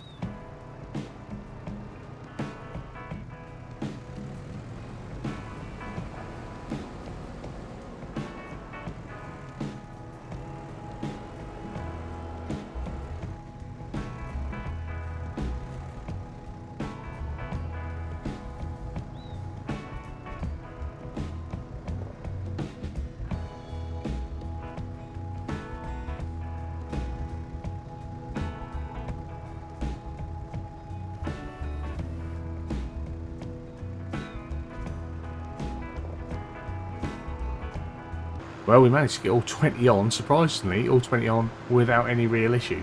So hopefully the other 80 will load up like that, and that'll be nice and easy. So we'll see how much we get for this first lot. Now there is, at the moment anyway, there is an invisible object somewhere in this cell trigger, so we do have to be careful.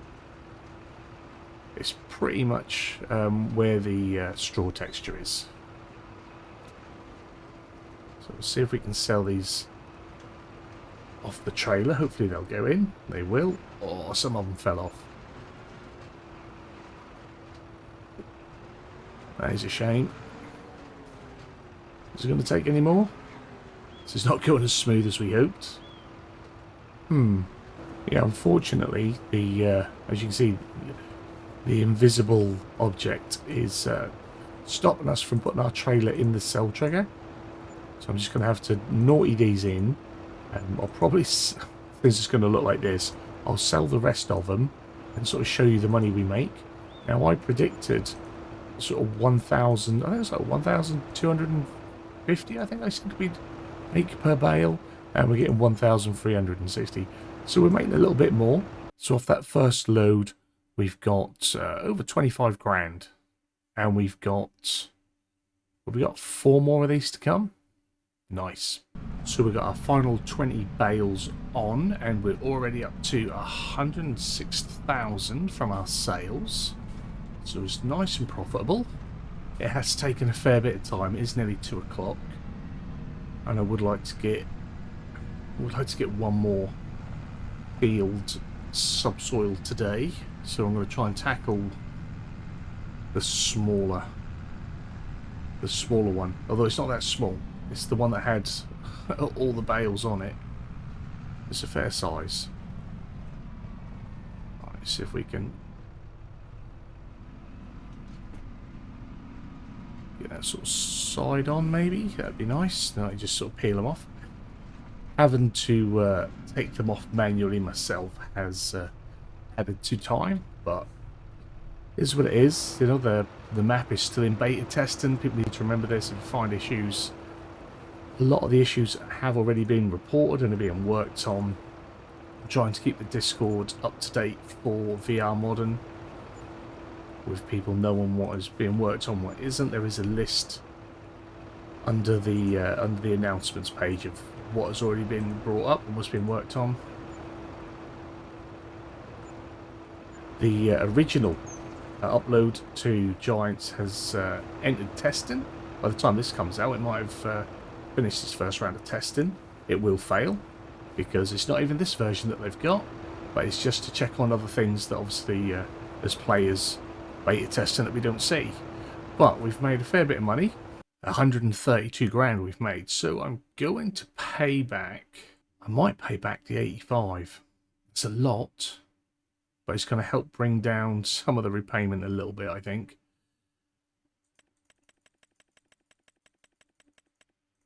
It's more than I was initially planning, but we've now paid back 100 grand, which is a good start. And that still leaves us with 317,000 in the bank, which isn't bad. I wouldn't grumble.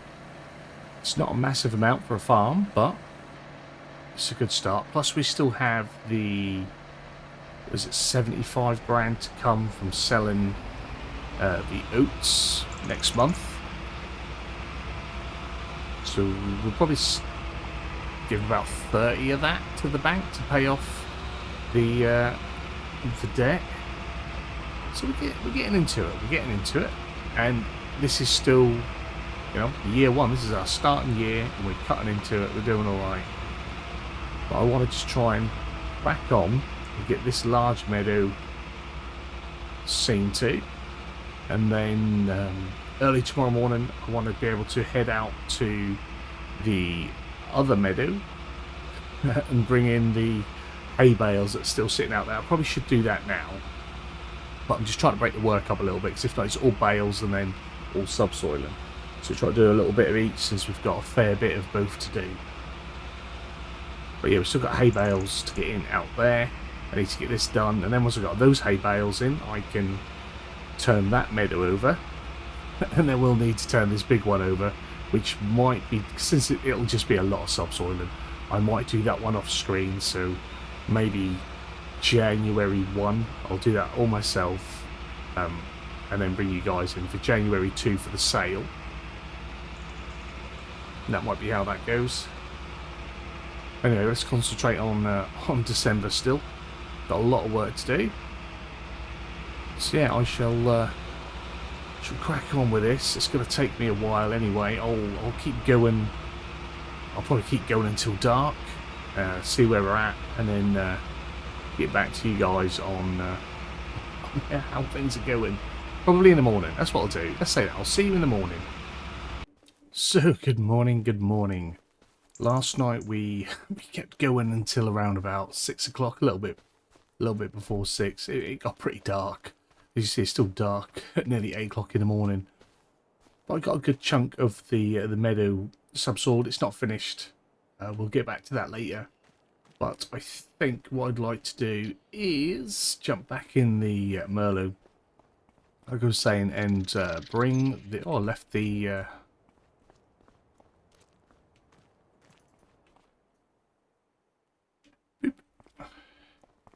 Left the beacons on. Right.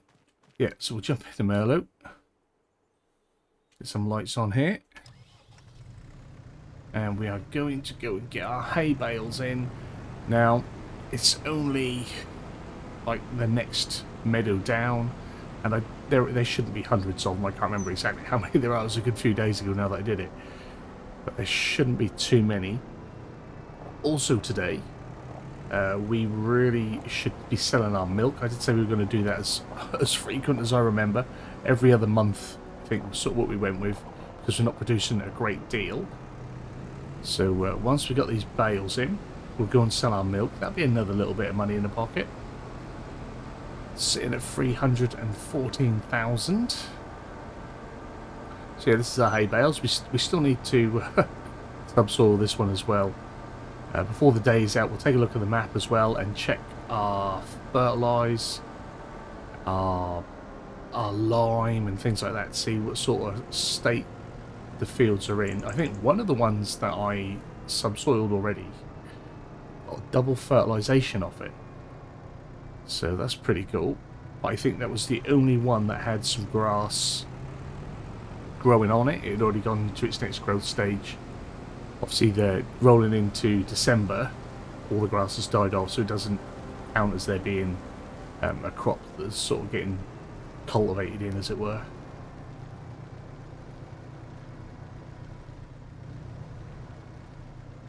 Now, it's still going to take me a little minute to bring all these in. There are quite a few pairs. I think there's a single or two that I didn't manage to pair up. Oh, sun's up, lovely. But it doesn't take long to run back and forwards doing this, and I quite like doing it. I'm not going to lie. Last time, I had a lot of fun. Apart from when I clipped the post and fired my bales off into the neighbour's farm. Hazelwood, or whatever it's called. Hazelwood Farm got a few bonus bales. We might even stick... I do need to get round to making some TMR mix now that we've got silage. We've got silage, got the hay, and we've got a bit of straw, so I do need to get round to mixing up some TMR for the cows. They'll produce a little bit better, they'll be happier. I'm not sure if that'll hurry along their reproduction, I don't think so. But they'll be happier, they'll be healthier. And I also, because I haven't done it yet, I need to find out where the straw bedding goes in. And we need to get a straw blower, or see if we can add straw bedding via the feeder wagon. Depends on where the trigger is. Perhaps I'll have a little look for that. Oh, green. Can't remember which shed it's in. Yeah, I'm imagining, I am assuming, as one does sometimes, if I fire in from here, it'll be all good. So how much? Plenty of feed. How much milk have they got? I like to look from here. I know we can go into the menus, but I do like to look from here. So 4,000. That's not bad. Again, they get milked at 6 a.m., 6 p.m. So we've had the morning milking.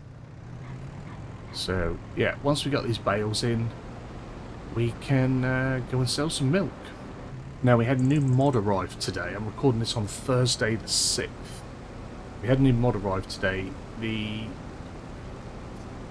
financing mod, which is a little bit like lease to own, hire purchase. I might add that in, but I want to just check some things with it first. Number one, is it compatible with the leasing mod that we already have? Because we've got the advanced leasing mod, so we only pay for damage and dirt rather than that massive payout for like the machine every time. And plus obviously usage, the hours that we clock up we pay for. But we get the initial large payment back as deposit. So if that's compatible with this, we'll run that. And I just need to check, because it seems a little bit more detailed than previous lease to own. Because lease to own was like an automatic thing. It just, you know, you paid it until, or you paid the leasing until you paid the cost of the tool or the machine, the vehicle, whatever. Whereas financing, you get to pick how long the payments are for. I think it's like 6, 9, 12, 24 months, something like that. And then, from reading the description, it looks like you have to manually make the payments each month. And that's what I want to check, because that's something I'll probably forget. And if you miss a payment, it adds 5% to the the overall leasing cost for every missed payment. Then if you miss the final payment date, so if you go over, then the the vehicle could be repossessed. Even though you may have paid 90% of it, it'll be repossessed if you haven't paid it all up on time. So yeah, that could be interesting. Whether we add that in for this, or maybe save it for a future series, I'm not sure. But yeah, I'll look into that. That looks cool. One that doesn't. I like those sort of mods. There's been a few mods that have come out recently. I haven't been on top of my mod first look videos because I've been trying to do parts of this in the background, and that's my time is very limited at the minute. So I can only sort of do one or the other. Plus, I'm trying to get my member series sorted so I can get that started for those guys. So massive shout out to the members. You guys are awesome. If you want to support the channel, you can. Membership starts at 99 pence. Just click the join button below, and when the member content comes out, you'll have access to that and anything else that I do. And you have my gratitude as well, which is what it's all about. I'm also feeling a little bit less pressure on getting the subsoiling done, because while I was subsoiling, I remembered that in January we were going to be switching up to 3-day months, just to give us a little bit more time to get things done, because the land is large and the tools are, you know, not massive. So we're going to give ourselves that little extra time. We'll stay at ×5 speed and just put an extra day in and see how that feels. And then if we're all done in a month, say like on day 2, then we can just sort of sleep through day 3 and progress on. Or that might be when we start to see if we can find a little contract somewhere and make a little extra money somehow. I've still not done any of those pick up the logs and deliver jobs, so maybe we'll see how that works on here. Maybe there'll be one of these farms will have some logs around the back, and we can see if we can pick them up if we've got a tool to do it. If we get ourselves a manure fork or a manure grab, then we should be able to pick up a log with the Merlot. So we could possibly facilitate a little log manoeuvring. But we've still got quite a few of these bales to bring in, so I'll crack on with it. So I believe we've got 4 more bales to scoop up. 2 loads. We've still got the header up here as well. That needs to go back to the farm at some point. We'll see if we can stick that on the back hitch here. I think we can.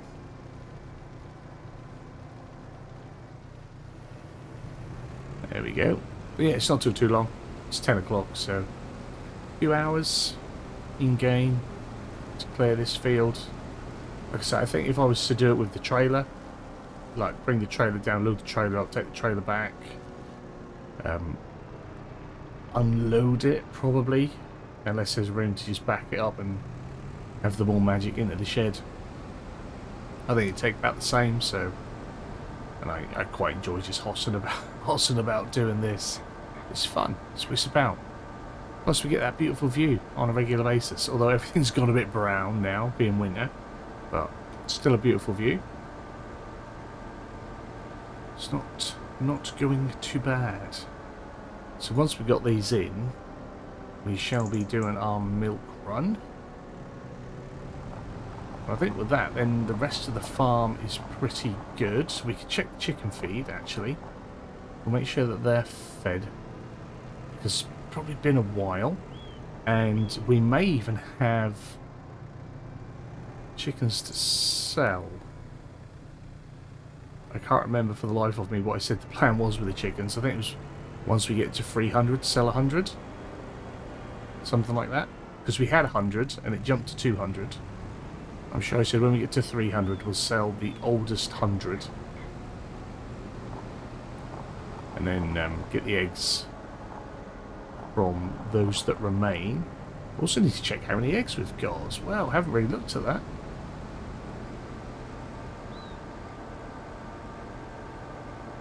So a few little jobs to try and mix it up. I might just stack the eggs until there's quite a lot, and then do like a hefty sale with that. I don't know. If we're selling the milk regular, should we be selling the eggs regular? Let me know in the comments. Give us a bit of feedback. What are you thinking? What are you thinking? Also, is anyone else playing the Moss Valley beta? Still. You know, with Calmston out, a lot of people went there. I've had a little play myself. I think much like I did with 22, I played Calmston for myself at a really slow pace. We did have it on a multiplayer server as well. When things get smoother and are up and running at a better rate over here, we'll look to do some multiplayer again, because that was quite fun with the guys. So can we lift that up? We can. Beautiful. A little tidy up. Have to remember that I'm longer now. Probably clip on something this time, and the last bales will be the ones that fly off into someone's farm or field.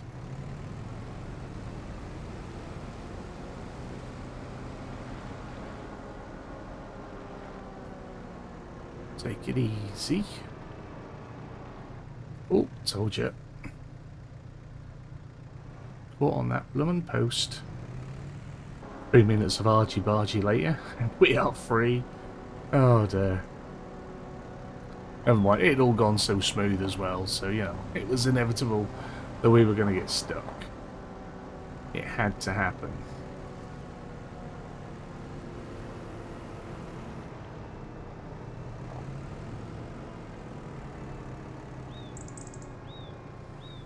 Get them in there. Probably just drop this off down here.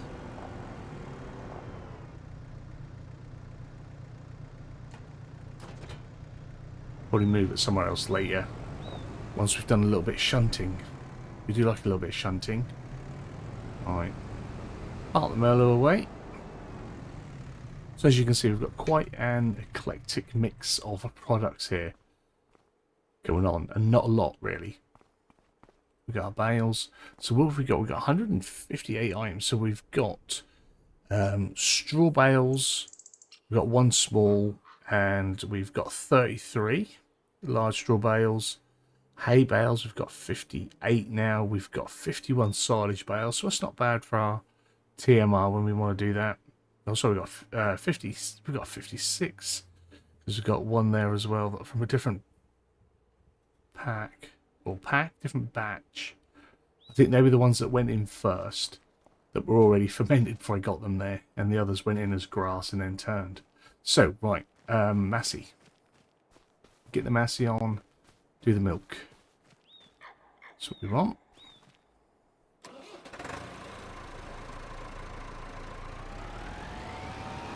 Hook this up.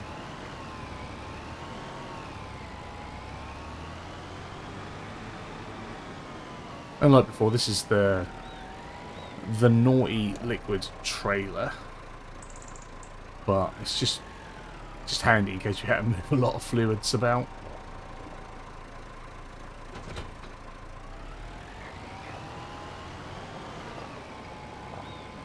And then we gather our milk by one of these doors.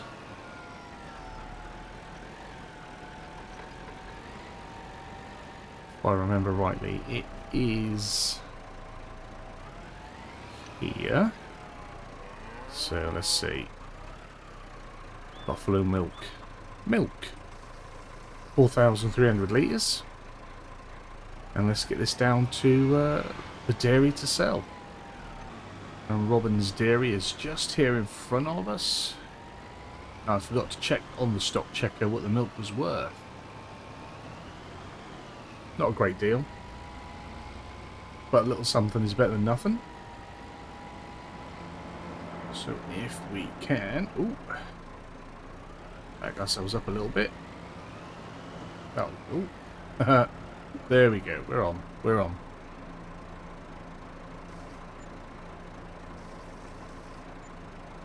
It's 10 grand. Nearly 10 grand. Wow. That's good. That is good. There you go. Should we pay back some of the debt with that? I think we probably should. That was nearly 10, so we'll pay back for another 5. So back in the finances. It's getting late. There we go. So the debt is down to 4.895 million. It's getting there. And I believe that puts us at 115 grand debt repayment for this month alone, which is good.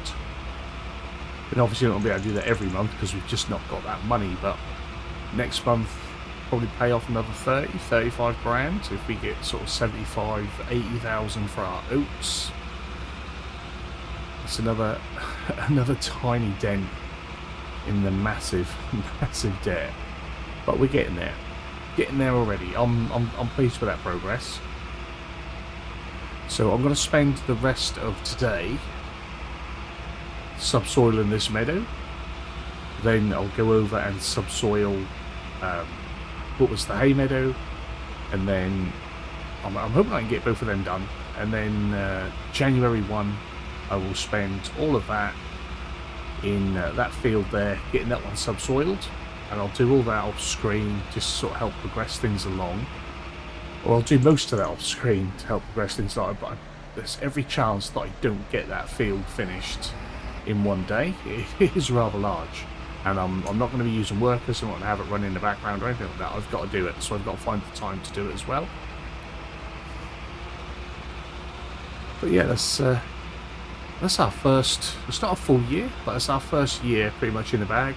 I will remember to tick over to 3-day months as well, so that comes into effect for January. Yeah, I won't do it now. I'll do it just before I leave. But I would again just like to say a massive thank you for the support. Again, apologies that it's not as frequent a content as I would like to be putting out. It is unfortunate, makes this sound trivial.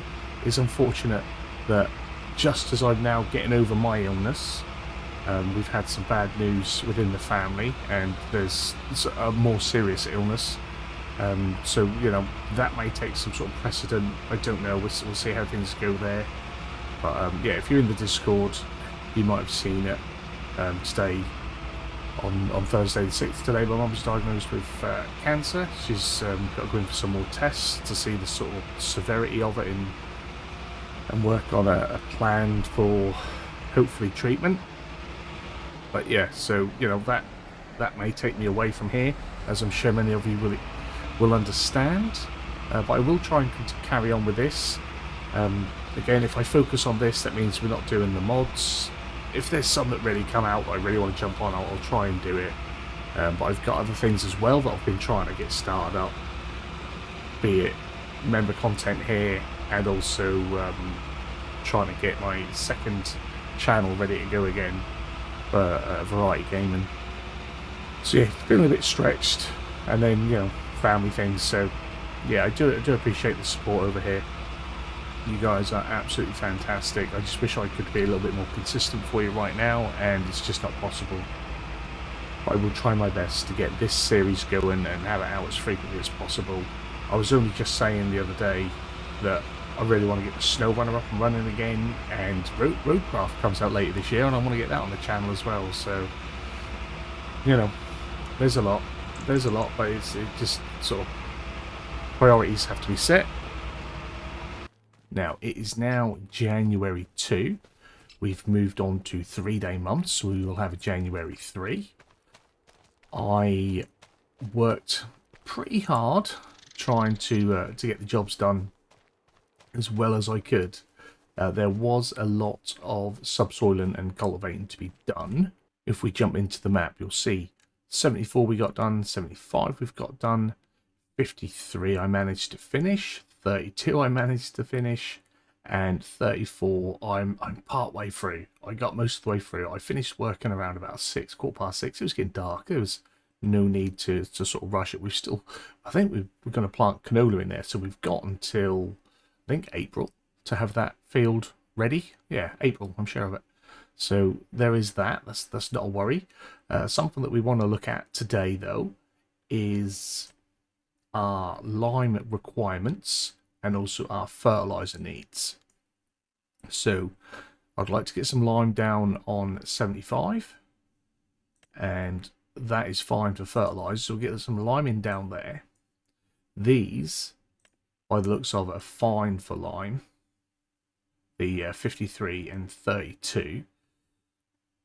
But we might chuck some fertilizer on there, have that double fertilized there and there. And we may look to fert early on here as well. I'm not sure. We might do. We also need to spray on 33 as well, because it's only got a single fertilizer application, and we really want 2 on there. We want the best yield we can get off that. And while I'm in the map, which is zooming in a little bit, while we're in the map, today we should be getting 75 to 80,000 pounds for our oats that we have for sale. Now, I was going to use a chunk of that, probably half of it, and pay back some more of the debt, but I'm now considering using it to buy field 31, which is going to cost 74 grand, and then we can try and use that to make a little bit more money for the farm. I'm still a little bit torn on that idea, but I think it would be a nice expansion for us. What I'd really like to do is get one of these, or all these meadows, to be fair, because I'd like to travel just between the woods. That's what I'd like to do. But 31, that's what I'm thinking. 31 be a nice one to have, get some crops in there, and yeah, make some more money. Now, we've been doing a lot of the same job recently, because we've been doing a lot of soil preparation. But we're going to do a few different things today. Try and mix up this episode. We're going to start by getting some TMR mix for the cows. Help if I get the bales out, wouldn't it? That'd be a good one. So we want... what do we want? If we get... if we go with... I'm trying to remember the capacity now. We get 2 hay, and we grab 2 silage, and we'll see how well that does us.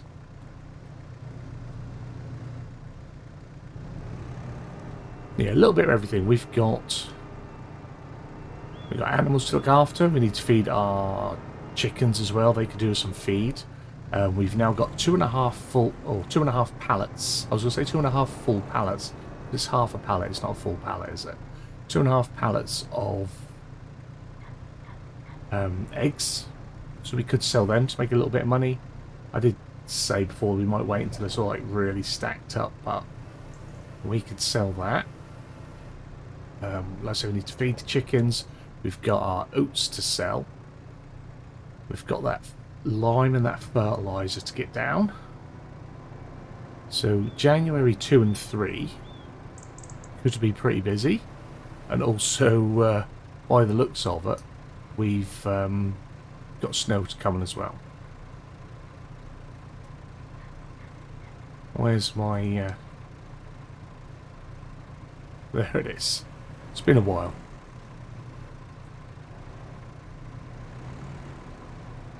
Oh, overshot. This is going so well.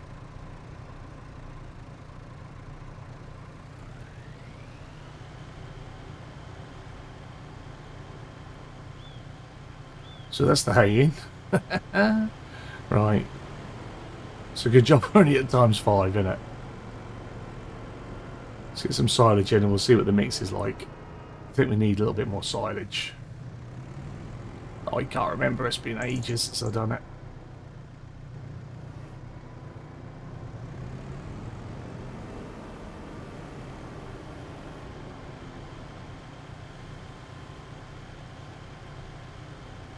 I'll catch on the lip for me. There we are. Right, let's have a little look at the mix. I think we can bring it up and do, can't we? I think it's just forage at the minute. No, that is TMR, and that is more than what we need.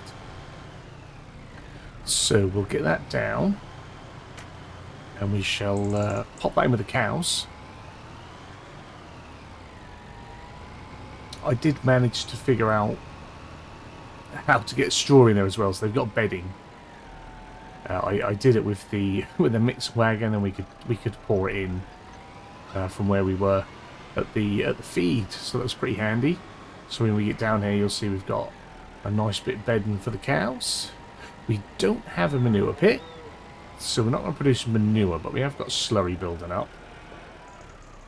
So I think I've forgotten which. Here it is. There we go. So we'll get some TMR in. Now they still have quite a bit of hay, so the hay will sort of be backup feed for a while, and we'll just pop the TMR in as and when. I think probably about once a month we'll do that, sort of two bales of each, and we'll see how it's going. So with the cows fed, it's on to the chickens. The chickens need about 5,000 litres of feed, so I'm just going to use the small Strautmann trailer for this, and hopefully not have too much excess left over if I can time it right. Even if I only get about 3,000 litres, should all be good. That's the chicken feed there. So we're literally taking it out of here to move into there.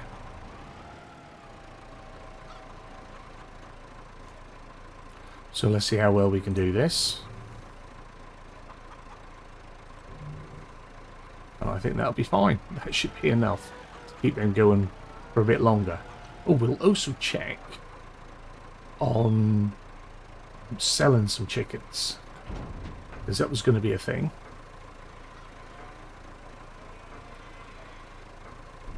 There we are, fed. So, chicken management here. We have a look. Our chickens. We've got 3. So if we go. There we go. Right, so 11 months we have 100. At 3 months we have 100. At 1 month we have 100. So do we wait a little bit longer? Because I don't think they start producing eggs until 6 months. I think. Yeah, we'll wait. We'll wait until they're 6 months. Once these, so we'll go 3 more months, and then we'll sell 100. Yeah. So with the animals taken care of, next task is to sell our oats. Because I think we should get close to 80,000, which would be nice. It would be very nice, in fact. Just get this round here. Take the long route around the farm. Yeah, we need to get in there and spray that. We might lease a sprayer. I mean, I think well, if we put some row crops on, we can spread it. But we've got liquid fertilizer. So I'm not quite sure. Yeah, I think it would be cheaper to lease the sprayer than to keep buying solid fertilizer at the minute. So 40,000 litres of oat. And we want to be selling our oats at the Carter Hall Grain Elevator. That is... oh no, it's not the best price. We want to be going to the Moss Valley Grain Merchant. That's where we need to go. I have tagged it, and it is just up the road, although I've got to try and negotiate getting through the farm.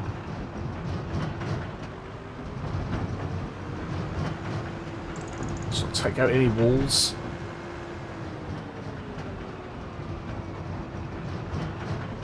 Harder than it sounds, trust me. There we go.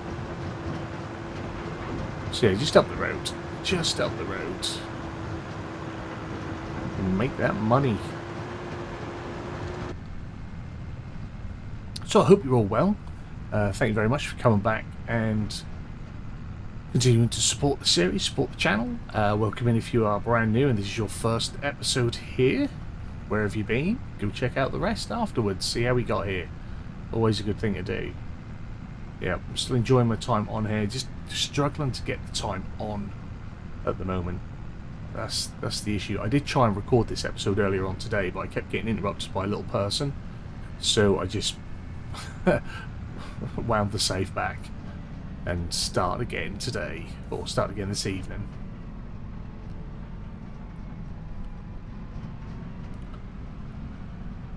So round we go.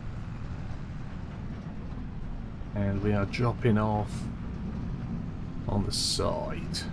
Lovely. And we've got a few of these.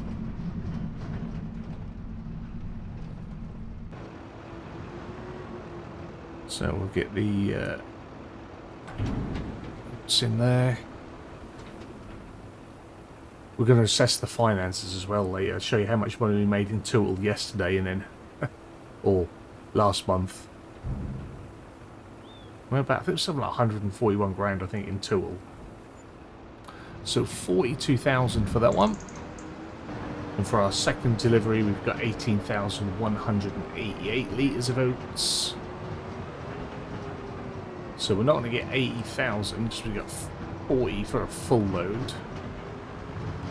So we'll probably look at 76, maybe 77. Not bad for a crop that we didn't plant and that we don't really need. Cannot grumble at that.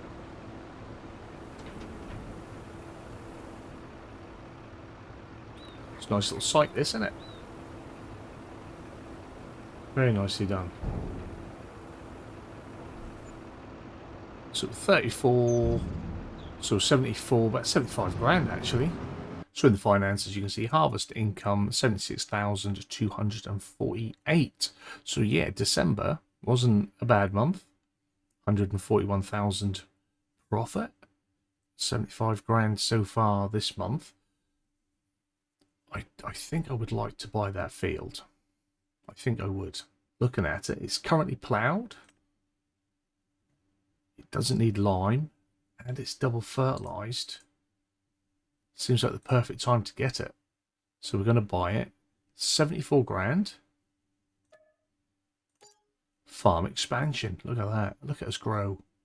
So I think next job on our little hit list is going to be to lime field. I believe it's 75 that needed liming. So if we get both big bags, yeah, both big bags out. I'm really struggling with my words today. Really struggling with talking in general at the minute.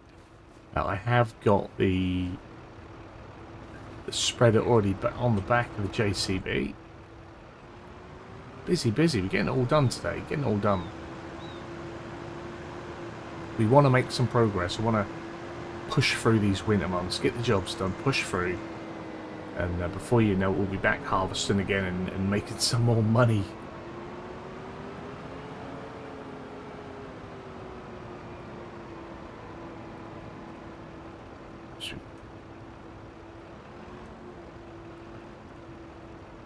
Let's get that filled. We may need more lime. We used a lot of lime previously, but that was a much bigger field. This grass meadow isn't even close to being a similar size.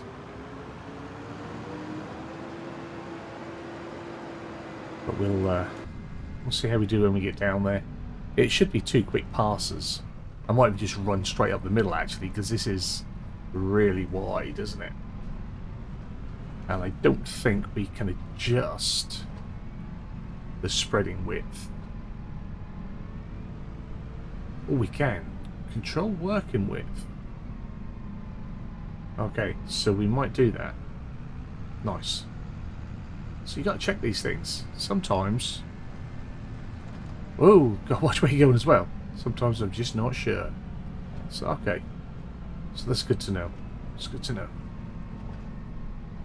Need to bring it up so I can see it again. Now, Control Z. Right. So... Oh, that's not too bad. It's coming out quick. It's coming out quick. Need to pan out as quick as we can. And it is such a wide spread, that's why it comes out quick, firing so much of it out. I should imagine driving down the middle would have been plenty for us. Let's try and spin it around. Now, I'm going to turn it off because my memory is so poor. I can't remember if it was Control Z or Alt Z to make it a smaller spread. So,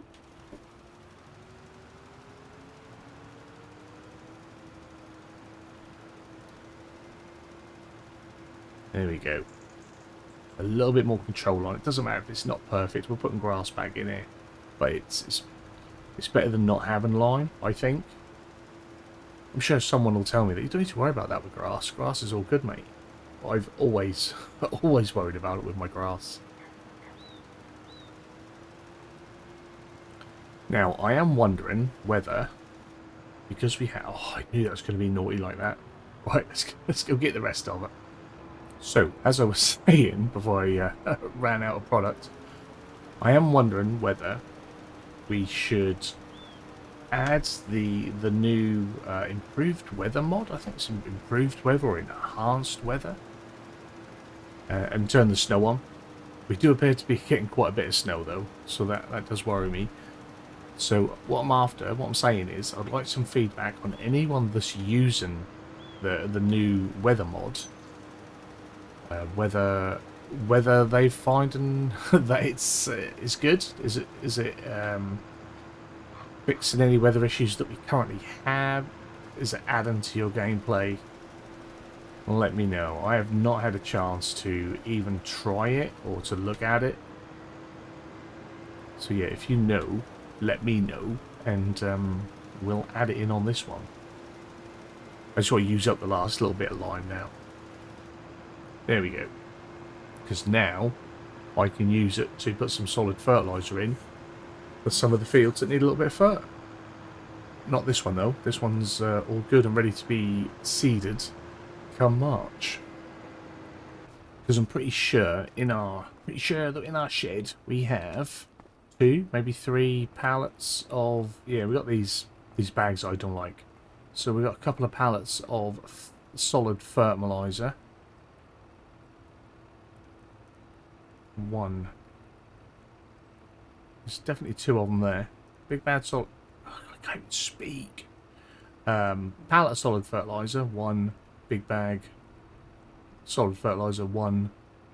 We'll see what comes. We'll see what comes out. We'll see what comes out. Right. Oh, there's some there. There's some. It's all in there somewhere. Right. Let's have a little butcher, shall we? Right, big bag solid fertilizer. Pallet of solid fertilizer. Pallet of solid fertilizer. Didn't realise there's another little bag of lime in there. Should have pulled that out as well, but never mind. There we go. This is our fertilizer.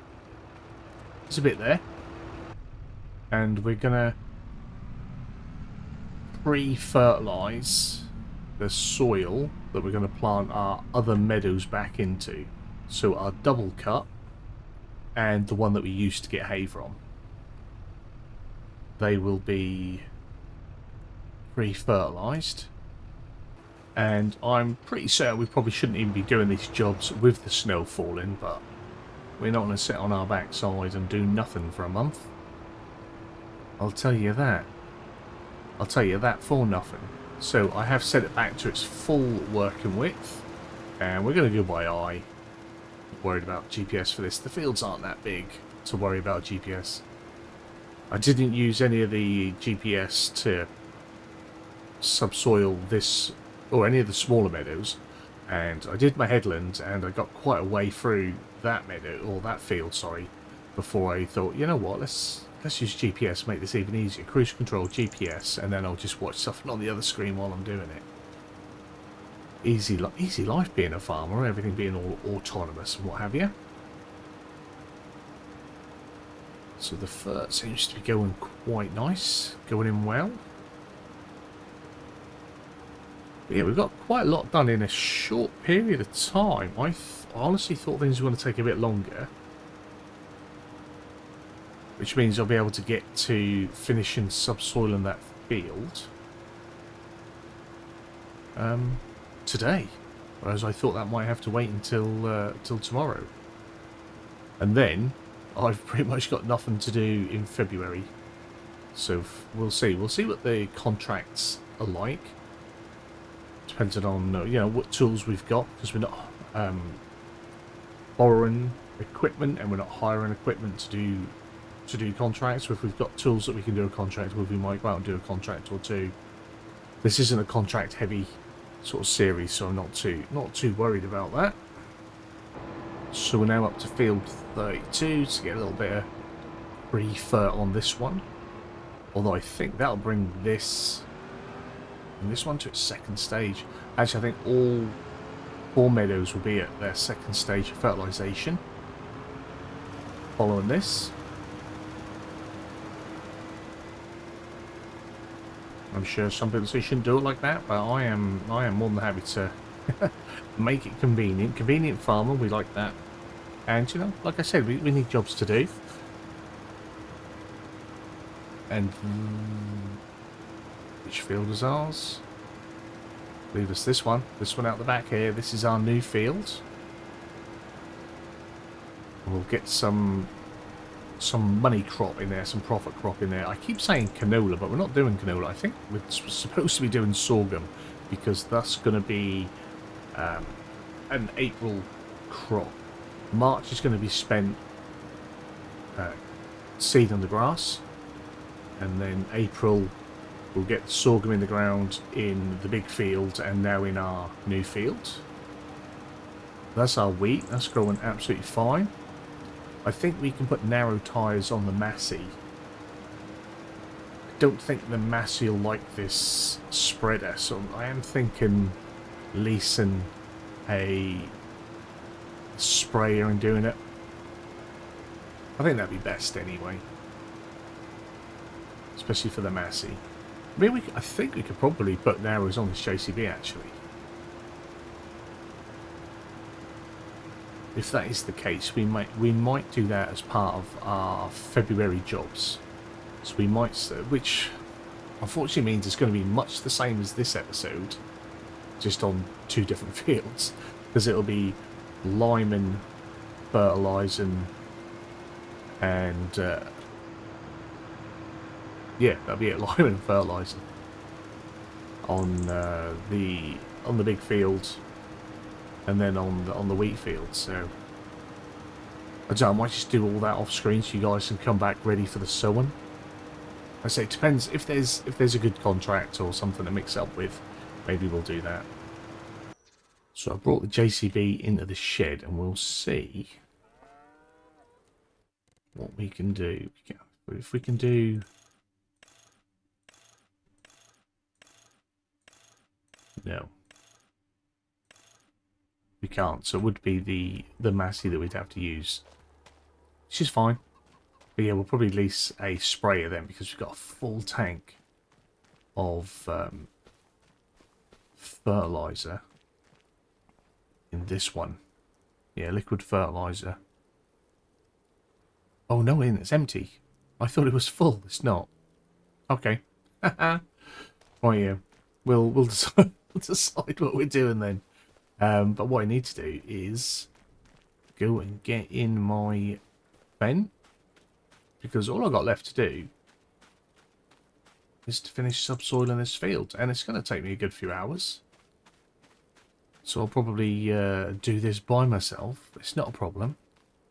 I'm more than capable. We can drive in a straight line without supervision. Now this is full of stones. That field is full of stones. And I'm thinking, I'm not going to worry about picking it. Because if we're putting sorghum in here, I don't know why I'm standing still. If we're putting sorghum in here, then we should be alright. If I did it save it as it was, it did. That should be good. Yeah, so yeah, if we plant sorghum and we've got wheat growing, they harvest pretty close to each other. So I'm gonna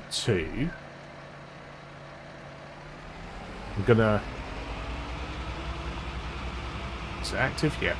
I'm gonna pick after we've done both harvests next time round, and then we'll look at what we're planting, because I think we'll have enough wheat to go at least another year. The chickens aren't eating that much. Obviously the sorghum will all go for sale, so we'll have a look at the calendar and see what we can get in the ground then, see what's viable for us. It would be nice, you know, to do some more money crops, obviously. Whether we do a repeat of sorghum and then I'll just wait out and maybe plant oats or plant canola later on the following year. I'm not sure. We'll have to look into that, have to have a little think about that. But that's sort of where we're at the minute. Financially, 319,560. That'll go down a couple of grand. I think it still costs us about $7.5 grand, $8 grand a month. So that will go down. Our income, actually, it costs us a lot more than that, because that's what our income is. So it probably costs us about 16 grand a month or more.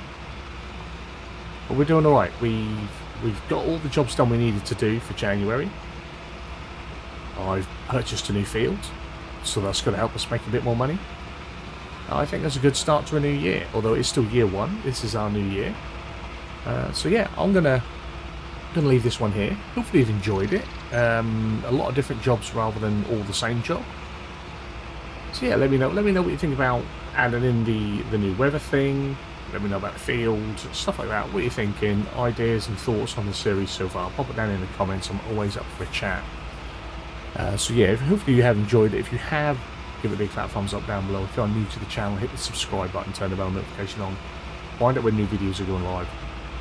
As always, comments and feedback down there. And you guys have a wonderful day, and hopefully I'll see you again soon. Bye bye.